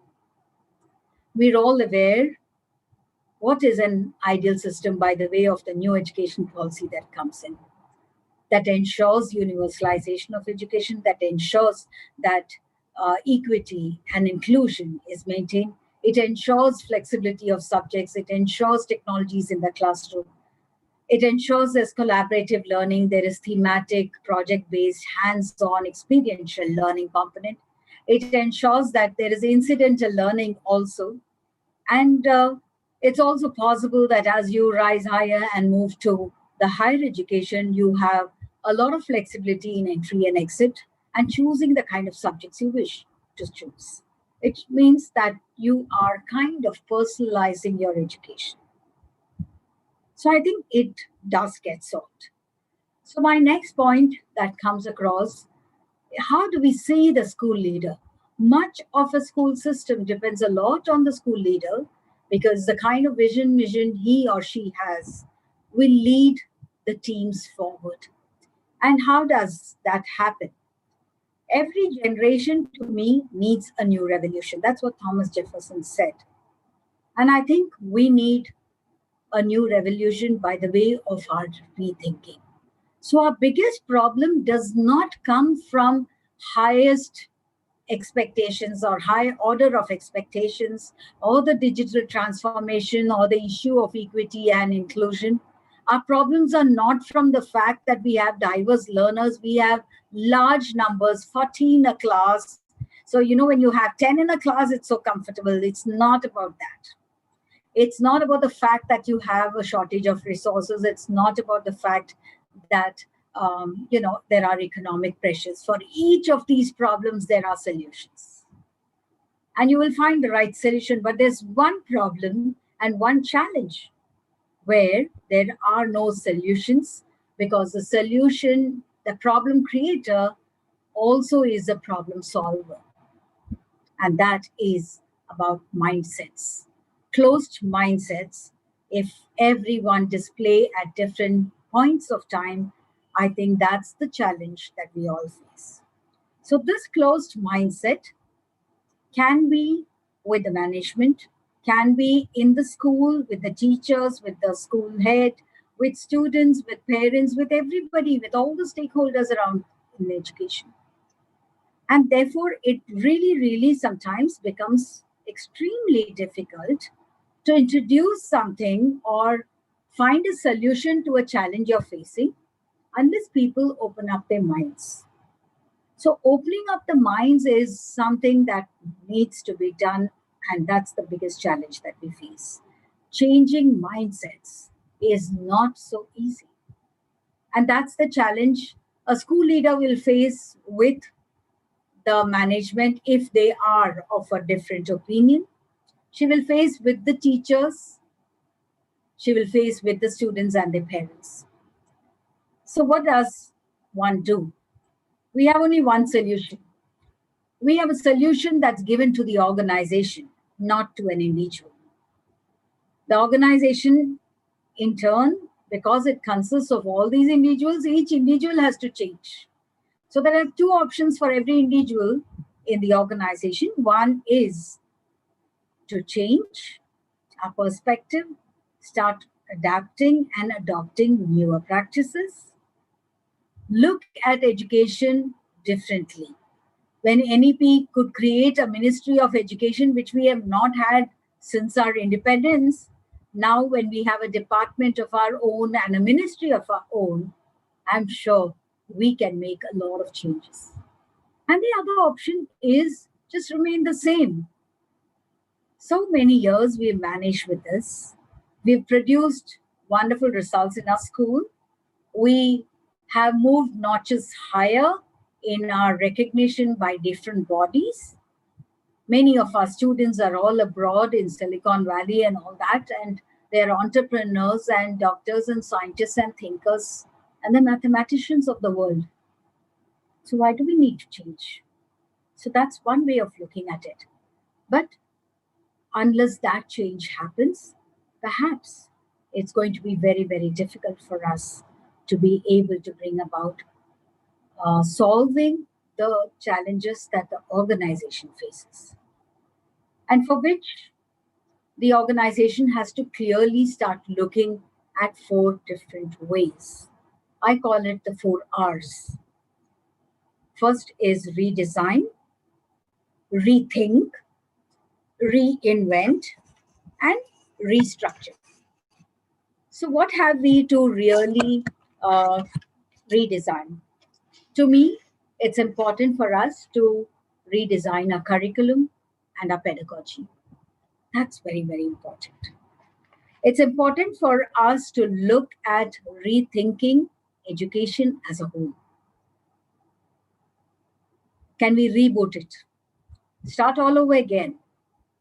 Go back to a little part of our Gurukul system, which encouraged a lot of personalized learning, the value systems, and the skills that one learns in place, staying with the Guru. Here, of course, we can't do that, but what can be done otherwise? And reinvent. Reinvent all our teaching, learning methodologies, our classroom transactions.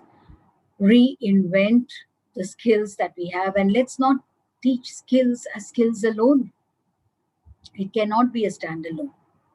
It has to be integrated into our curriculums.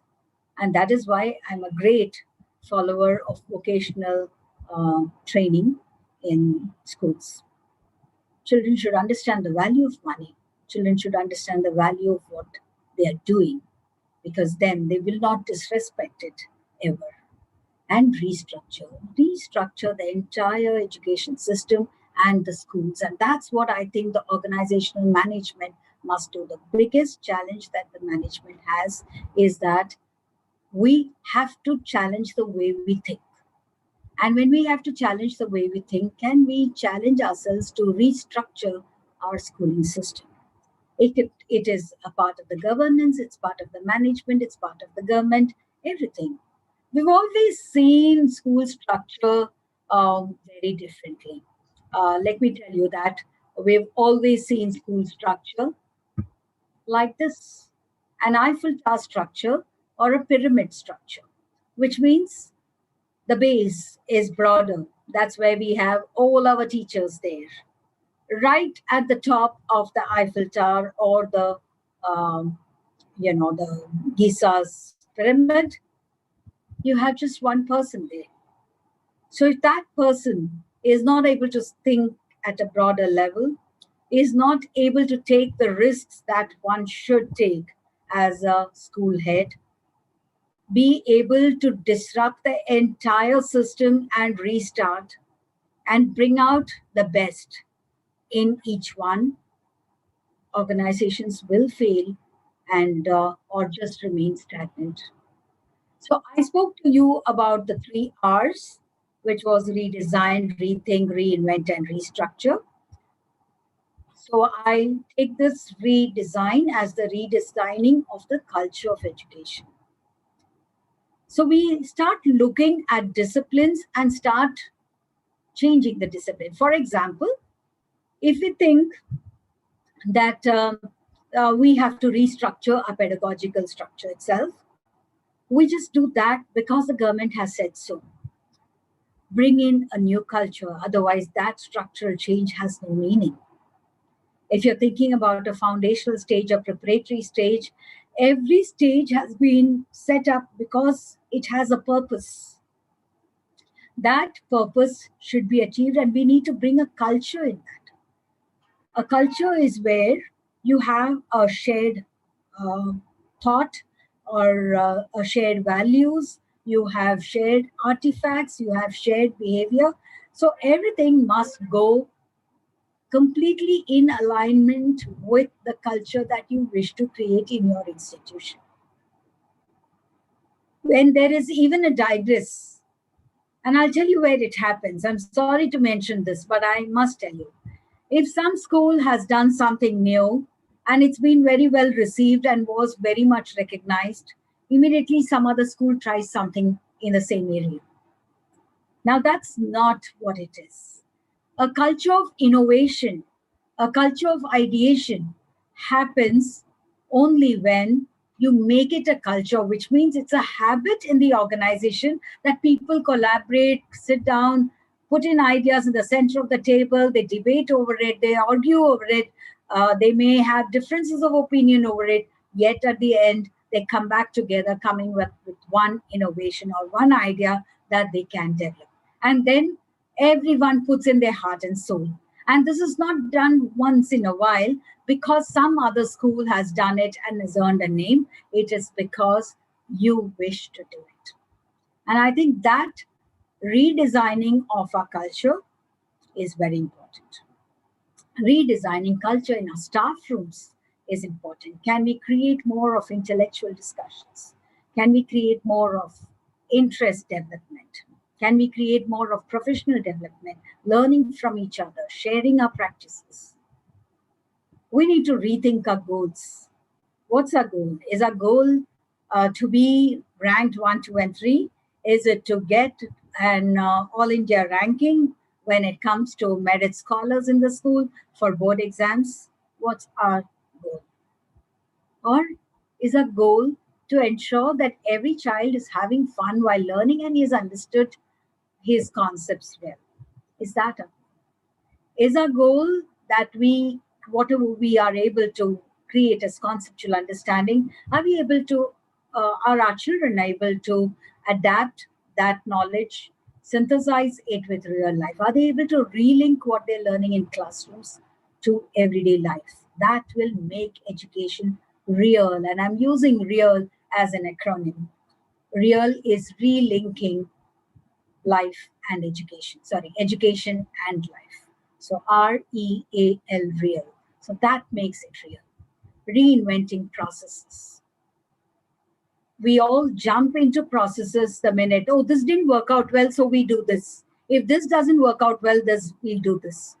It is actually more deliberated, talked over, discussed, and then tried out as an experiment, and then imposed. So that there are processes that we concentrate on. We don't concentrate on the end results. Our appreciation is about the effort that one puts in, rather than, and the process that has gone in, the outcome will definitely follow. And of course, restructure the organization. I just mentioned that it cannot be an Eiffel Tower structure. So what can it be? It can't be a sphinx, it can't be a pyramid, then what can it be? I thought a Colosseum is fine because it's sort of circular, and I always believe in a circular model of leadership. A circular model of leadership has functional leaders. So for a particular function, one becomes that. So one doesn't have to really go through a hierarchical structure for this. Sometimes hierarchical structures are necessary in order to ensure that administration goes on well. For that, you can use it, but don't use it for everything which is pedagogical in nature. So that will solve the problem. Therefore, I believe that organizational building is all about a hands-on approach. So when management, when the government, when the entire organization faces difficulties, the only way that you can reorganize it, come together with hands-on approach, bring people together. This is the responsibility of the management. It's also the responsibility of the school leaders. And it's also the responsibility of every teacher and every student and every parent. Believe in each one of them and enjoy that process, because that's the only way by which we can do it. There is this thing about leading from behind. It has worked wonders for many organizations. You will never know who the leader is. In fact, if you are able to take time off and attend 3 days of workshop somewhere as a school leader, if you're able to do that, and not once have to think about the school, you have done a great job. But if every now and then you have to ring up to check up from your vice principal or your section head or someone, what's happening, what happened, Even if there is a crisis, even if there's an emergency, if they are able to handle the issue by themselves, even without your advice, that's true leadership. Because you have set a culture of leadership in your organization. So my point of speaking all of this is that we must set cultures in our school. Culture of reflection, culture of compassion, care, and understanding. Culture of collaboration, culture of vision building, and or collaborative vision building. And above all, I think it's a culture of innovation. It's a culture of a new mindset, a growth mindset that each one of us build in our schools so that all of us have great schools. Why do we just need good schools? I always believe this, and I put it down in words. You never change things by fighting the existing reality. To change something, you need to build a new model that makes the existing model obsolete. People themselves will say that this is not something we want. We can chuck it out. Did we all not do it during the COVID times? Did we all not do it during the lockdown? Maybe we were forced, but even under circumstances that were much beyond our control, every teacher, every student rose up to the occasion and tried to get an access. So that's about changing the education system. No challenge is one where you can't find a solution. But the solution is not outside our frame. The solution is within ourselves. Sometimes the change can be physically done just by pulling people together and demonstrating leadership, demonstrating innovativeness, demonstrating initiative. But the rest of the time, everything is about the mind. In this case, bringing the mind to bring about changes, or in other words, disciplining it to bring about a change that will impact the whole field of education and everyone involved in it in a positive way is the way forward. Thank you. Thank you so much, ma'am. It is a wonderful presentation and it has applied to most of the questions of our fellow educators available in the forum. If you allow me, can I take just one question as a layman? Yes, sure. Thank you so much. Ma'am, as you know that the schools are in the opening phase now, they may open maybe after Diwali or sometime in the next month. Yes. So what do you think that what could be the challenges schools could face once they are reopened? Or you can say what could be the pedagogical challenges would be there in front of the schools? What could be the practical challenges in front of the school once they are reopened after this COVID era? Yes, I think this is a very good organizational challenge. First of all, I think it is about the organizational readiness, physical readiness. That is, how are you going to keep your hygiene and sanitization intact? How are you going to keep your campus clean? How are you going to ensure that students will come in? The practical things that can happen, school buses running or parents dropping them. How do you create bubbles in your school so that they can come together and go together? All of that is absolutely physical things that one needs to do. Literally, you need to have a planning for the period ahead, and one should do it. The second that I look at it is the mental planning that each one has to do. Yeah, I must admit, and I must say this because I know many of teachers talk this way as well. They've got quite used to the system and they've started to love this virtual system. Why? Because it gives them a lot of flexibility because they are at home, and when their little ones are at home, their little children are at home, it's so nice to keep an eye on them, right? So now their little ones also have got used to them for 9 months being at home. Now, when they come out, what are the changes that they're going to see in their own lifestyle? Right. Many of the teachers may not be able to adjust to a physical school again. Let me tell you that. Because it will require a lot of adjustments back in the house. It's almost 8-9 months. People have got used to the change. They've used to the fact that they've got stuck somewhere, mama, come over. Okay? Suddenly, that's not going to be there. They're going to be left in their creches or homes where, somebody is taking care of them, something like that, or a play school where their parents may not be there. So for very little children, that's going to be a huge problem. Even now, I think getting them to school would be a problem because their offices will also open. They will not be allowed to work from home, and therefore managing their time is going to become difficult. So these problems are personal problems. If they are got used to getting up a little late, start practicing now, because that's going to be another huge problem. You're going to have a late mark every day. So there are problems going to be faced by parents, by teachers, by everyone, because suddenly there's going to be a rush of things. No matter what, the number of hours that we have been teaching has been lesser now online, because we try to restrict it to the minimum number of hours that we can do online teaching. One can get tired physically and mentally when you have more hours of teaching. So that's going to be the other problem.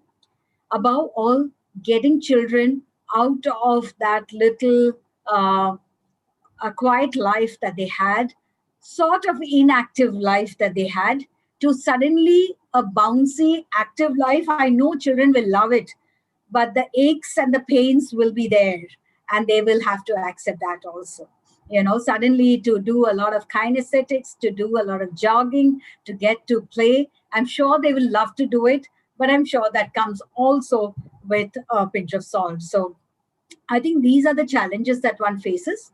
But when I look at it from the pedagogical point of view, I think through online, we have managed to do our syllabus quite well. But yet things like practicals, science practicals, which children can do, who have now just seen demonstrations, will now get to actually do it. So getting back to the class, getting them back to this whole system, moving away from a lot more of personalized learning to a more classroom atmosphere, that's going to change a little. So on the whole, there would be changes, but change is what's going to add spice in our life. Let's understand that. I think anything that stays for very long, there's complacency that comes in, okay, and we take things for granted. That's human nature. So I think it's important for us to explore. Maybe it would be a hybrid setting where we have partly online and partly physical centers. All of that is acceptable. But one thing is very, very clear. Let's keep our mind as open as an open parachute, ready to take off and land anywhere. Okay, because that's going to be the new rule or new normal that you can call. Just enjoy the process. I mean, I feel we should not fret over anything and keep looking back nostalgically of what life was then. That's the new life we have. Embrace it, enjoy it, celebrate it. Thank you. Thank you so much, ma'am. It's a wonderful session. Thank you so much for sparing your valuable time. Thank you so much, ma'am. So, dear educators, we have with us today Mrs. Amrita Burman, who is the Deputy Director for Sunbeam Group of Educational Institutions. Dr. Burman is a passionate educator who believes that it is only through education that India's destiny can change. Mrs. Burman has been associated with the reputed Sunbeam Group of Schools for over 27 years now. She did her MA and MBA from Kolkata. She has done her certificate course in educational leadership from Harvard Graduate School of Education. She, along with her team, have researched and worked on the Sunbeam Percept, which guides the academic and co-curricular transactions at Sunbeam. She closely monitors the unpacking of the Percept across 25 Sunbeam schools. She has traveled widely both in India and abroad and is in complete sync with happenings in the field of education all around. She is also the head of Round Square of Sunbeam Schools. She was part of the FICCI delegation which visited London in February 2019 to attend Learn It, and has also attended the Microsoft World Educators Conference E2 in Paris, besides being present as panelist and expert in the host of national and international conferences. We welcome you, ma'am, and ma'am will be talking about the teaching-learning relationship today. So, ma'am, the dice is all yours for the next 30-35 minutes. Thank you so much, Pankaj, for that very generous introduction. And I really hope, I was just listening to Revati, and I was thinking that both Revati and I have been given this challenge, which is post-lunch. So to keep everybody awake is going to be a challenge. But thank you, Revati, you were brilliant. And I think you've done a great job of making everyone awake. So that's going to make my task a little easier. So once again, to everyone, good afternoon, Jai Hind. Before I begin, I'd like to take this opportunity of saying a very big thank you to the Global School Leaders Consortium for inviting me to speak for the Inspire 2020 virtual conference. And it's been a great pleasure. And the best all ours, ma'am. Thank you. The best part is my topic, which I actually chose out of the topics that were sent to me. My topic today is teaching-learning relationship. And why I particularly chose this and mention it, it's because it's a topic which is very, very close to my heart. Because I have this strong belief that positive relationships between teachers and learners have far-reaching and long-lasting benefits of directly and favorably impacting students' achievements across all classes. So it's very important that as teachers, as educators, we believe in good positive relationship between the teacher and the learner. So before I begin speaking about what I want to tell you a small story. Now, this is a story that I actually came across, I read, and I thought it was very apt for me to tell you this story. So this story takes us back to a classroom where it's time for Thanksgiving. So it's grade 1. And the teacher tells the students that, we're going to be doing something interesting today for Thanksgiving. You have to draw something or someone that you're very thankful to. And in the US and in the Western part of the world, so when it's Thanksgiving, they usually have turkey in particular. So these children were basically from a very humble background. So many children actually drew a turkey because they felt that, okay, I'm very thankful to the fact that Thanksgiving comes and I managed to get this turkey once in a year. So there is this one very demure, very shy, very introvert child called Douglas.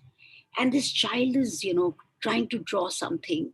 So when he finishes with the drawing, in any case, the children are moving around trying to see each other's drawing, and they want to see what's being drawn by the different children.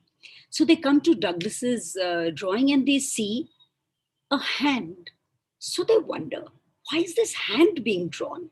So they all start talking to Douglas. Come on, tell us, what is this? Whose hand is it? So someone said, oh, I know.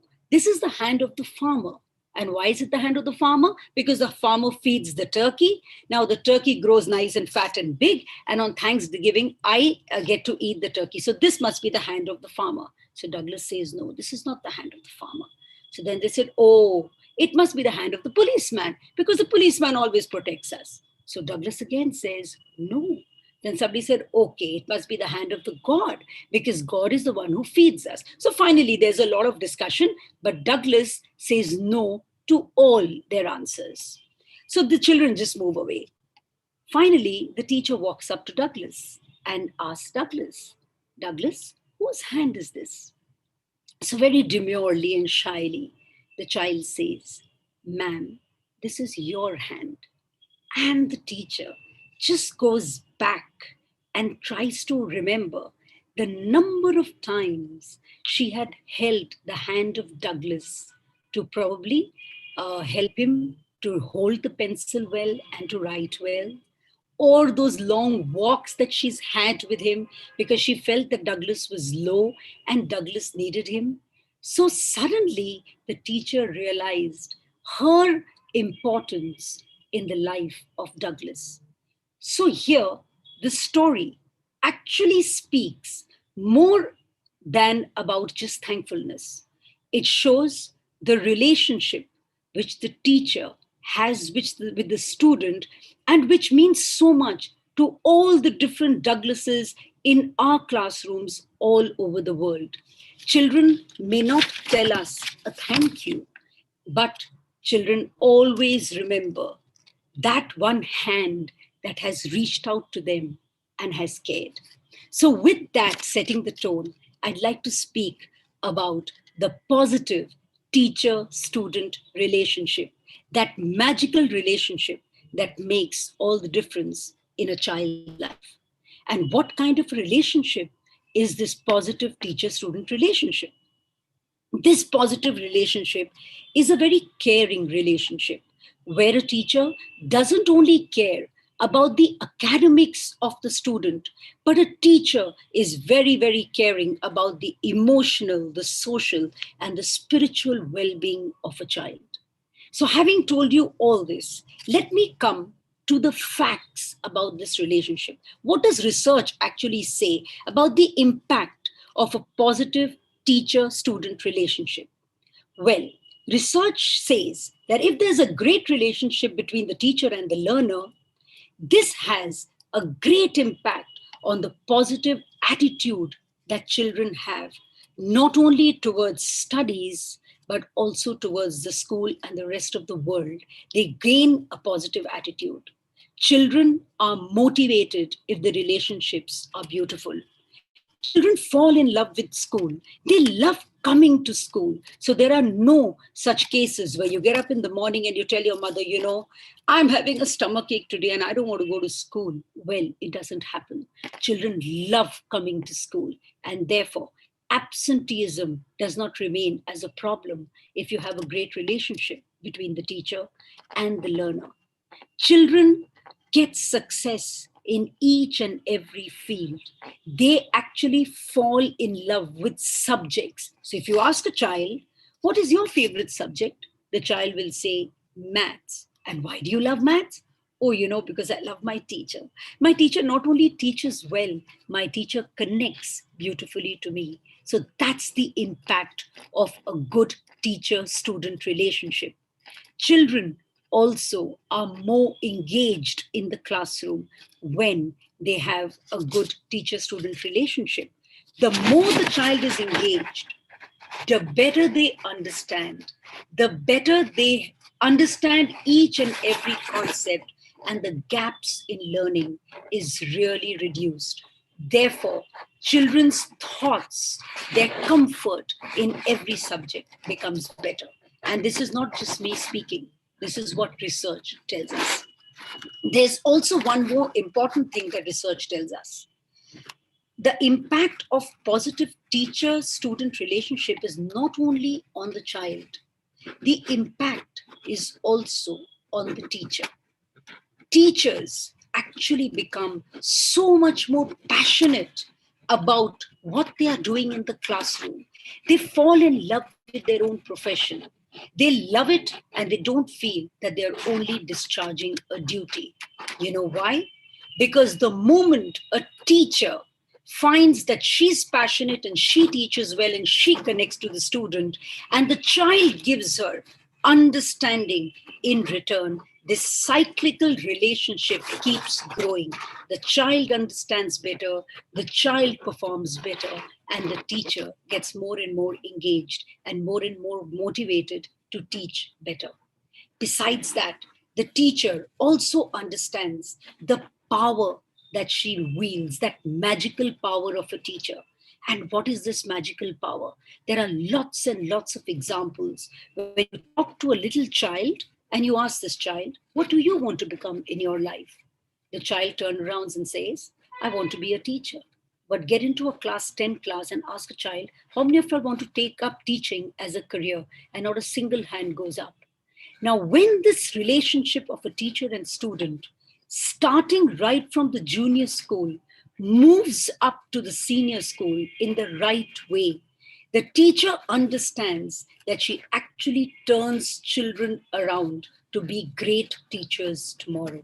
Children fall in love with the career and the profession of teachers, which I think is one of the biggest challenges we face, where teaching profession is not respected. Good teacher-student relationship will actually encourage children to become teachers tomorrow. The other power of the teacher, you have lots and lots of examples of parents coming in and saying, पता है आपके teacher ने ये गलती की, लेकिन ma'am मैं अपने बच्चे को बोले जा रहा हूँ ये टीचर ने करेक्शन गलत किया, but the child says लेकिन मेरी टीचर ने किया तो फिर ये गलत कैसे हो सकता है? That is the trust a child has in the teacher. This teacher-student relationship should be such that this trust has to be not only maintained, but the power of this relationship and trust should be used in a manner that children, that teachers can actually give the right kind of values and character building to the students. So this teacher-student relationship, the positive part of it, is the power of the teacher, the magic of the teacher can be used by the teacher in the right way for making a difference in a child's life. Having said all this, let us now look into the challenges that come in our way when we talk about teacher-student relationship. The biggest challenge on our offline physical classes that we were having all these years has been very high numbers of children in our class. It has also been a very tight schedule. In any case in India, everyone is so hassled about completing their syllabus. Parents also put the pressure that we have to complete our syllabus. And therefore, the pressure is huge to really at times go on and on with your syllabus and finish things on time. This takes us away from building this positive teacher-student relationship. So these are the challenges. And now on the online platform, besides all these things and the struggle, there is also no physical touch at all. What you see is on a screen, little boxes and your child being there. This also becomes a hindrance on building positive teacher-student relationships. These are all challenges. Despite the fact, I would say, that you have the challenges, it is important for a teacher to take out time to build these teacher-student relationships. And how can you do it, especially on the online platform today? Well, take out time to make that personal call. Take out time to discuss with your children. Listen to every word they say. Listen also when you have a conversation to the unsaid words. It's important for you to understand where the children are and where your relationship, your understanding is supposed to take the child to. Send those video messages. Pick up an email link and speak to the child through the mail. It's important that we actually connect beautifully to our children. Remember, for building good relationships, even on the online platform, it is not so much the quality. How many times you do it is not so important. What's important is the quality of connect you try to create with your student. That is going to help you to have a good teacher-student relationship. Let us invert the triangle. Every time we have cognition and academics at the base of it, but we have to invert the triangle now. At the base should be relationships, because those of us who really want to pace with academics thinking that we have to finish our courses, let me give you this word of caution. The moment you've inverted the triangle, the moment you have great relationships at the base and you connect with the student, cognition will follow. What is important is that the child has to fall in love with what you are doing and with you, because they understand that this connect has some value in their life. So please invert the triangle. And I can assure you that your gain will be great, even in terms of cognition and in terms of academics. It is not only important for us to actually connect well with the students. It's very important for us also to connect with the parents, because their the history of the child, the family background, the challenges that they are going through, unless and until we don't understand that, we will not be understanding to the issues that children have or problems that they have. I think we'll be more patient with children if we know their background. So it's important to know the family setting. For that, it's very important for you not only to keep a connect with the students, but to keep a great connect even with the parents.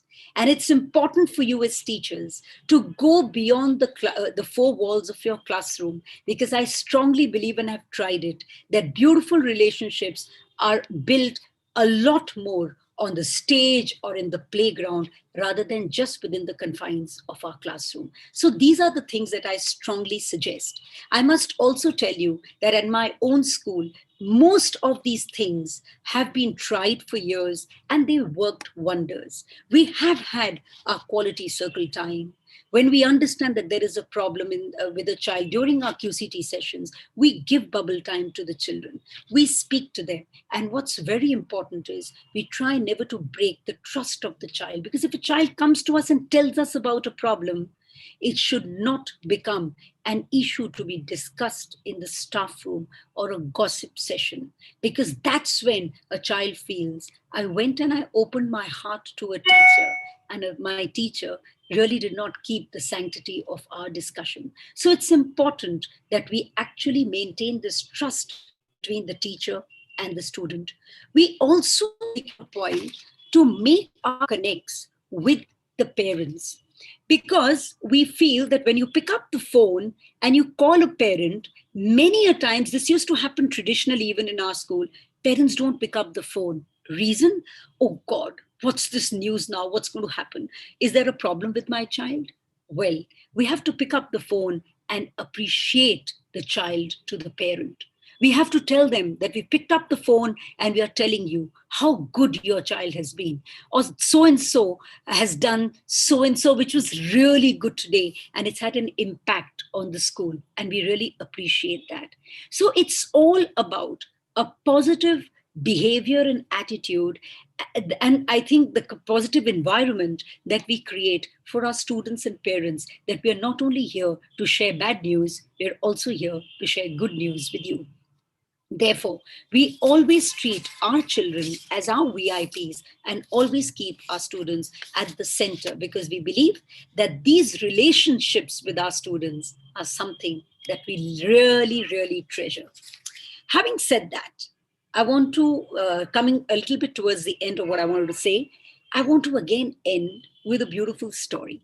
Now, this story comes from the mythology, and it's a Ramayana story. So everybody is aware about the Ramayana. We've all kind of read it in different forms. We are aware of the fact that Sita was abducted. She was taken to Lanka. And of course, there was a mission that everybody set out on, especially the monkey army, the Vanar Sena, that they would get Sita back. And Sugriv actually took this up as a mission, that he's going to lead this mission and he's going to get Sita back. So all, the whole lot, the Vanar Sena, went to Land's End at the end of India, and they were absolutely overwhelmed to see the ocean, huge, wide ocean. So these little monkeys, they kind of dipped their feet in the water, and they looked at Lanka at a distance, and they started wondering, how are we going to do this job? There's no way that we can go and get Sita back. Look at the distance. Look at this vast ocean. How are we going to manage? So they all sat down, quite sad. I think it's going to be a very tough job to do. Now, Angad was the crown prince. So Angad had a chip on his shoulder. He came with all the air and he said, okay, let me have a look. And he sees Lanka at a distance and he says, well, I think I can do this job. Well, I think I have the power to go to Lanka. But you know what? I think I will not be able to come back from Lanka. So I really agree with you. This is going to be a very tough job for us to do.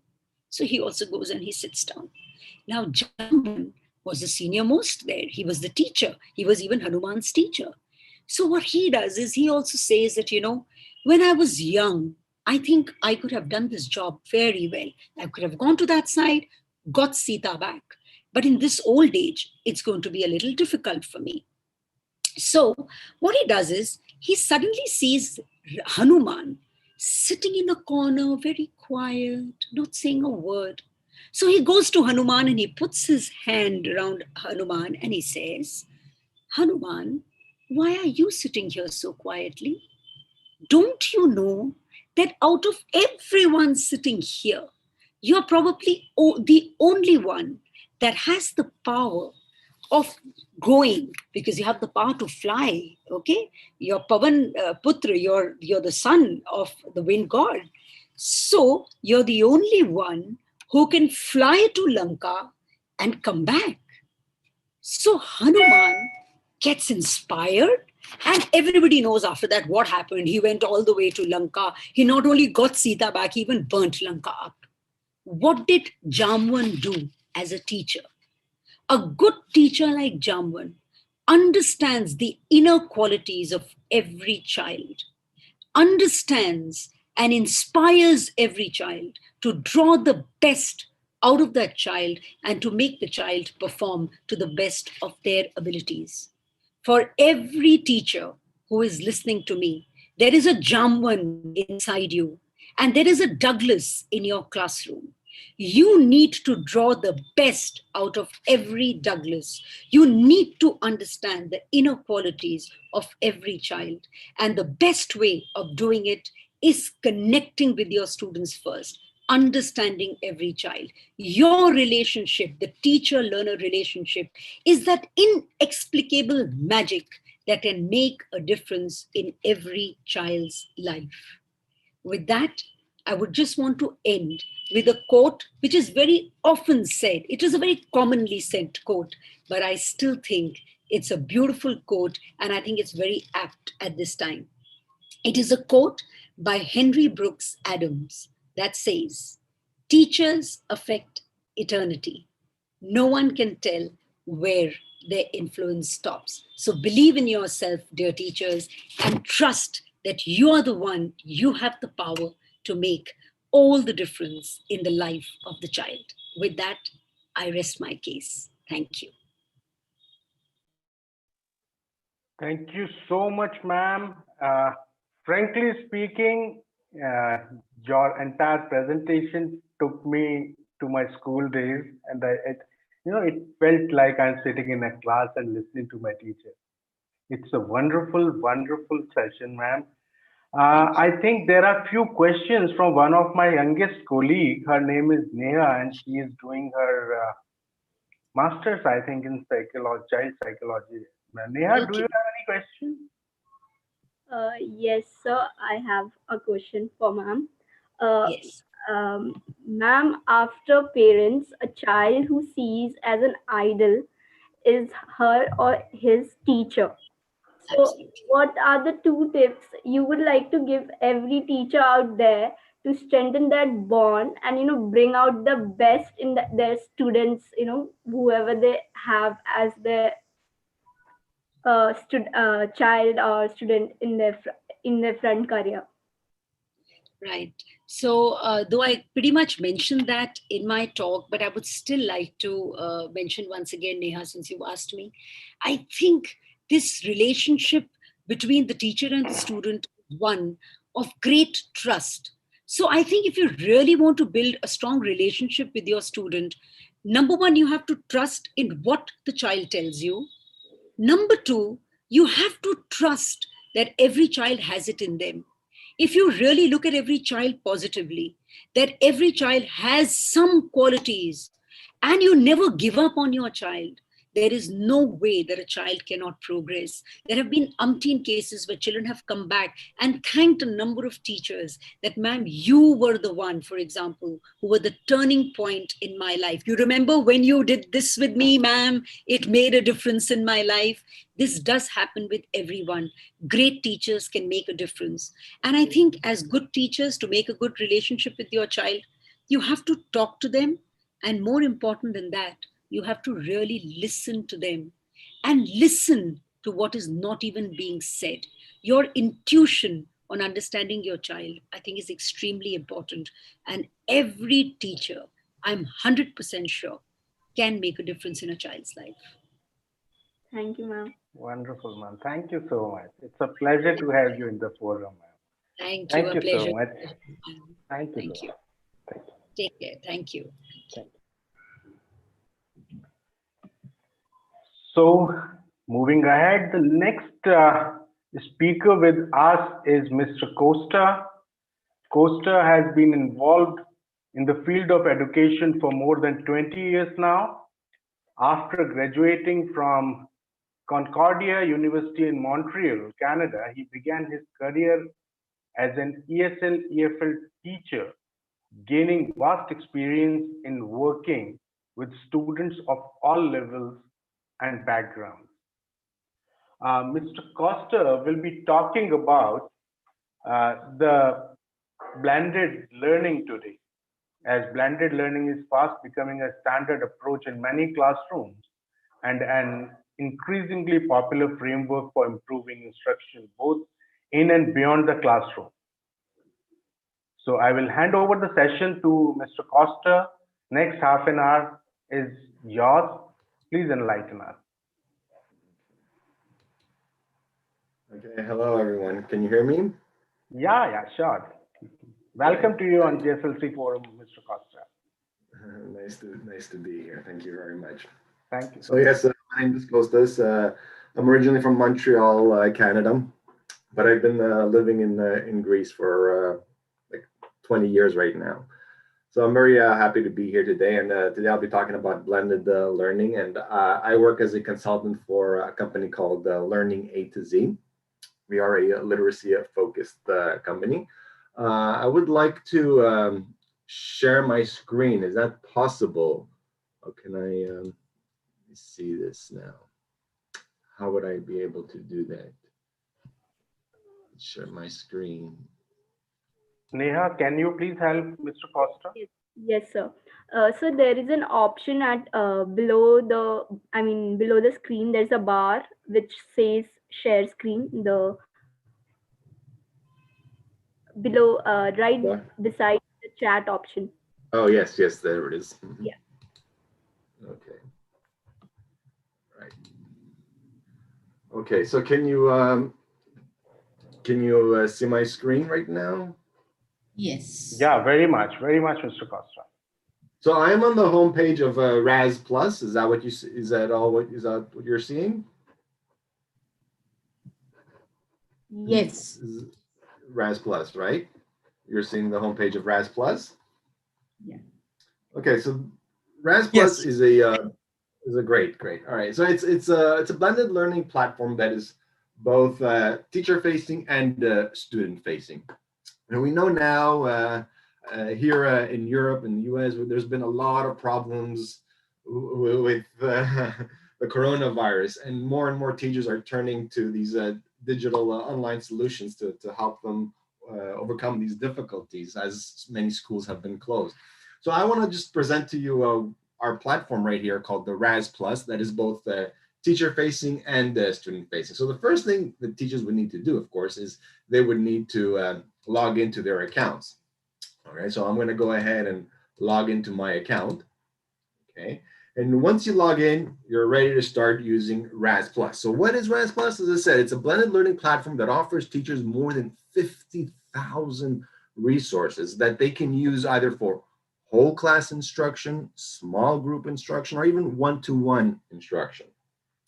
Over here at the top, okay, there are your resources button, okay, your file cabinet, and your manage students. I'm just very quickly going to show you some of the resources that are available here. So when you go to the resources tab, okay, this is your gold mine right here. This is where your teachers will find those 50,000 resources that I mentioned. One of our most popular resources is our leveled books. So when I go ahead and click on where it says leveled books, teachers will see that they have access to books from levels AA all the way down to Z2. And currently there's more than 2,638 books, but every month we have what we call a monthly drop and we add more and more books. So if I were to choose, let's say, a level H book, okay? And when you hover over these letters, it kind of gives you an indication what these levels signify. So level H is approximately for 6 to 7-year-olds, grade 1, okay? And you also have correlations to other leveling systems like Lexile and BRA and so on. But this is something that will vary from classroom to classroom, school and so on. So I'm gonna go ahead and click on level H. Okay, and when I click on level H, it shows me that I have a choice of 82 books out of the 2,600 plus. And as I'm looking at these books, I'll say, okay, here's a book I'd like to use in my classroom, okay, for whole class instruction, Animals, Animals. So I click on this book. And when I click on this book, I'm transported to the book's landing page. So now as a teacher, what I can do, all right, either in the classroom or from home, okay, from doing these distance learning courses, I can now go ahead and project this book. I simply click on the projectable button right there, and I am now projecting the book called Animals, Animals. All right. Now, apart from being able to project this book, okay, I also have some tools over here. I can highlight some words that I want to point out. I can have stamping tools, okay, if I want to, again, point out some words right there, and so on. I even have a text tool if I want to put in a little focus question for my students to answer, etc. Now, apart from being able to project this book, all right, I can also download it, okay, and print it and give it to my students as a hard copy of the book, all right? And what's more is I can also assign this book digitally to my students to read, okay? So if my students have access to a tablet, a phone, any internet access device, okay, they can read this book. So if I would to click on assign, all right, I would first of all select what I want my students to do with this book. Do I want them to listen, read, and take the quiz? Because all the books do come with quizzes, okay? So I said, yes, I would like them to do that. Then I can choose the students that I want to assign this book to. Do I want to assign it to all of my students? I can do that. But perhaps this book is not appropriate for all my students, so I can create groups. I want to assign it to my level D students, or let's say my Dragons group. I know my Dragons group are going to like this book, all right? Or just an individual student. Let's say I'll assign it to Matthew. And then I just simply hit the green assign button. Okay, so now I've also assigned this book. Many teachers will say, okay, this is a great book, but how do I go about teaching this book, especially for those inexperienced teachers? Well, all the books come with lesson plans. All you need to do is download your lesson plan, okay? And again, just gives teachers an idea on how to approach this book. You have the objectives of the lesson, and you have then your before reading activities, during reading activities, and after reading activities as well. Okay, so it's all prepared. Your lesson plan is already prepared, saves teachers lots of time and so on. Okay, now apart from that, you can see these books also come in other languages. Right? There's even a format as a wordless format. I really like this book, this version, because you can look at the pictures, have students perhaps guess what the story, especially if it's a nonfiction book, have them guess what this book, if it's a fiction book, I mean, what's this story going to be about, and so on. Or let's write this book together. So you can write a book together, describe what these animals are, and so on. All right. And of course, you also have, like I said, different worksheets if you want to focus on grammar for relation to this book. You also have these think, collaborate, and discuss cards. Okay, these are questions that students can discuss in small groups or have whole class discussions. All right. So everything the teachers need, we've tried to support them and provide them with all the necessary tools. And as I said, you can even assign these books to your students, all right? You can assign them to all of your students. You can do that to whoever you want, all right? Now, apart from all of this, all right, you also have an assessment, okay, which again, you can project, you can download, you can print, and so on. And this is just one resource that is available. As you can see here, okay, as I mentioned earlier, we have more than 50,000 resources, and this is just one. This is just our leveled books. But we have resources for foundational skills. if any of you are teaching, kindergartens, pre-kindergarten students, even grade 1 students, they can benefit from these books, the quotable books, and so on. We have a drawer here called Focus Instruction, talking about paired books and closed reading passages where each student, for example, I really like this activity where students work in groups of 4, okay? Each student is presented with a different passage, all right? They have to read their passages, okay, and then come up with an answer that basically answers the key question that gathers information from all 4 passages. So this is the teacher side of it, and as you can see, lots of different resources, more than 50,000 resources for the teachers.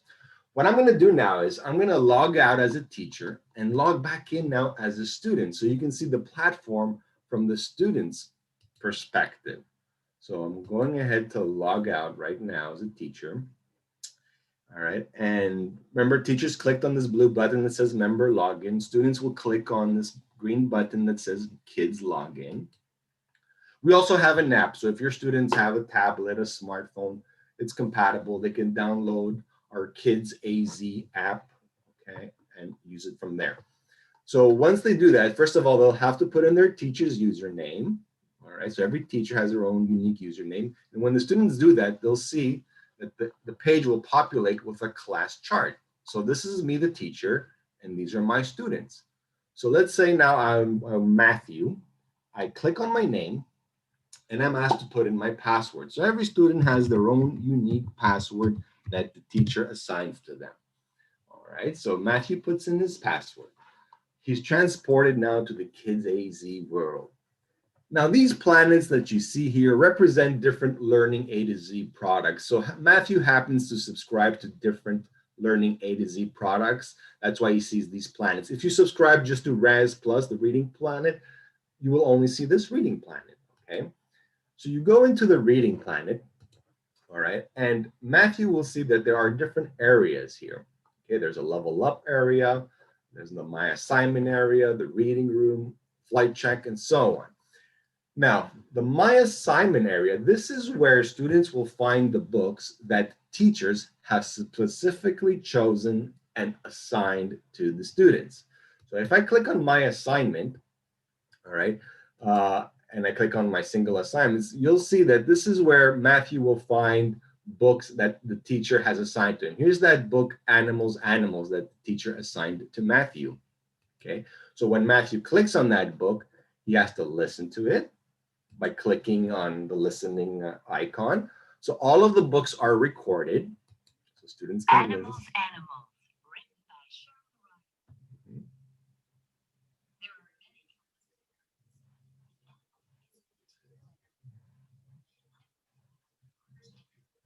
As you can see, there's also tracking for students to follow along, all right? So after the students listen to it, all right, they can also, if they want, they can read the book, of course. It's recommended that they read the book. So I'll just click on read and go through the reading format on my own now that I've listened to it. So students read the books, and they also have some tools up here. You know, perhaps teachers might ask them, hey, as you're reading, I want you to highlight all the adjectives you come across.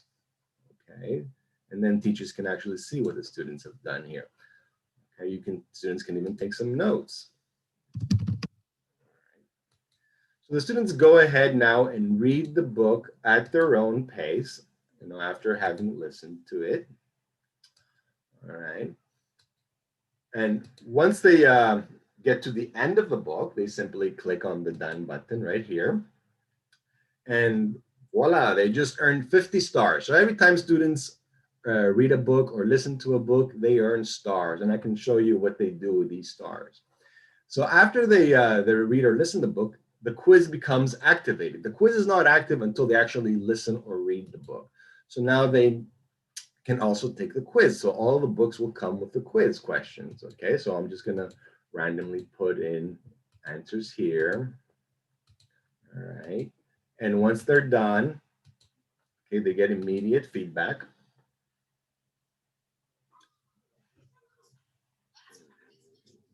Okay, so I did not pass this quiz, all right? in order to pass the quiz, students need to get like 80%, like 4 out of 5 right question. And there's more questions in the higher level books as well. So in the higher level books, there'll be like 10 questions and so on. So students now can take the quiz a second time. They can attempt it a second time. If they fail the same quiz twice, what happens is that the quiz locks and they need to read the book again.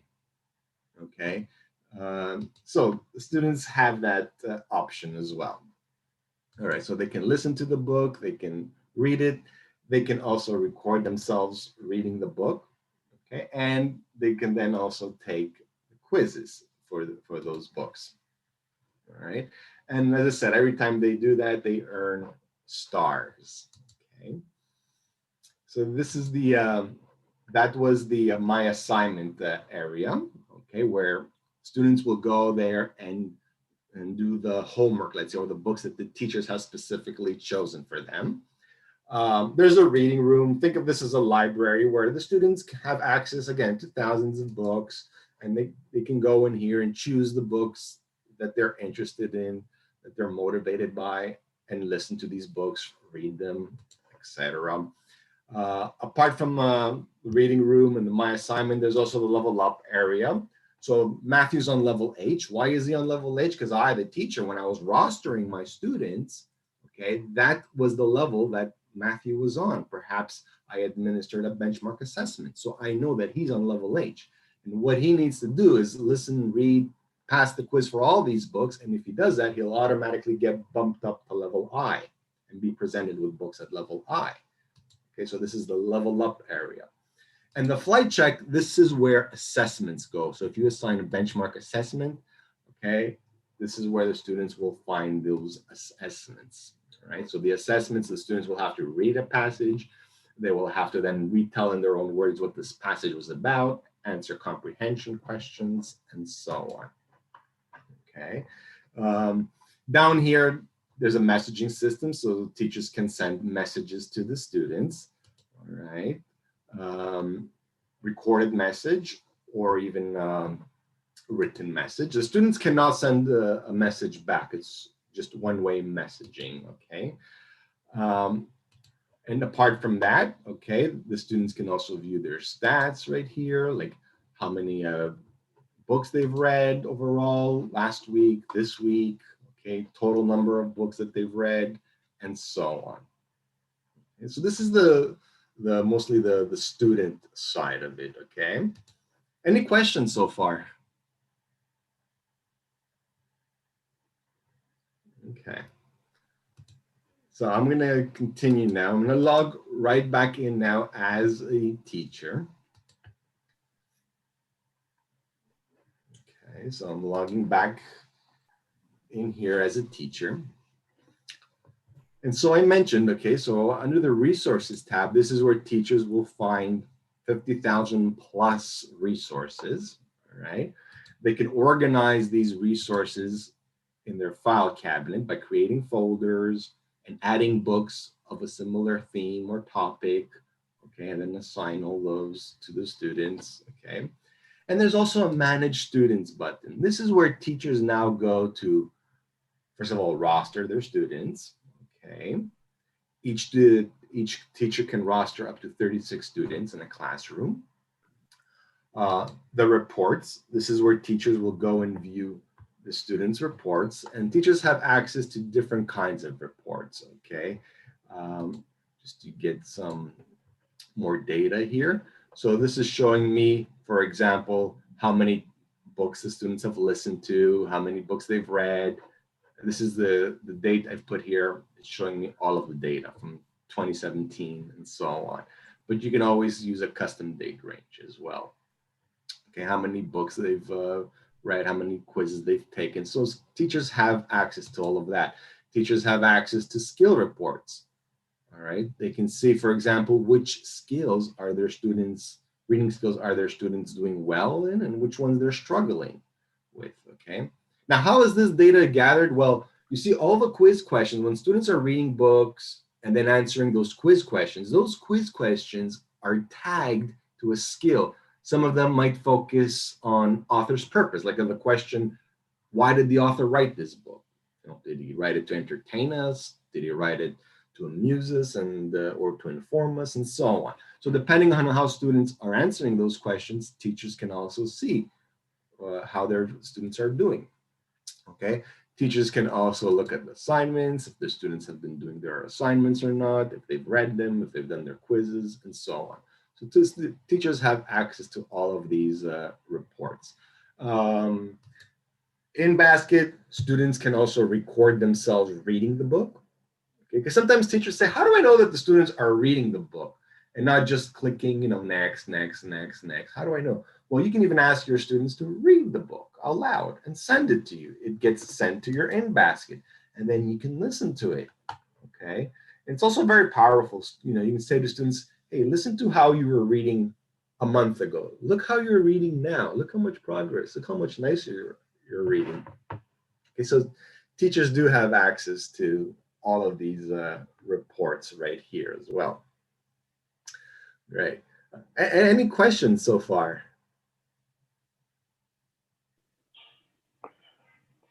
No, Mr. Costa, please carry on. Okay, great. So as I was saying, the teachers have access to all of these reports to inform their instruction.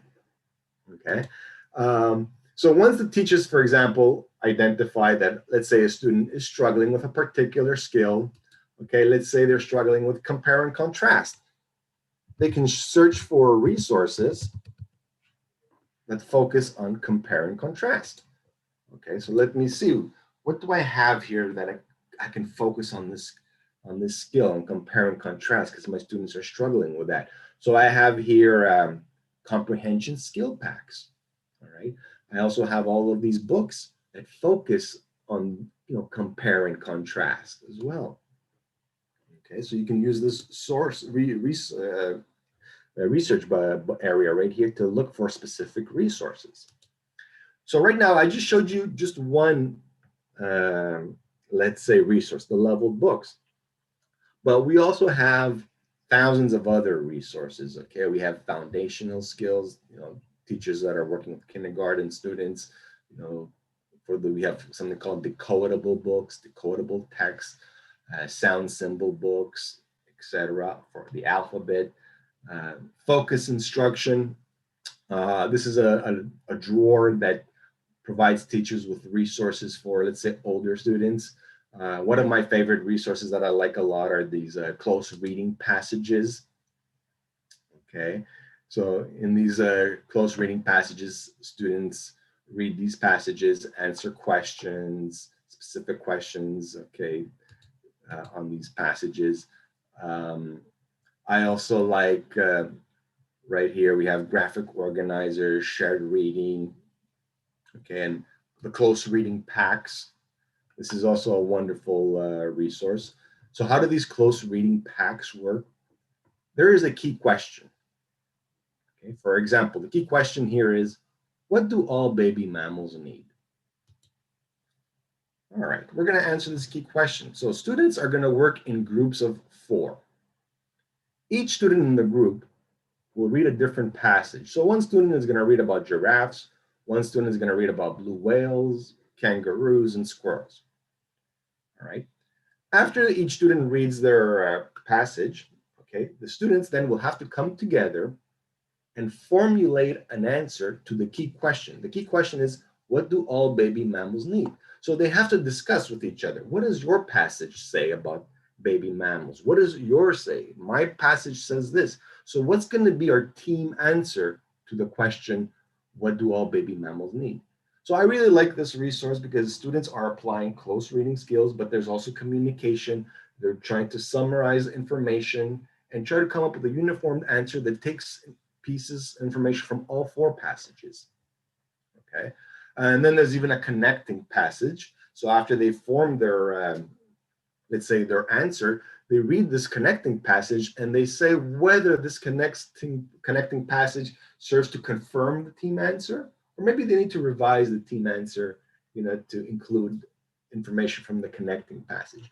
But again, it's not just that they're reading here, but they're also communicating, exchanging their ideas, summarizing information, and so on. So this is the close reading packs that I really like And I know that teachers have given us wonderful feedback on these close reading packs. We have an entire drawer for foundational skills, okay, like decodable books, teaching students how to read and so on, writing resources, and also for other languages, okay. I don't know if this would be of any interest, but some world languages, Ukrainian, Vietnamese, okay, etc. All right, so this would be like the teacher's side of it, okay. Now, if there are no questions here, again, as I said, I'm gonna log out as a teacher and just log back in as a student for a moment. Okay, I'll be Matthew here again.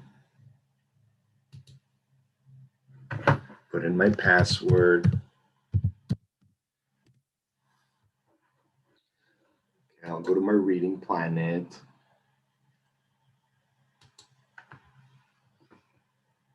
And again, once I'm in my reading planet, again, I have the option to go to these different areas that are available to me, okay? Right now, as you can see, it's popping up that I need to take this benchmark assessment that the teacher has assigned to me. All right, so Matthew here now has to read this passage, record this passage as he's reading it, and also tell in his own words what this passage is about.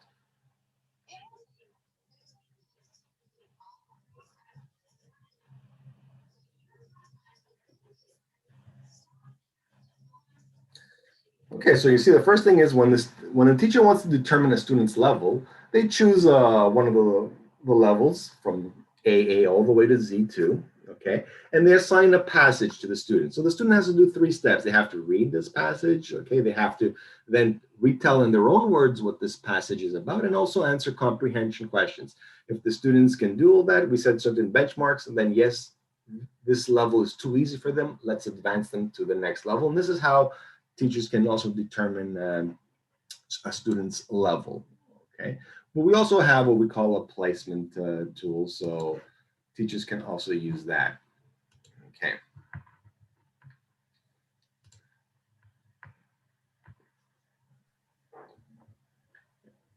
And of course, as I said, students can view their stats down here, how many badges they have earned, and they can see all of their information. And teachers can also involve the parents. The parents can have access and see what books their students are reading and how many books they've read, and teachers can send all this information to their parents as well. This was a very quick overview, okay, of RAS Plus. Any questions you want to ask me? Mr. Costa, it was a wonderful presentation. As far as the questions are concerned, we will take it in the chat box from the attendees, and we will give it to you Sure. if time permits. Sure. Yeah. I'll give you my email. Share my email. You have my email. Please reach out anytime. Please share your email in the chat box, and Okay. we'll surely drop few of the wonderful questions for you. Thank you very much. Thank you. I will share my email with you. Yeah. Okay. Thank you. It was nice talking with all of you today. My pleasure. Thank you so much. Thank you, Costa. Thank you. Thank you. Thank you.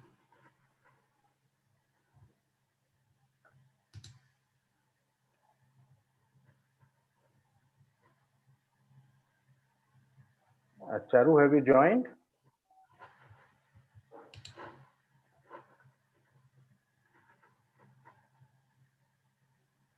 Charu, are you there? Yes. Hi, Pankaj. How are you? Okay. Hi, Charu. A very good afternoon to you from India. Very, very good afternoon, everybody. Thank you. So our next speaker for today is Charu. Charu is an entrepreneur. She is a co-founder and chief operating officer of Practically, which is an immersive experience company focusing on using 3D visual effects and reality technologies to bring learning alive. The company has raised more than $5 million so far and is currently operational in India and Middle East.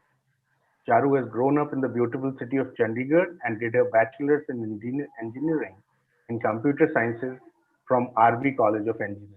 So I'll not take much time of your, Charu. Over to you. In the next half an hour is yours. Thank you so much, Pankaj. I hope everybody is able to hear me well. As far as I am concerned, I can hear you loud and clear. Okay, great, great.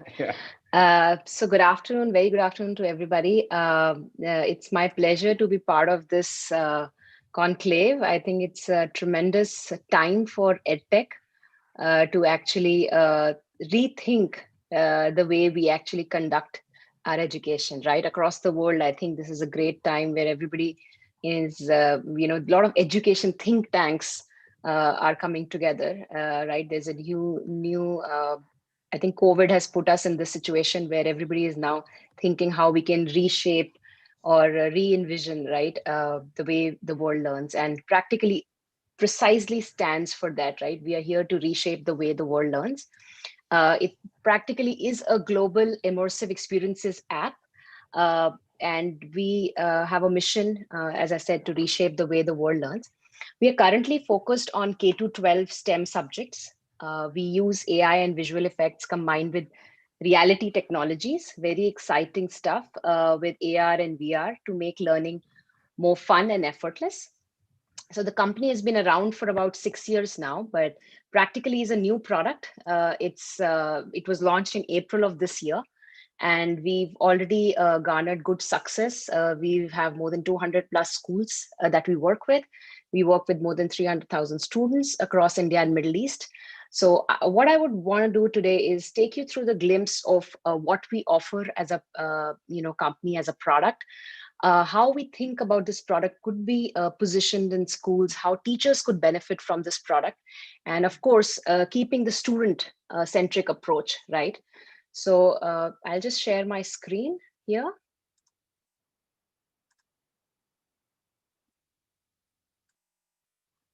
I hope everybody can see my screen, Pankaj. Yeah, it's visible. It's visible.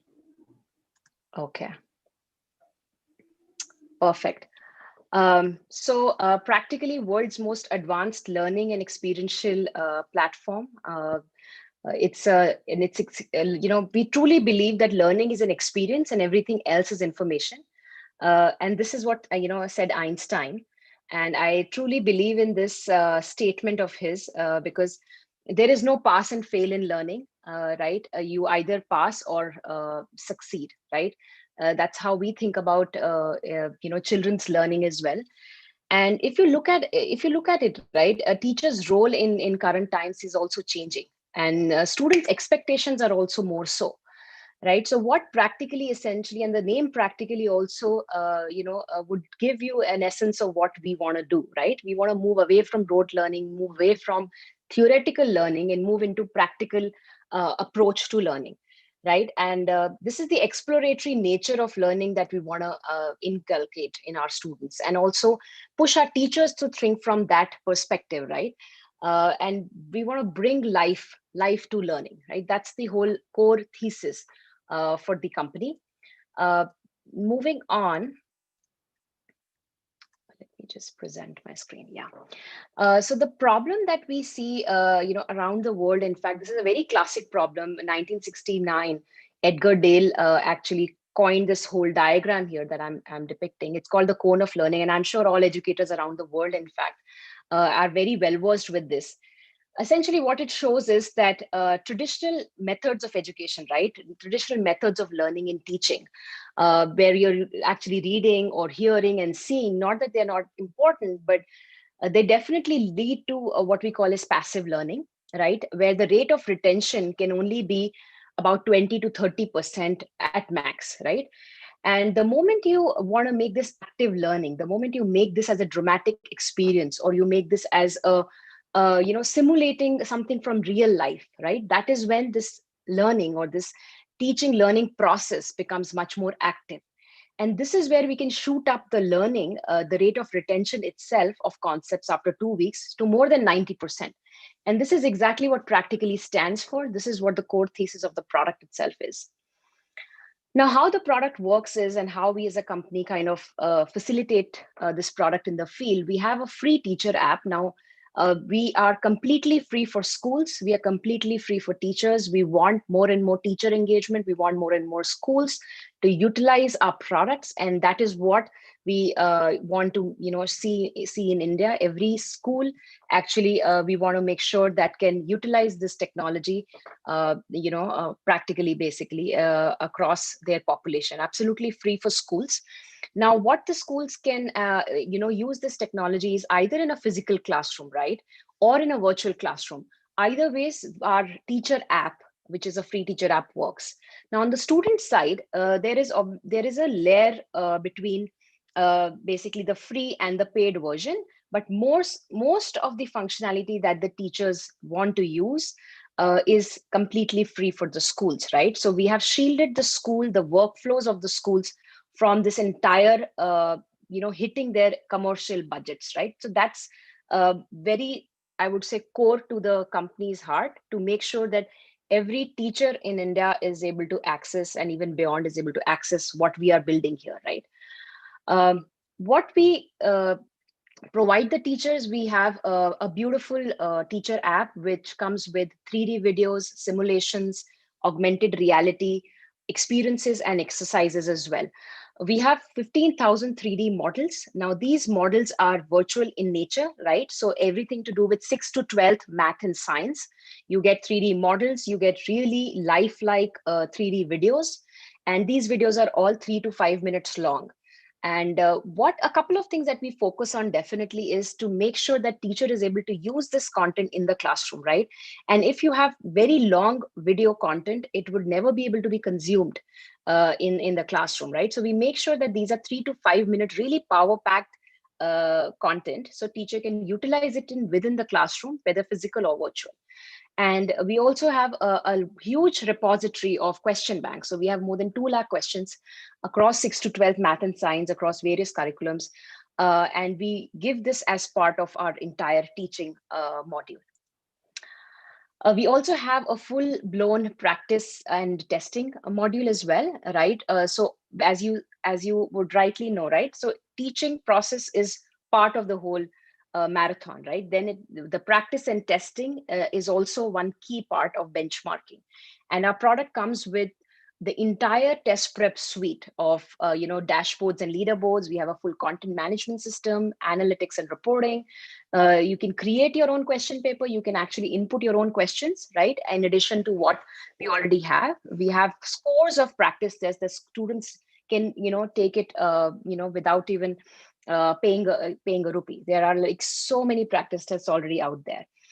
We also allow schools to do real-time testing. So if you want, for example, on Sunday, 9 o'clock in the morning, you want all 2,000 students across various branches in your school system want to take a real-time exam, we would help you do that. Not only help you do that, but also submit all the reports and all the exam metrics to you in your inbox, right? We also support subjective question papers, assessments, mock tests, all the grading and reports, all in one go. Now, we are the only company which does end-to-end everything that you need, from an academic perspective in science and math, 6 to 12th, right?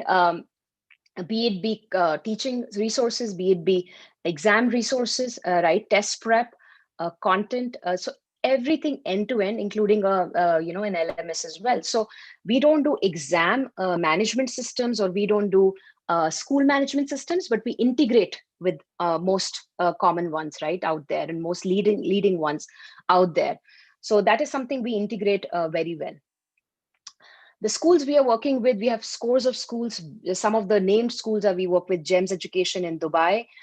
We have Dr. KKR Gautam institutions, about 28 schools in AP and Telangana. We have DAVs, Satyakam International Islamic Foundation School, Vishwa Shanti Laraj Group, SGI. We have a lot of schools. Obviously, I've just put a couple of them here. That's about the product. And what I would like to do is take you through an experience. As I said, right, learning is an experience. And I would definitely want to show this experience in real life, right? And how we really, how the student and the teacher really take this experience home.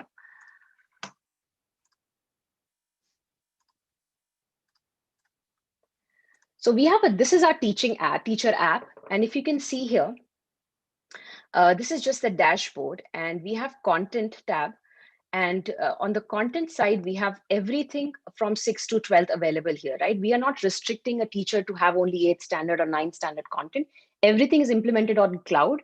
There is no on-site installation or any on-site, fancy gadgets that you need. You teachers just need a simple laptop or a tablet, and they can be, just a simple registration. And we have all the content here. So for example, I'm just picking here 11th standard. So the entire science and math content is available from 6 to 12 to every teacher, right? Because teachers are cut across grades. So all this video content is available. So for example, I can just play one of them. So let's say different types of sets.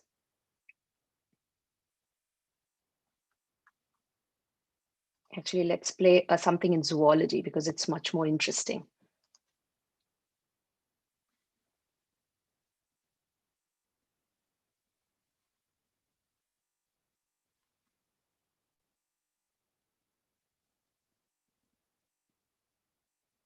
Oh, this is a simulation, actually. I clicked on something else, but this is a simulation. So teachers can also use simulations just as this in their teaching process, just like this, right? Just the way. So we have scores of WebGL simulations, which can work directly on the browser and also in augmented reality. So let me just play one video resource.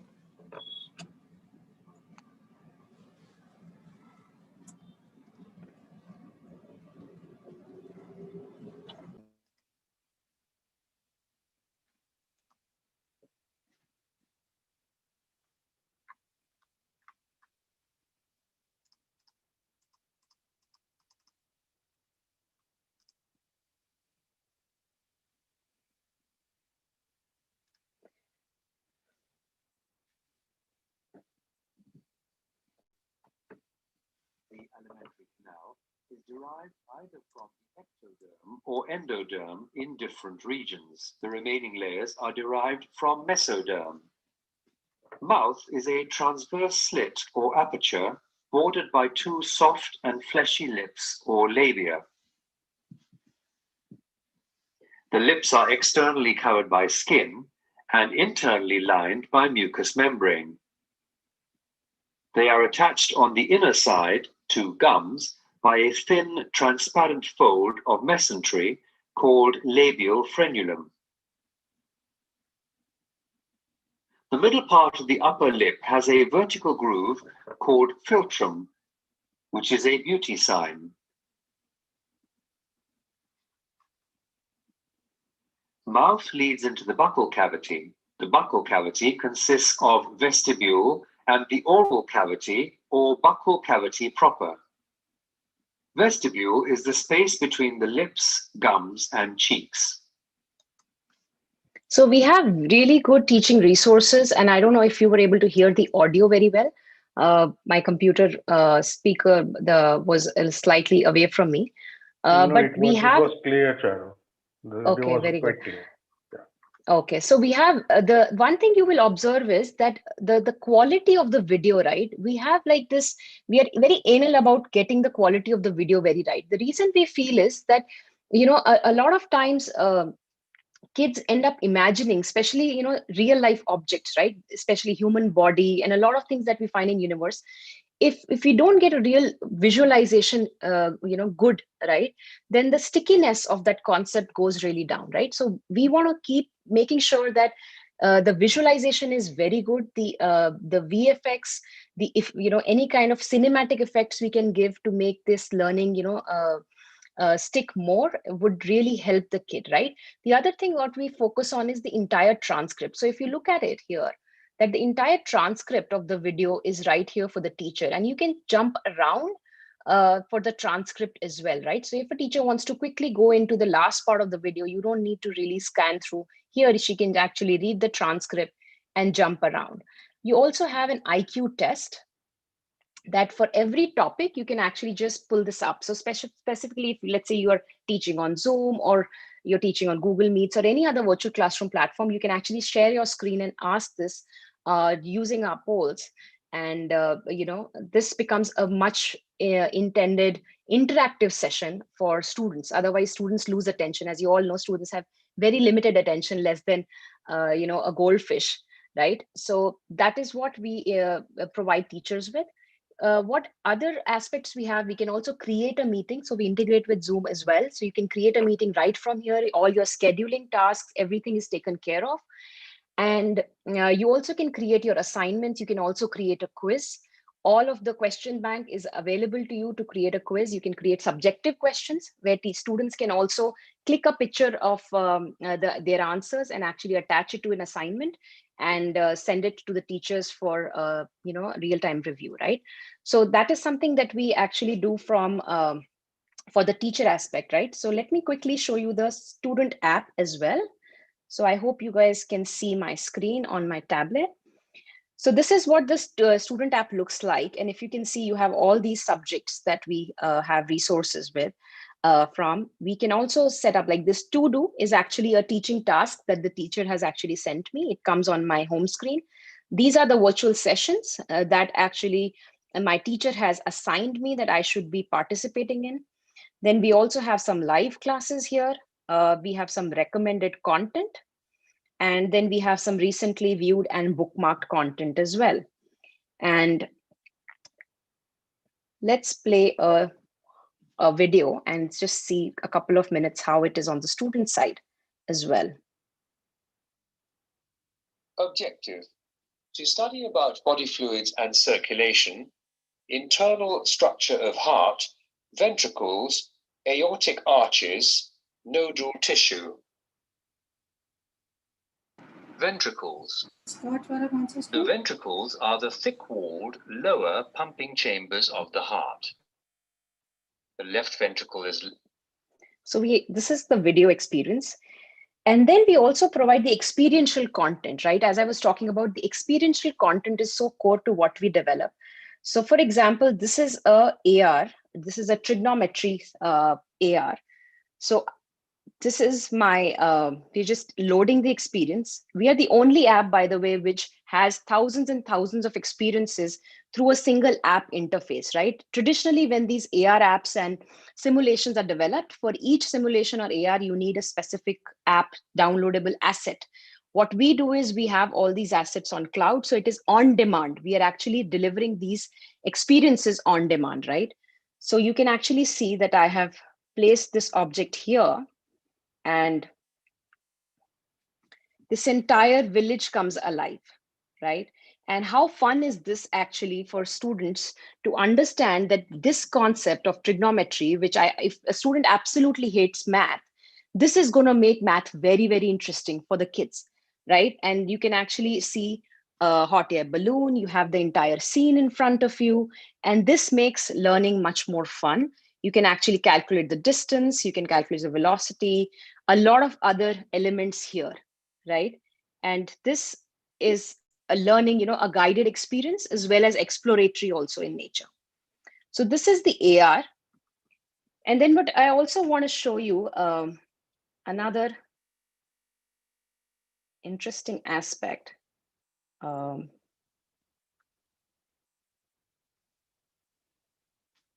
Let's see.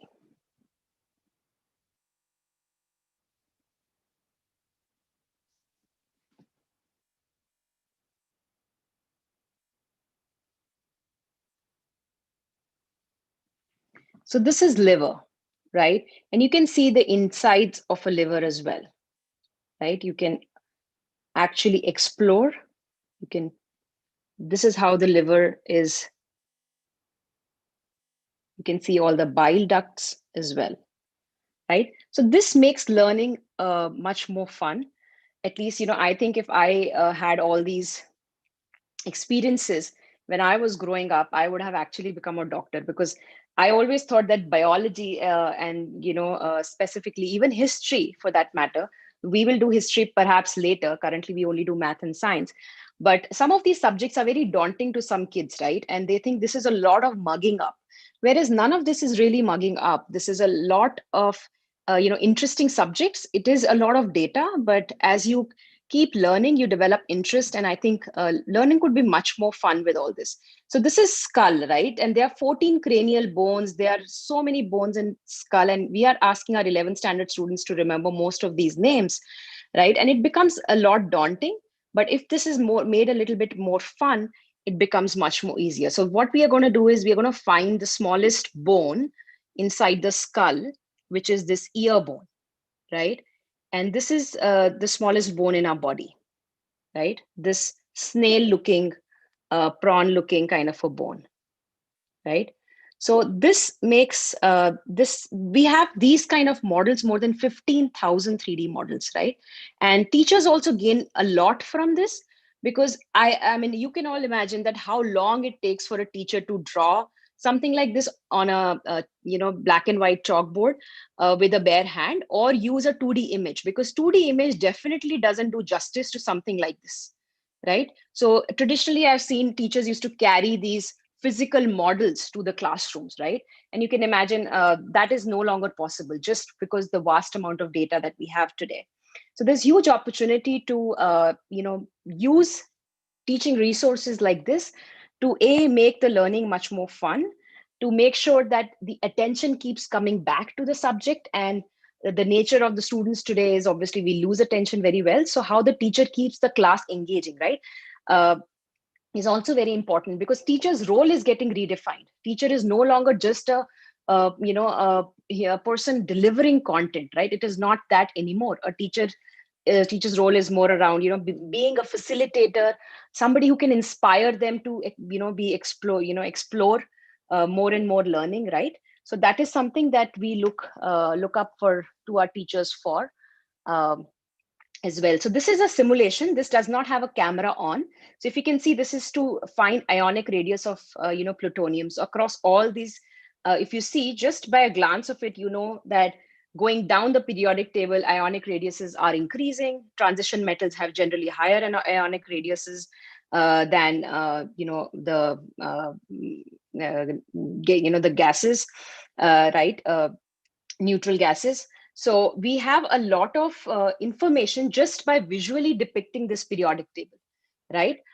So that is something that we using simulations, AR, we are also coming up with the entire VR content, which are we going to offer to schools for free, as long as schools have devices that they can, make use of, right? So this is the application I wanted to show you guys. I hope you all enjoyed the product demo. If you have any questions, I would love to take it at this time. Thank you so much. You've been a patient audience. Charu, it's a wonderful product you have. Only one thing I would like to know, that is there anything for my school leaders? Yes, so this product is absolutely free for all schools. It's absolutely free for all teachers. We would love to give a free demo, whenever you, if you can reach out to us, please reach out to Aditya. He's waiting for you guys to explore, interact with him at the booth, at the virtual booth. All we want, Pankaj, we want to spread this, this experiential learning. I think, when you and I were growing up, right, we never had access to these resources. And it's not just us, right? None of our teachers had access to these resources. And I think that is where a lot of these, a lot of students say that, we hate maths. That's a very tough statement. Even if you don't want to be an engineer, you don't want to be a mathematician, math is something, it's a life skill, right? And to make sure that you fall in love with math is something that we can do with experiential learning. Same for biology. Like I used to say I hate biology, and once I started working on this content, I was like, wow, this is so interesting to know how we digest food, how many bones we have, right? Seeing under inside the vessels of our own human bodies, knowing what is inside our brains. I mean, this is world around us. How do we make sense of it? And that is what inspires us and keeps us going. Right. Very true. Very true. Yeah. So it's absolutely free, Pankaj, for everybody. All the schools, all the school leaders. We earlier had a paid product, but we made a conscious decision in post-COVID that we want to make this as a free product and make sure all schools, and this will continue to be a free product for the schools, absolutely free for all teachers. Great. Great. So hope more and more school leaders would like to get advantage of this free offer from Charu. And I personally see if any of the principal of or the school leaders gets interested for practically, then I'll certainly get back to you, Charu, regarding this. Sure. Thank you so much, Pankaj, for the opportunity. It was absolutely pleasure to present with such in front of such an august audience. Thank you. Pleasure. Thank you so much, Charu. Thanks. Thank you so much. Thank you.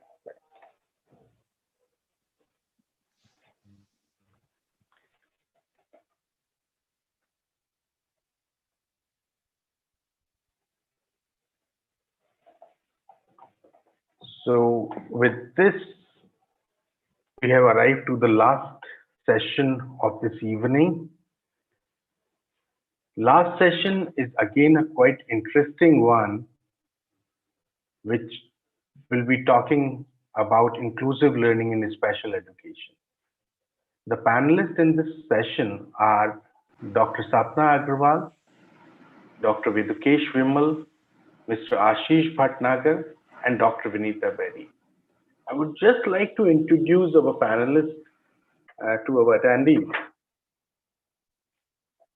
So Dr. Sapna Agarwal is an astute academician, dynamic and socially active with qualitative experience of more than 20 years at higher echelon of knowledge management, children education, training and development, child psychology, science, and its spiritual understanding. Dr. Sapna believes that education reforms and innovative methodology can create the wonders. Dr. Sapna has been taking on topics including right parenting, child psychology and behavior, public speaking and presentation skills, leadership skills, team building, problem solving, decision making, positive mental attitude, interpersonal skills, emotional intelligence, and lateral thinking, as well as the role of pedagogue. We welcome you, Dr. Sapna Agarwal, for in this session. Right. Thank you, Pankaj. Yeah, it has been a wonderful time since morning. Though I was there in the morning and then I exited, and post lunch I'm over here. But the session has been fantastic. And let me compliment you. Listening to General G.D. Bakshi was actually the best, one of the best thing. Of course, Dr. Ashok Pandey, Jaya ma'am, and everybody have been doing. And the session which I was part of it about the tools for teachers, I think it is very, very interesting. I'm going to definitely approach. Right, Thank you so much. That's really great. It is very, very nice. So the only challenge is that, as discussed yesterday, we're having a very, very disturbed internet. I do not know, there are various reasons to it. So let's talk quickly about, because it might get interrupted at any point of time. Right. So as far as inclusive education is there, because that is ma'am, sorry to intervene you. Can I introduce you the other panelists also? Yeah, please. That's really fantastic. Thank you so much. Thank you so much. So we will be having in the panel Dr. Vidukesh Vimal. He has had a distinguished academic career with a PhD and MPhil from the University of Delhi, a B.Ed from the Faculty of Education, Jamia Millia Islamia University, New Delhi, as well as he has an international postgraduate certificate from University College London and a certificate course in student residential care, Australia. Dr. Vimal was appointed the 5th headmaster of the Assam Valley School on the 1st of September 2019. We welcome you, Dr. Vimal. The next panelist for this evening is Mr. Ashish Bhatnagar. Dr. Ashish Bhatnagar is the principal with the International School of Seychelles in Seychelles. Dr. Bhatnagar received many Best Principal Awards at national and international level. Dr. Bhatnagar is the assessment specialist for a A-level global perspective. Dr. Bhatnagar is certified as a life coach from the New Skills Academy, USA. Dr. Bhatnagar have got senior leadership experience of being the principal and head of secondary schools, responsible for supervising, supporting, developing, evaluating, disciplining, being the external examination coordinator for IGCSE and GCE. So we welcome you, Mr. Bhatnagar, and we have in the panel Ms. Dr. Vinita Barry. She is an executive director of Spectrum, a multidisciplinary clinic for differently abled learners.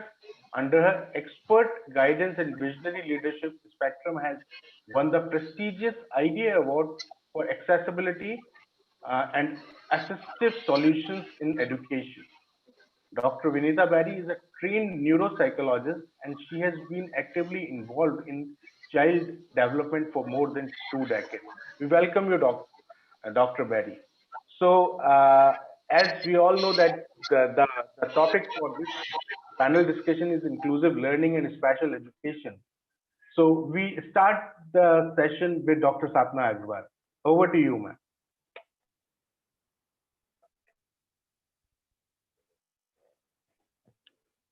Dr. Agarwal, are you there? I am there. So it's a pleasure. First of all, my greetings to Dr. Vidukesh Vimal. Just allow me. I'm moving into a better internet area. Right. Yeah. And my greetings to Mr. Bhatnagar and Vanita ma'am. It's indeed a pleasure to be here and be talking about the inclusive education. Right. Just again, once thank you so much. Yeah. Okay. So just a request, since my internet is very, very unstable today, reasons many, so there's no point talking about them. So let's talk about the inclusive education, something I think which touches each one of us. And what better than education is that we try to bring the children into the mainstream. And as far as NEP is there, has given us a lot of opportunities galore, if I say, to bring and help these children to come to the mainstream. Yes, of course, there are a lot of challenges, right from infrastructure to parent counseling and the teachers, the right kind of teachers if we get, and of course the class where they are studying, the peer group, right? Though I'm sure all of us have seen that once the children understand in the class, the peer group becomes kind of a resource and they also start helping. But then there have been a lot of extreme cases in the schools where, however we tried to blend the child, the inclusivity from our side was there, but it doesn't take a shape as far as the right kind of things which happen. So, it's very difficult to counsel the parents at points of time and tell them that, we'll not be able to adjust.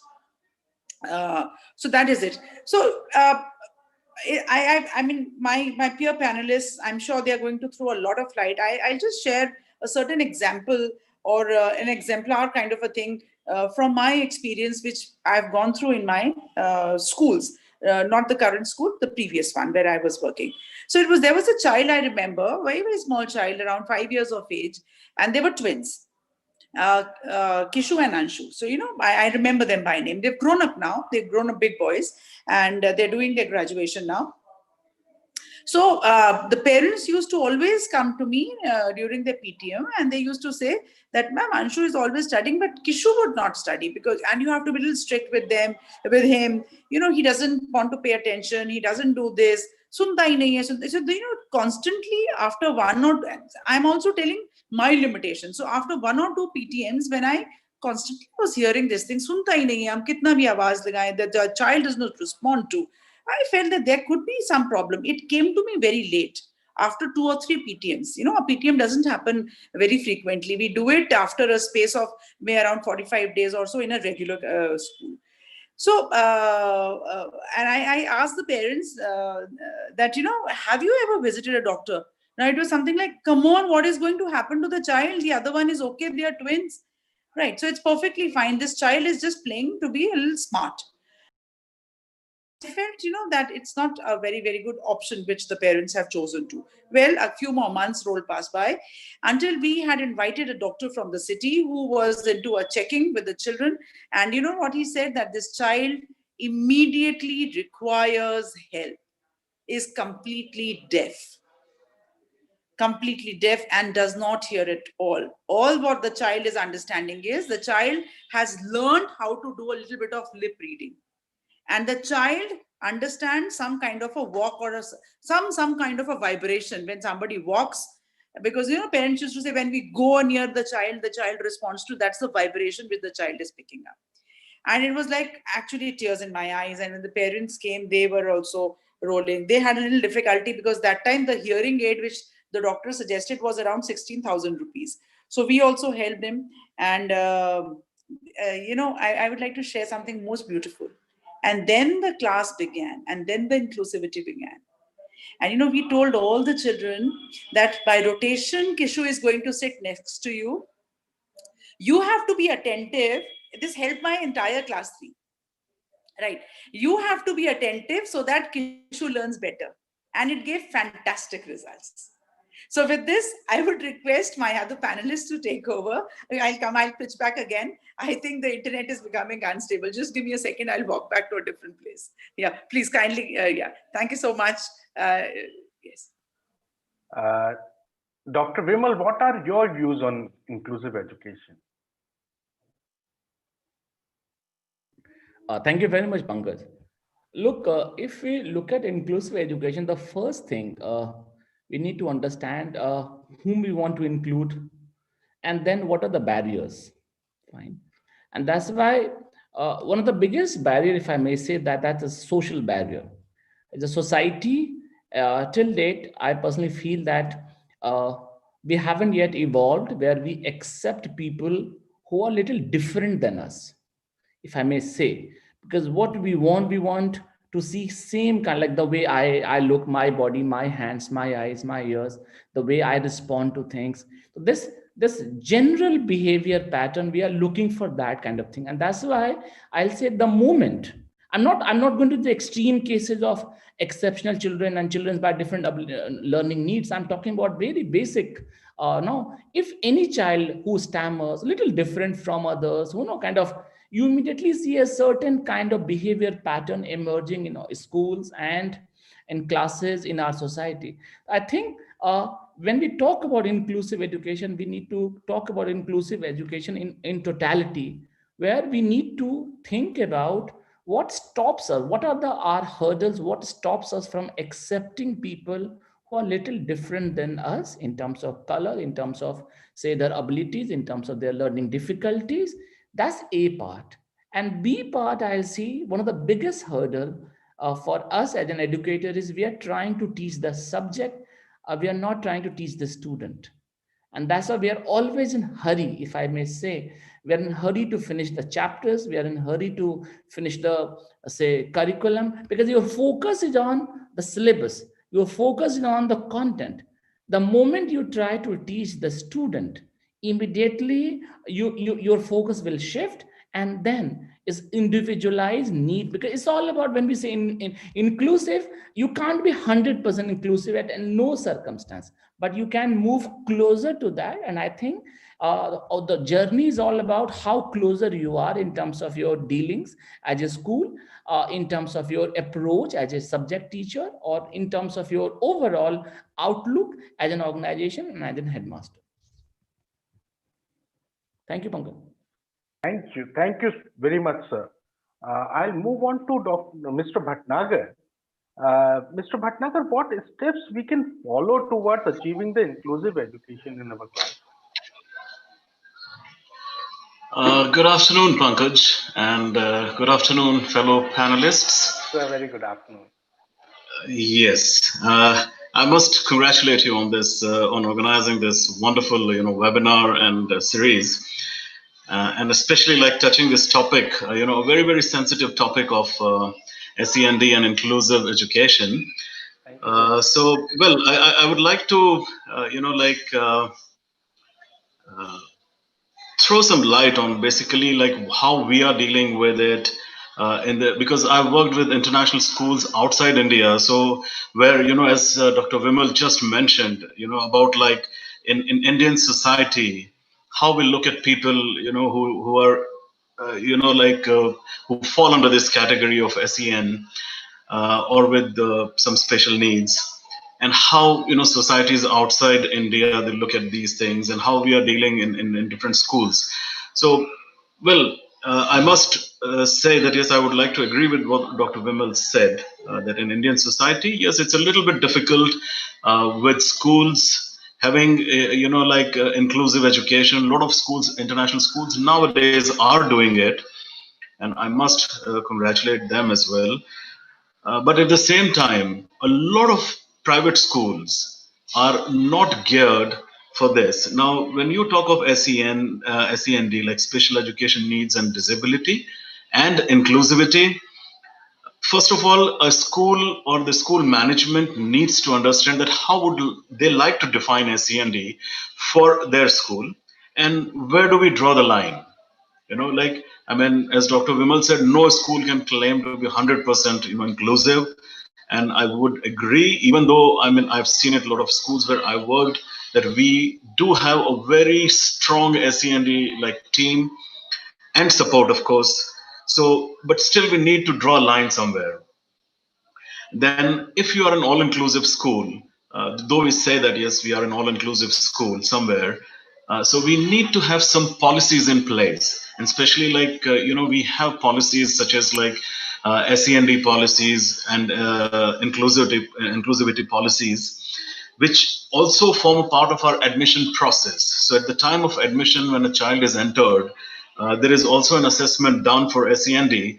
And of course, like we do have an assessment for EAL needs as well, because a lot of schools, they club SEN and EAL together, because we look at English as an additional language, and we have a lot of such candidates who need support in that area as well. So there has to be a very clear-cut line drawn between the two. But since our focus right now is on SEN, I'll talk about it. So, well, the schools probably, how to implement in the best ways. We need to have staff that can actually cater to the needs of these such candidates, such students, which probably should have qualified inclusions manager. Then probably, if possible, then we should have a SANCO in the school. SANCO will be SEN coordinator, and then the support staff who probably would work the best with the school in a lot of areas.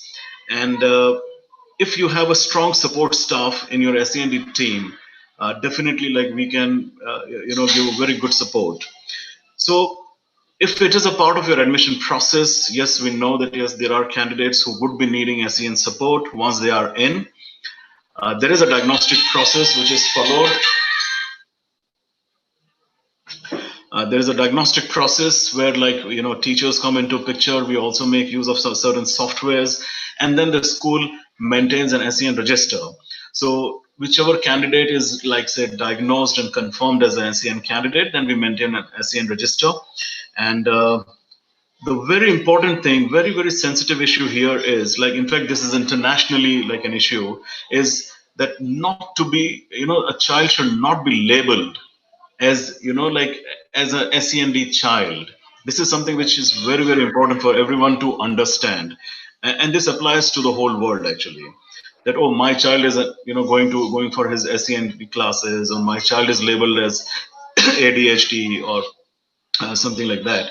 So we have to be very, very careful with this. But as I said, if you have a proper structure in place, where there is an inclusions manager with SANCO and support staff, then certainly you can have your classes organized that way.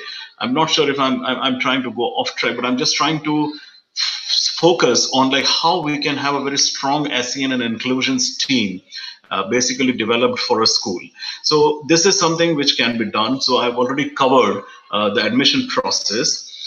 Then there has to be some regular, like pupil progress meetings to discuss progress in the previous terms and plan how to support the students who actually lag behind, right? And then, of course, well, it is a numeracy issue, it is a literacy issue, or is it both?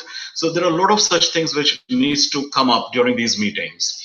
Well, in fact, if the admission team, like doesn't recognize a child as an SEND, something develops at a later stage, then there are a lot of ways and things, how things can be tackled. Teachers can raise concerns about a student and discuss with the SLT or the SENCO in the school, where like they do again a kind of quick assessment and diagnostic assessment, as I said, and they can raise a record of concern for that. So this record of concern will be then submitted to the SENCO, and then the SENCO takes care of it. So once the ROC or the record of concern is completed, the meeting is triggered with the parents, students, and teachers. So like, the meeting with the parents is very, very important. Here we really need to make the parents understand that this is in the best interest of the child, that we are trying to make this assessment and we've come to this conclusion or the decision, and we would like to put your child on the SEN register, because that's where probably, okay, the teachers can, why a child was sent to SEN register was definitely like the differentiation and everything was done, but it didn't help. So now there will be a different kind of differentiation applied for this particular child now. So that's why the parents' consent and is very, very important. So this meeting, as I said, this meeting needs to be conducted, and then next stage comes is we formulate the IEPs. So the IEPs, which is like individual and education plans, are formulated for these. Individual targets are set for these students. And then this IEP is signed and agreed by the teachers and the parents and everyone, that, okay, fine, this is what we have agreed to. So that way, and then SENCO carries on throughout the term. They conduct different diagnostic tests for their abilities in different areas, as we've just discussed. So that way, this is why SEN and inclusivity is very, very important. And I must say that, yes, every school needs to take this up. Every school must have SEN and the inclusivity as a part of their vision or mission to tackle with such students. So this is something which I've just thrown a brief light on, like how and what the whole process includes and involves. Probably I can talk for another hour or so, on how to go ahead with it and what are the different diagnostic tools that we follow and we've been following in different schools. But that sometimes later. I think I've had enough of time. Probably it's time for other speakers to take on. And if the time allows, I can talk again a little bit later. Sure, sir. So, Dr. Berry, as you are the executive director of Spectrum, which is a multidisciplinary clinic for the differently abled learners, what do you have to say about inclusive learning in the Indian? Yeah, I think Mr. Ashish has very well spoken about the operating model that is generally followed in the schools. But then when Dr. Vimal was talking about drawing a line, that is really important, and the drawing the line has to be done at two spectrums, not only one. Because sometimes we draw a line on during the admission process who is to be included, who is not to be included. That is really important. But also at the other extreme, there is a case, where there are children whom you want that they should be in the mainstream schools, but an individual or as a system, we really need to take a decision on things like, would it be beneficial for that child to be mainstreamed? Because there are certain children who do not benefit in the mainstream schools. Although I fight for inclusion, I have been working on inclusion and towards inclusion since many years. But yes, that is also another aspect wherein I have seen changes in very extreme cases where the institutes and the parents have been pushing for mainstreaming, but the children do not benefit. So we need to draw lines on both the spectrum and both the extremities. And as Dr. Sapna was talking about, that Kishu, that child. So I think what is utmost important is the screening and the sensitization of all the teachers, all the management. That is where the story will begin. The sensitization of the teachers, I think, is equally important, also along with the sensitization of the peer group. The normal classroom has to be sensitized about how they are going to accept. As all the panelists were definitely towards it, and they were speaking, that was rightly, very rightly they said that if we train the other children, they accept the child who needs help very beautifully, and they actually do things that we cannot even imagine. And they are so helpful and so wonderful peer leaders when they're working with these children. Like she said, Dr. Sapna, ki kishu ko kisi aur ke sath bithaya, and the children were on rotation helping the children. So I've seen wonderful results when the classroom as per is trained, the whole class is trained. But before that, I think the screening has to be very apt, and for that, the screening and sensitization of the teachers, not only, I won't say only the SEN teachers, teachers who are taking any subjects who are there in the school. And sometimes also, if you want to make a set up an inclusive setup, even the guards, the maids, the helps in the school, everyone needs to go through a training. It doesn't need to be an hours and hours of training, but yes, a sensitization workshop, I think it is a must to be conducted for all the staff and the management of the school. Inclusion, people talk about inclusion, yes, but when it actually comes, as Dr. Vimal also said, that inclusion is happening, and Dr. Bhatnagar also said that private schools are not yet geared up. I totally agree. There are changes. NEP talks about very beautiful changes that will happen in future when we work towards it, because we haven't seen the picture yet. But a lot of gearing up is important. And I think, again, I will come to the same point, that to begin all that or see a rosy picture in including all the children, we need to change as a society. We need to change, and that will happen only if we sensitize the society, sensitize the teachers, sensitize the children. If you remember, we all still, because we never grew up in a society which was inclusive.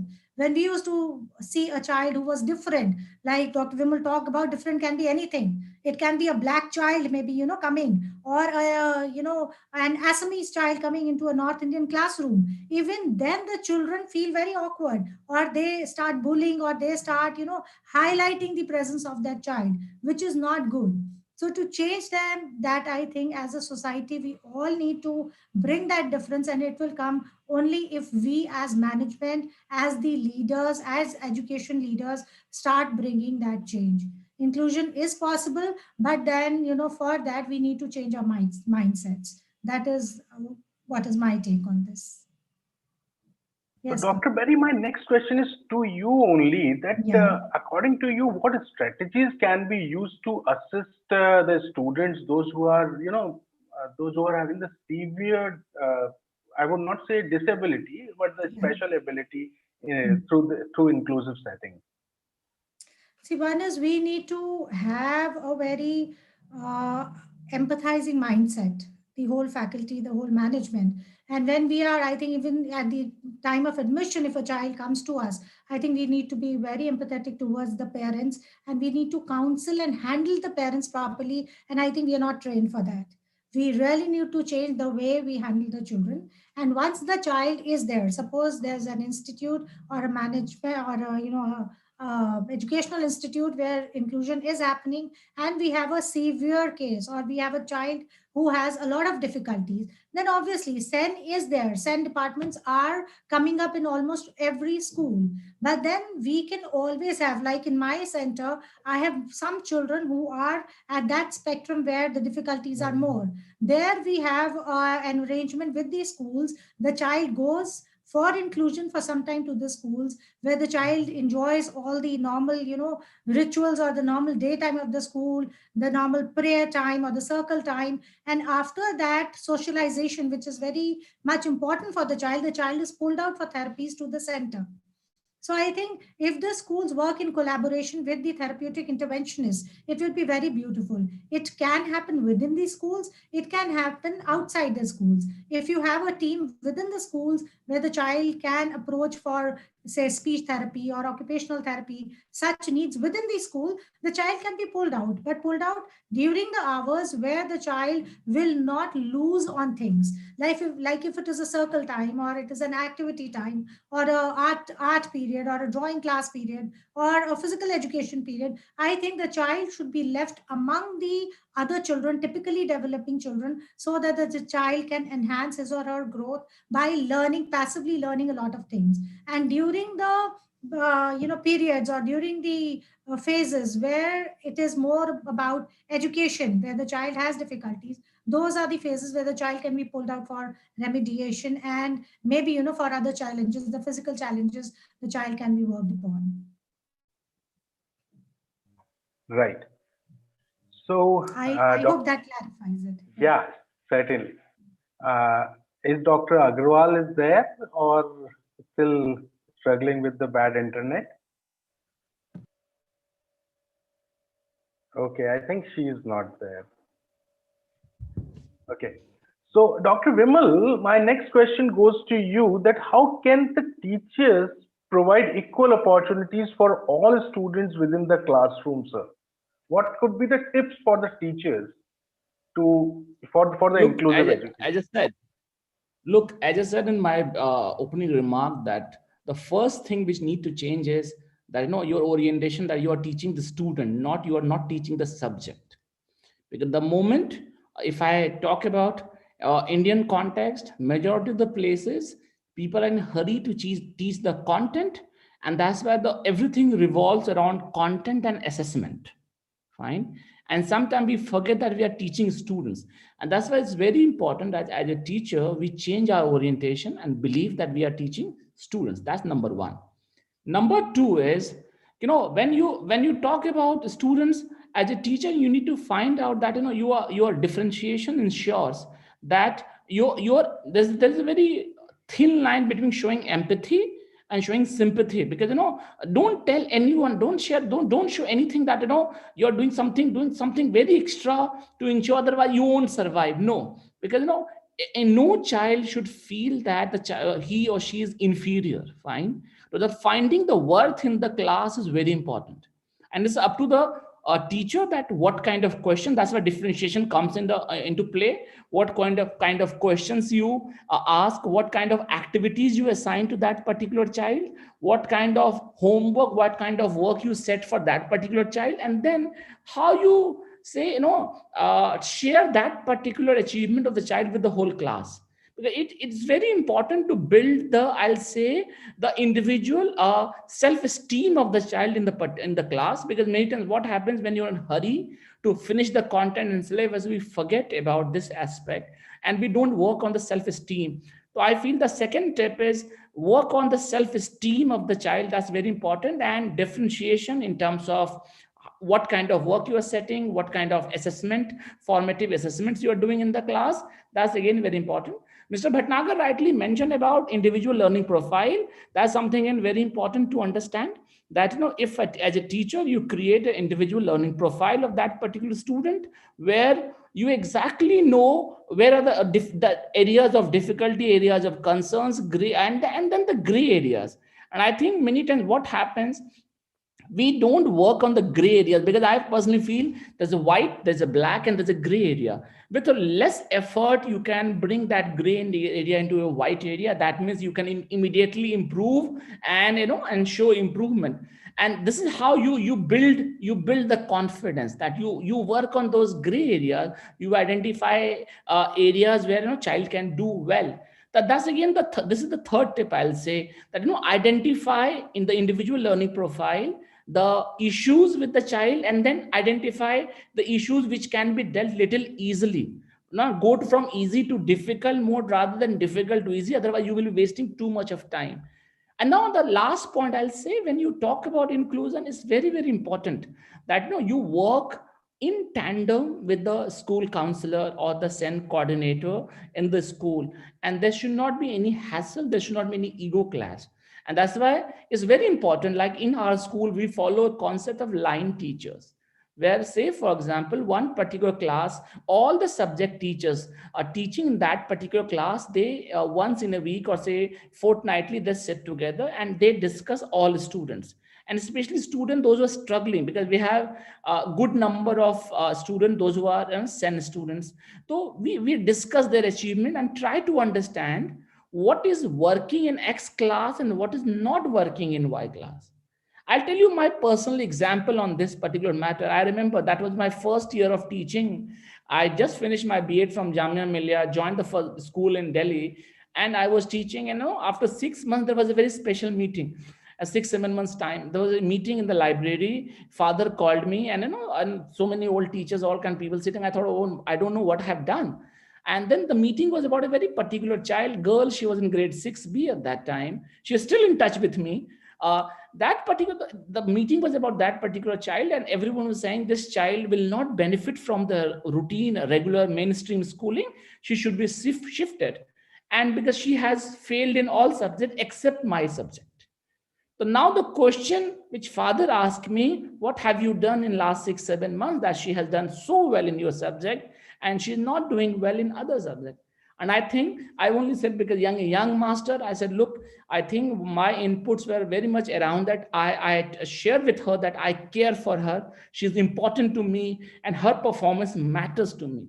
And I think this is very important, I'll say, relationship which is required, and teachers should try to build. This is the tip I'll just want to give, that try to build the relationship, try to have that kind of attachment, try to have that kind of connect, which ensures that the child trusts you. At the moment the child trusts you, I'm 100% sure the child will try to respond to your expectation. There's a very interesting theory, in fact, people want to go through, the Pygmalion theory, which talks about the teacher's expectations directly related to child's performance in the class. And it's very, very important to understand that what you are expecting. But if you have kind of let it go in the first go, or that child become kind of your staff room gossip, and so I'm doing this much, in that, don't do things in sense of greatness. Do things because that's your job to do it. Do things because that's the right thing to do it. I think things will be much better and much in order, if I have to say that. Thank you, sir. You have touched a very valid point that empathy is something which is required in the teacher. Mr. Bhatnagar, I just one simple, a question from you, that is inclusive education good only for the students with the special abilities, or is it beneficial for all the students in the class?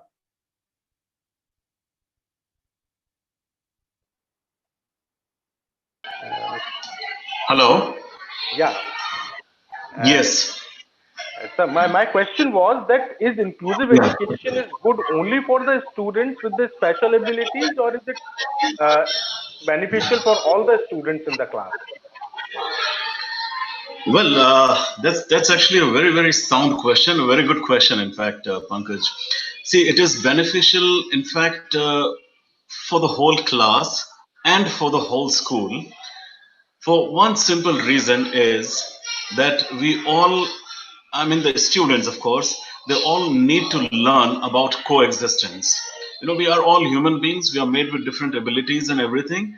And then this social taboo, which was mentioned in earlier discussions, that not everybody looks at these people with different abilities in the same way. And there is a lot of things which they have to face in life. Unpleasant things, I should say. So I think this is something which is actually very, very good for the whole class, where we teach them, and that yes, there is something where you all need to coexist. The world probably tomorrow, where you will grow and where you will start working, functioning.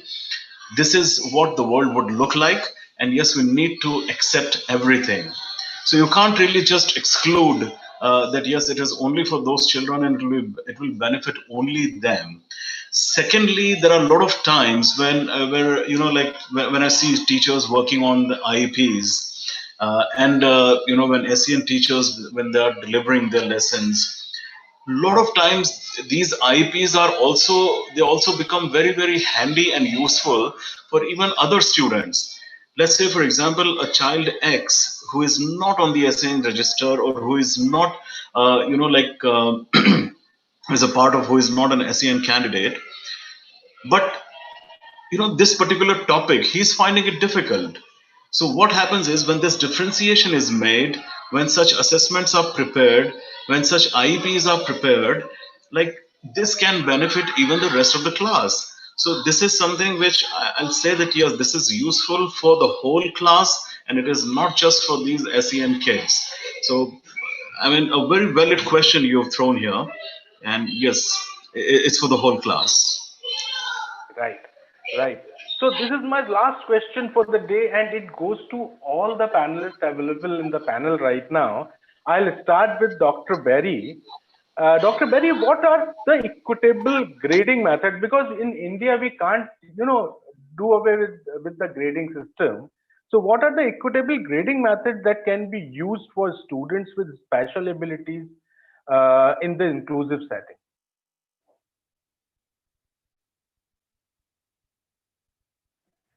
Dr. Berry, are you there? Yes, yes. Can you hear me? I think I was Yeah. on. Okay. So what I was saying is, it depends upon the policies of the institute. But yes, we need to consider what kind of difficulty the child is facing so that we can plan our assessment accordingly. Because even if we talk about SLD, which is specific learning disorder or specific learning disability, it is of different kinds. So in some cases, we need to ignore the spelling errors. In some cases, we need to ignore the language. In some cases, we need to give a different kind of set of questions in the arithmetic area where we do not give the problem sums to the children. So I think we cannot generalize a method on this. We will have to customize, or an institute will have to customize that grading method depending on the need of the child. And as far as I've seen till now, maybe there would be some changes after the NEP. But till now, how I have seen is till grade 8. As you know, I think all the schools have been cooperating so well, who follow inclusion and who have sent departments. So they are always modifying and customizing syllabus and the worksheets for children with special needs. Until grade 8, they go on studying with that. And in 9 and 10, they get CPSE exemptions. And there's so many children who clear their grade 12th with after having those exemptions. So I think we can customize that grading method. It should not follow any hard and fast rule, but yes, depending on the need that we need to, what are the areas of strength, like Mr. Ashish also mentioned about IP, the school system or the school management or the teachers need not only the SEN department, but the regular teachers also need to see the IP of that particular child. What does that IP say? What are the strengths for that child? What are the weaknesses? What are the goals that we have set up? And depending on those goals, I think the grading method can be evolved and can be customized. Right, Dr. Barry. So, Dr. Vimal, as an educationist, and especially as a head of the school of the residential school, what are your views regarding the equitable grading methods and how it can be implemented? I think Ms. Bailey has concluded on behalf of all of us, because that's the best possible way that, where because look, till a certain class, you have the liberty to have your customized method of having it, and definitely the child should be given the benefit of that particular thing. But I personally feel that not at the cost of academic rigor. Many times, that's why I use the word. There's a difference between empathy and sympathy. When you empathize with people, you don't compromise on the rigor. What will you compromise it? You are not counting that, the rigor or the process should always result into an outcome.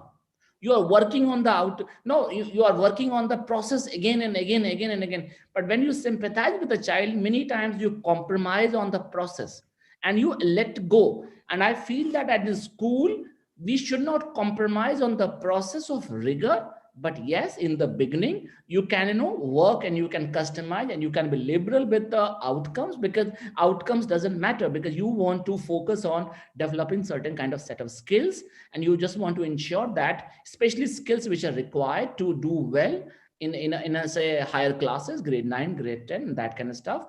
And that's why your outcome in terms of your achievement, in terms of your marks, in terms of that thing should become irrelevant. And there should be a method of celebrating such students also in the system, because many times what happens, you get to see only achievers on the stage. And that's why I'll say equitable certain kind of method in your organization where you are celebrating, and you are celebrating not only that, in other areas, I'll say in academics also, you are celebrating students with different abilities in the same hall, in the same setup, so that their self-esteem, as I talked about in the beginning, it remains the same, and they all feel that I'm part of the same community. Because the moment you give the sense of exclusiveness, the moment you say this is not for you, overall everything will go down. If I may say, I'll say that schools need to design something which is equitable in terms of recognizing the effort of the students. And then whenever there's an occasion when you're celebrating others, you must celebrate such students as well. Dr. Vimal, I would like to add on here. I would like to add on with the case that I had. This was a child who started coming to me in grade 2. And this child had ADHD and dysgraphia. So dysgraphia was very, very prominent. He was definitely very brilliant orally, but he never used to write down anything. No attempt in the paper when it came to, the pen and paper assessment. So he was taking therapeutic intervention outside the school from art center. And we were trying to convince the school on, customizing. The school was not ready to customize the worksheets or the assessments initially. But then we had that kind of faith. The parents were counseled, and we went on with the child and strengthening his capabilities.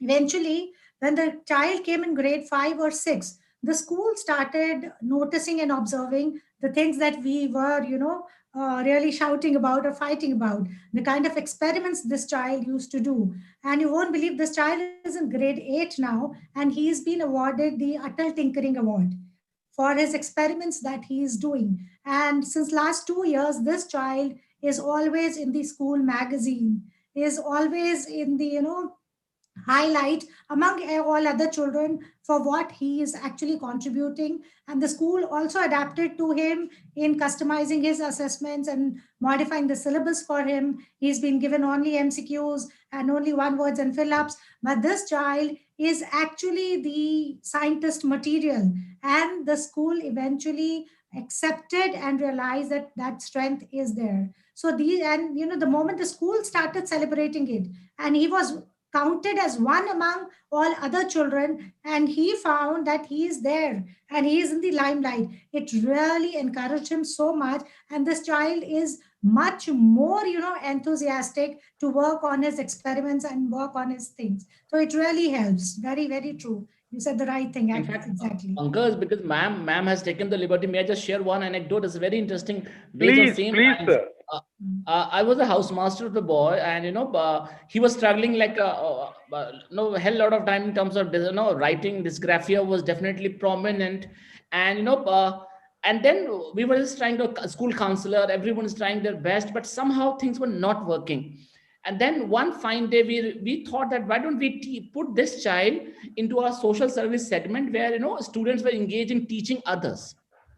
And that way he got involved in that particular aspect where we used to go like every evening after classes. There you go to the nearby school. We have like kind of 3, 4, 5 slum projects, we call it vatikas. You go there, you teach the children for 1 hour, you teach them writing, you teach them all kind of work. And this is how it all started, where intervention was made. He was teaching, and then he became social service secretary in grade 12. At present, the boy is in University College London doing his economics.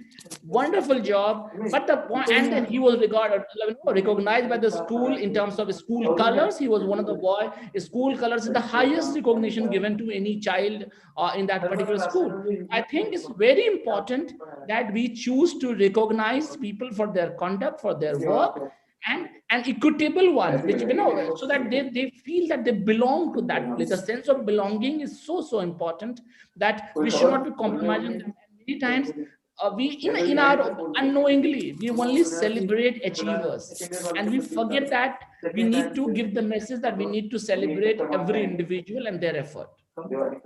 Yeah, very well said, Dr. Vidukesh. Very well said. Yeah, indeed. Right. Thank you. I mean, Pankaj, I'm now in a place where there is a lot of good internet, so I'll be here now. There's no problem at all. Thank you so much.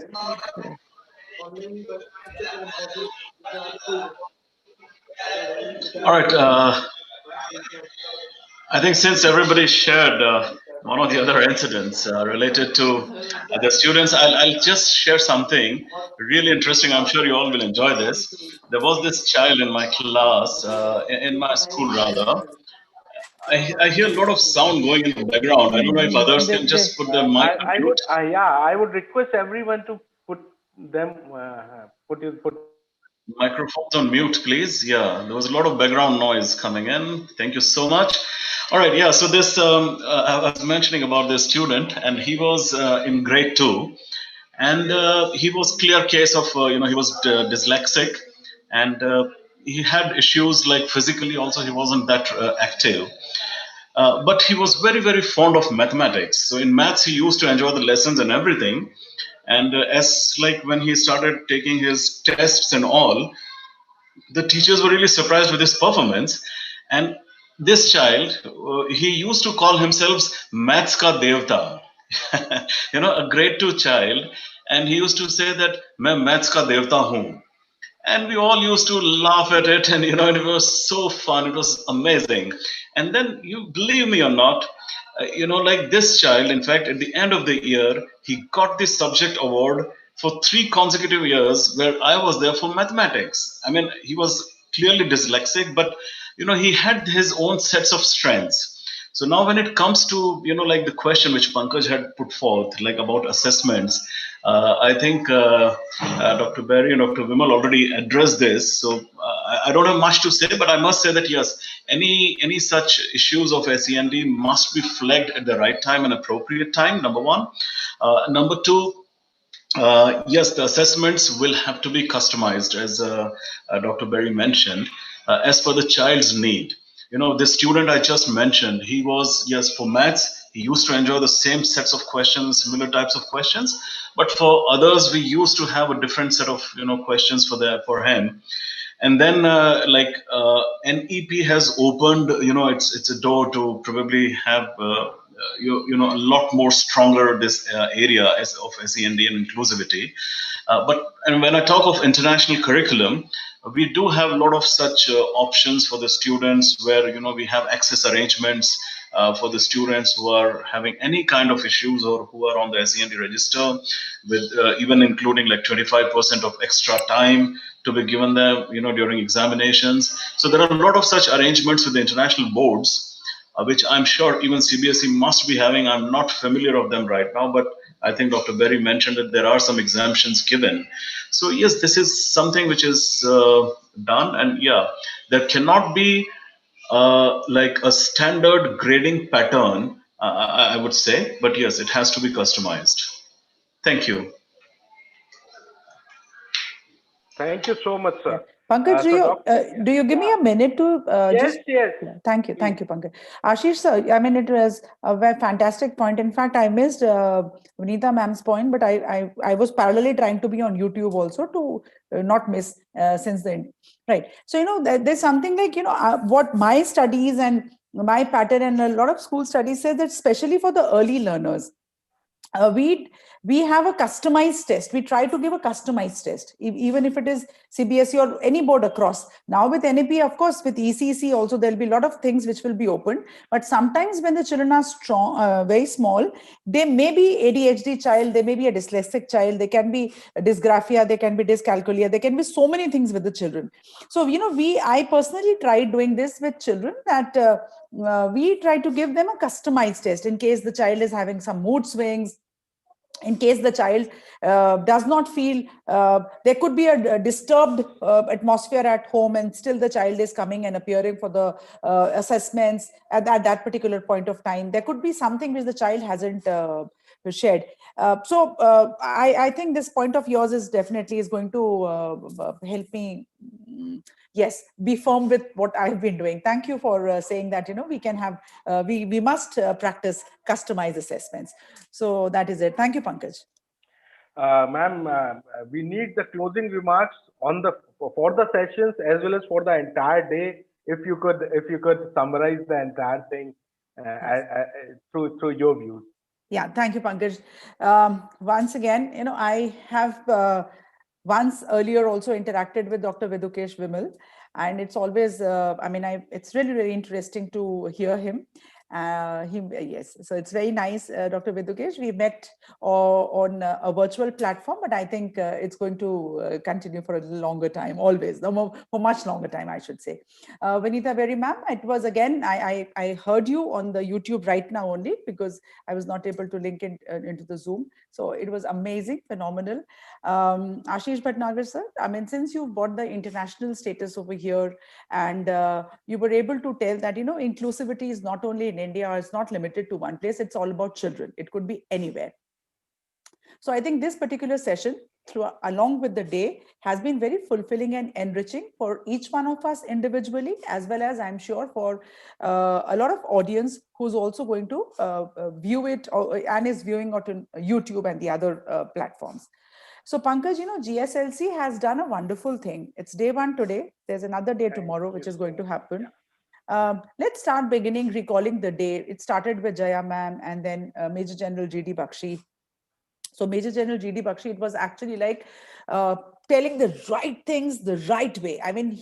He doesn't customize it at all. He just tells it, right? And he just tells it, and there's so much of fire and there's so much of happening which happens in the minds and everything that you feel like, yes, this is going, which we must do it. We aren't doing.